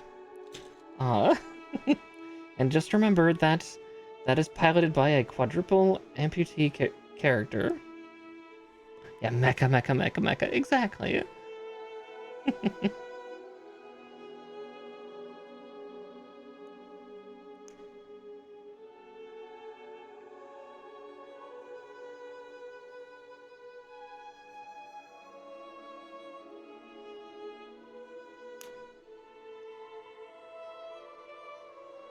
Oh, 10. I see it right there. Yeah, mecha and mecha facts.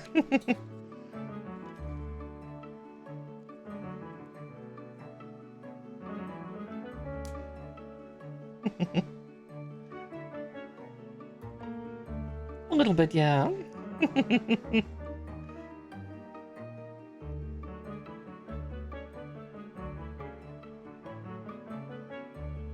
I'm fond of kind of the overkill units. If you want to look up that, then look up Thunderbolt, Gundam Thunderbolt full armor.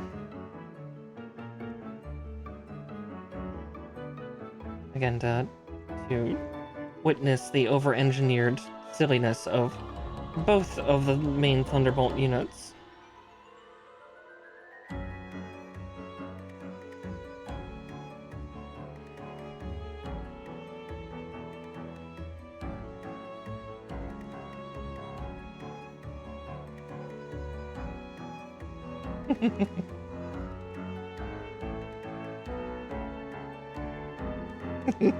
Captain Four Shields himself.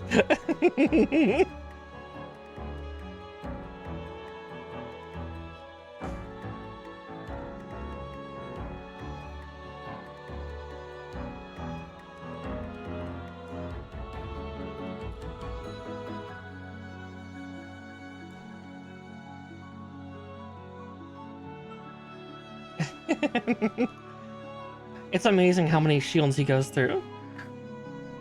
I get these off of like Gunpla sale sites, so stuff like USA Gundam Store. A lot of times I also find them at conventions. Like I'll go to like local anime conventions and just pretty much beeline for the dealer's hall and look for any cool, unique, or rare kits that may have graced the floor.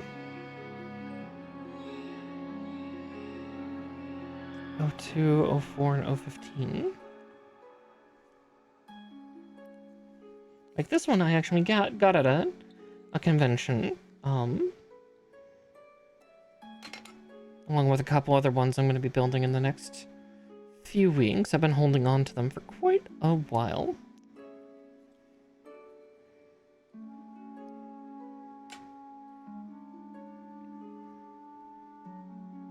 Actually, this might actually be one of my last ones from that convention, thinking about it. Except for maybe the Hainu. But we won't be building that for quite a while.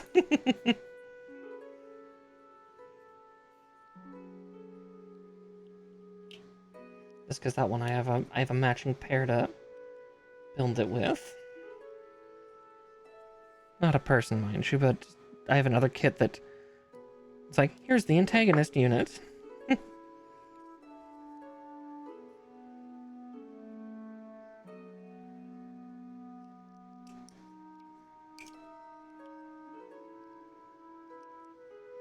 Okay, that level of detail is silly. So there's a bunch of, like, rounds put into the back of this clip.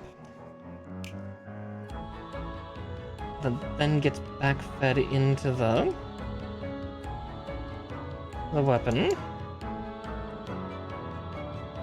But yeah, there's plenty of online stores for buying Gunpla. And there's new ones being released all the time.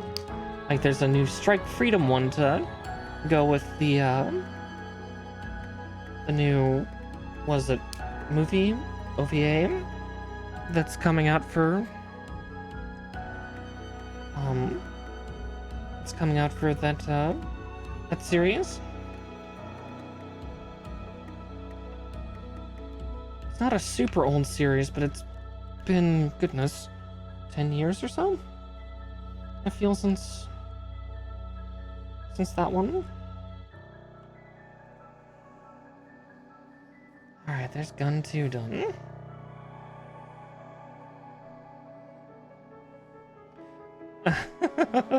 Probably. I'm fairly certain that Talon's shown me the Storm Surge.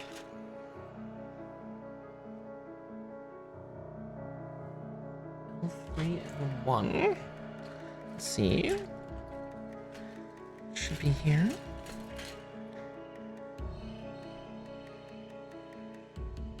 See, I'm holding on to J. L must be this other one here. Yep, there it is. Yeah, it purely depends on whether I actually go Tau or not. For Warhammer. We'll see, we'll see. I understand why Talon would recommend it to me that way. Oh, kit bashes would be so cool to see. Some people have done some really fun stuff that way. Maybe someday I'll kit bash or battle damage or do all sorts of stuff like that. Someday.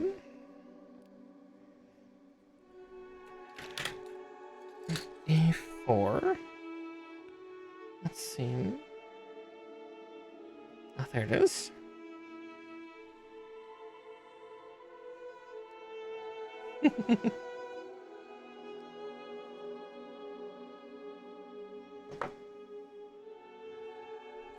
The Wog. Exactly.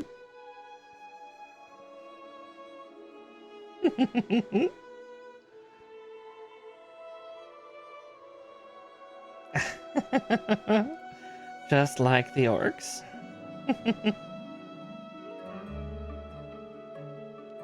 Terrifying plant people.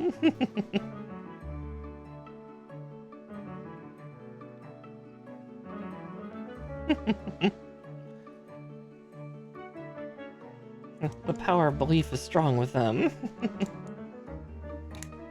Fungus, true.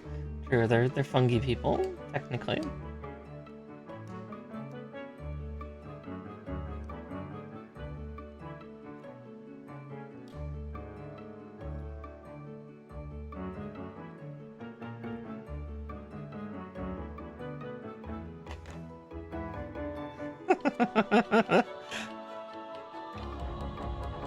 Wow, good times. Betcha.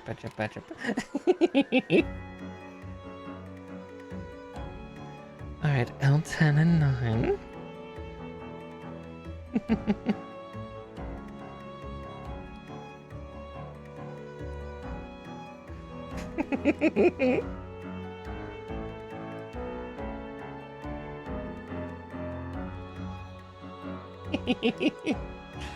Oh, we are going quite classic, aren't we? Oh, I can feel myself aging saying that. I remember when that first came out. Way back in the day.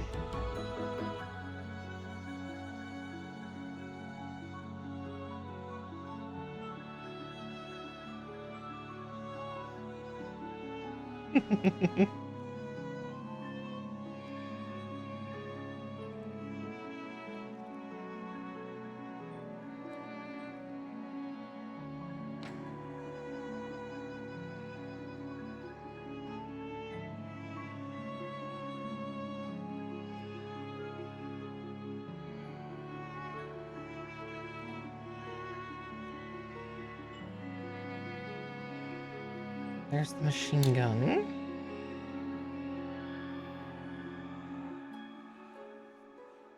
Let's see. L6 and 11.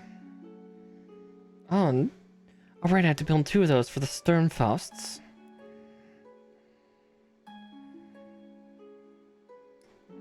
As I said, this thing's weapon arrays. Humorous. And this thing has 𝗙𝗏 kind of like World War II era anti-tank weapons, but, you know, built for a giant humanoid robot to launch.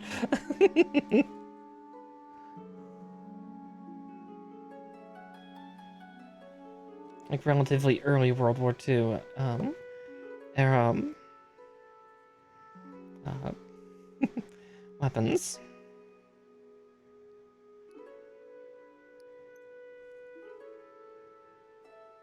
I believe the World War II ones, though, were known as Panzerfaust. Yeah. Yeah, anti-tank missiles, pretty much. One-time rockets launched from the shoulder. Or the hip. I think Panzerfaust could also be launched from the hip if you're really feeling spicy. But I would advise against it.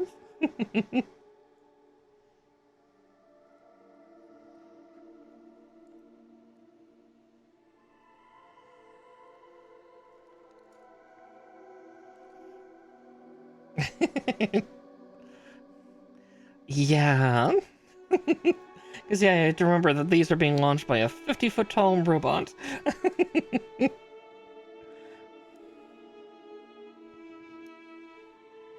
Ludicrous size. Yeah. Being launched by a 50-foot tall robot at other 50-foot tall robots.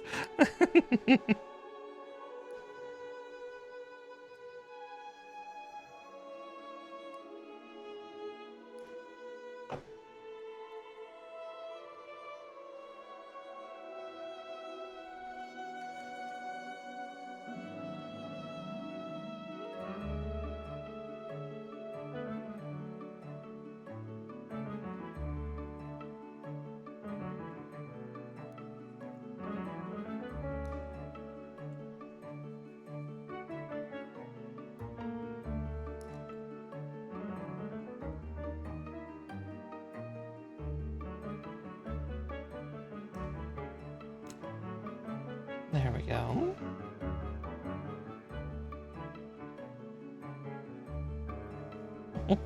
So yeah, how they look when they're ready to launch, and then after they launch, you would boink. The little fin array would then pop out and just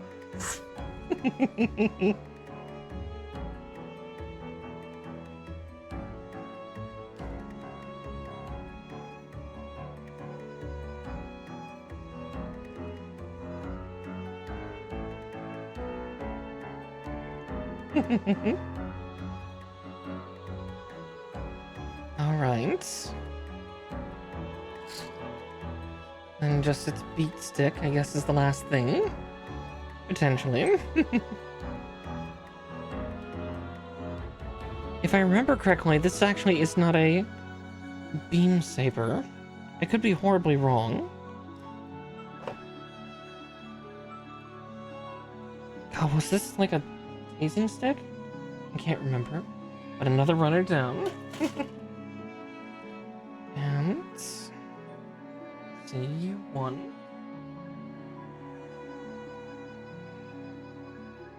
You won 1, you won 4.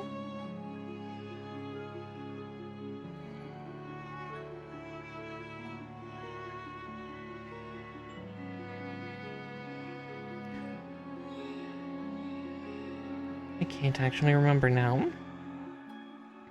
Or was it a heat rod? God. Trying to remember and recall is the challenge.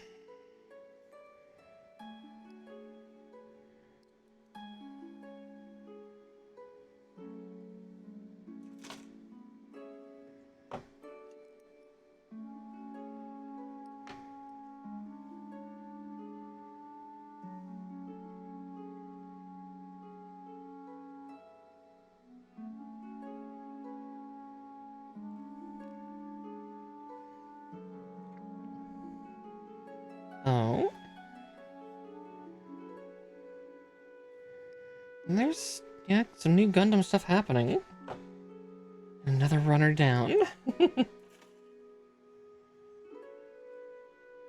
see. There's the slot for it. There we go.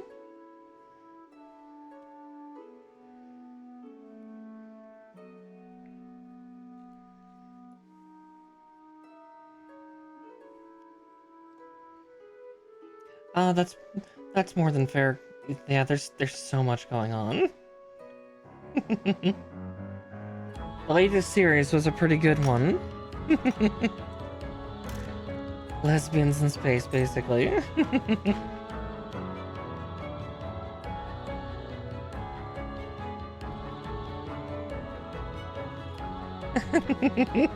Yeah, the main protagonist was femme. It was a very, very fun one.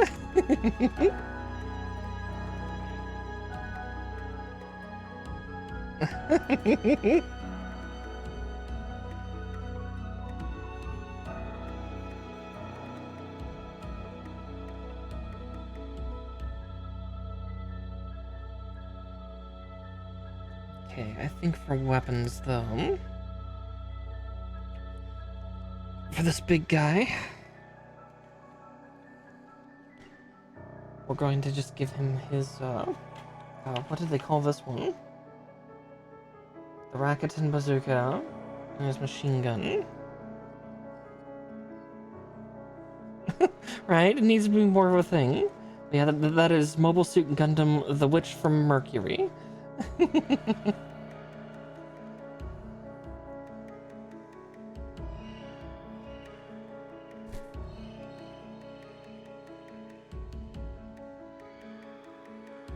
More gays in space.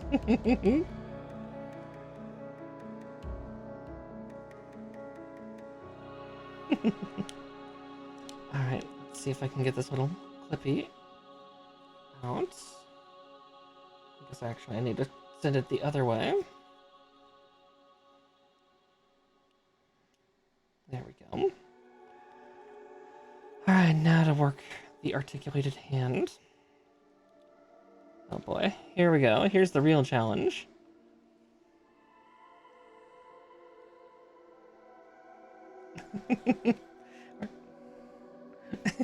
Gaze in space. I almost just hear it like the...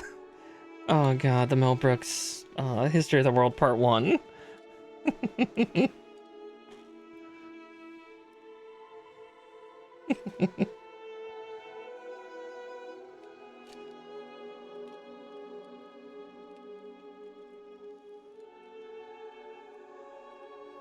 Let's see if I can set the pose I want with this thing.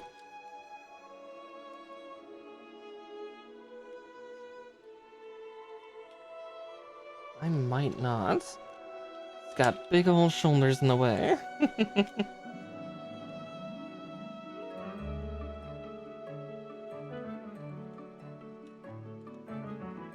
But we're going to definitely try.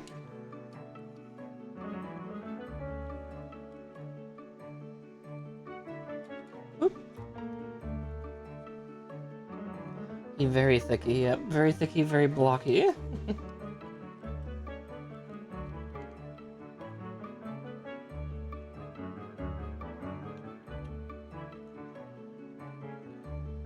Now it's just a matter of getting the fingers to curl over the gun.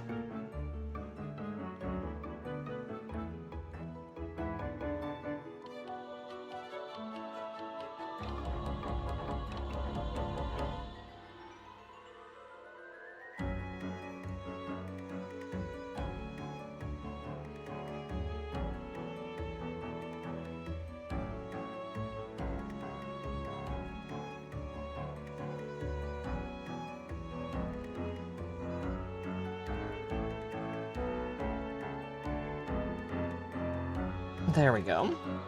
Perfect. Alright, now... yeah, I was gonna say, V2Snail is very similar in design to the DOMM. The DOMM, though, was designed in the 70s, so... This is Grandpa DOMM to... to V2Snail.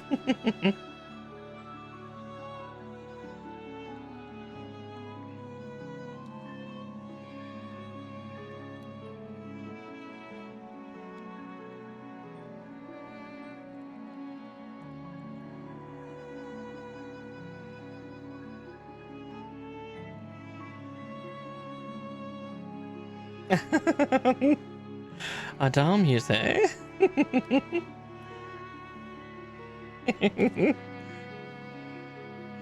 Exactly. Exactly, yep, it's the other way around, because, yeah, the DOMM unit is very, very old.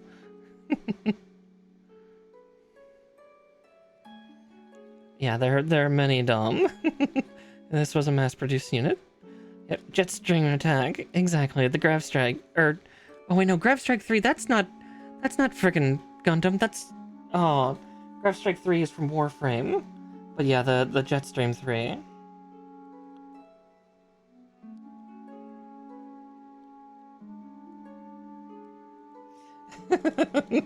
Considering it's going with bazookas, I would probably say fairly hard. Going in hot. But there we go.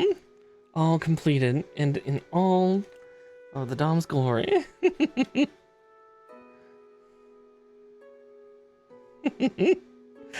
Yeah. Nature asking the real questions indeed. Let's see, when the crumbs fall out of the booklet. But yeah, God, we got that done in 4 hours? Good grief. And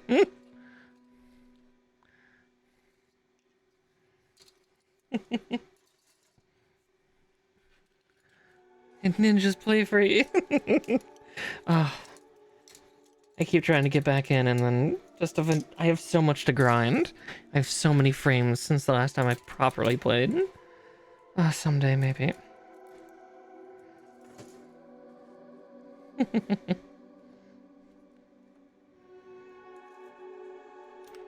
And toss the 𝗙𝗏𝘃. Try to close that up just to keep it safe. Let's see if I can get these runners more organized in the box so I can close up the box. And then we'll get you. Ah!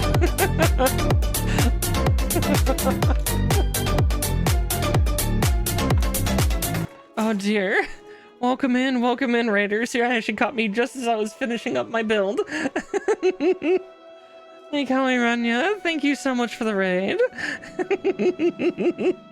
Yeah, you caught me just as I was actually getting things cleaned up because we just finished my DOMM. Exactly. You get to see the finished guy all done and ready. And all the rest of his armament also sitting on the on the ground around him, his extra bazooka and his 𝗙𝗏𝘃. Yeah, such a really cool unit for. Oh yeah, he's a big old chunker. But no, I'm really proud with how it all came out. Been looking forward to this one for quite a while, whenever I was going to get around to it. But we'll give a couple minutes for all the raiders to settle before we send you further on down the line. Just get this darn shelf out of the way. There we go.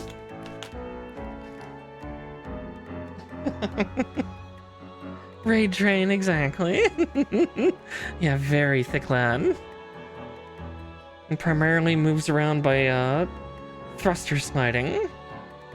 Not too dissimilar to anybody playing Armored Core.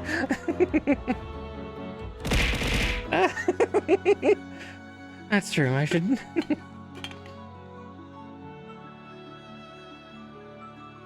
Gone 5 hours and I've only had one drink. That's terrifying. I'll get water after stream. I don't actually have any on hand. The closest I have is tea.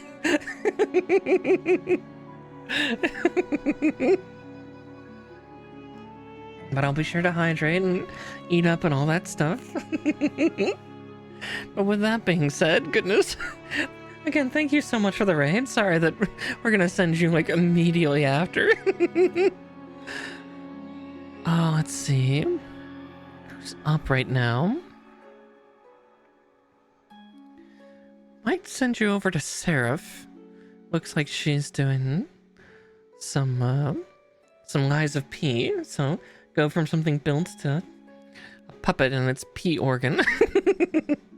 Oh, the designers of that game was not thinking when they called it that. Good boy. Oh, a good way to go before we close out for the night. Nature Claws, you're a good boy.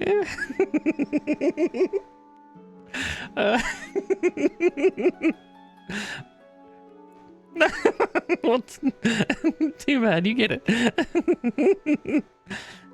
Everybody's a good little pet, it's fine. Splash damage. But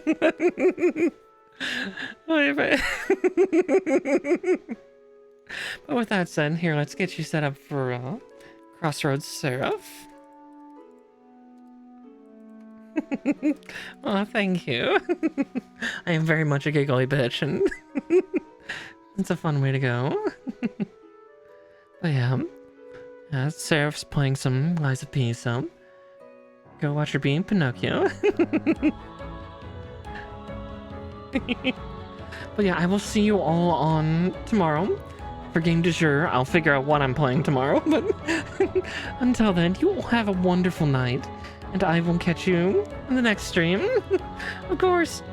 Bye-bye. And to those of you on YouTube, thank you so much for watching this VOD, and I will see you in the next one. Night-night.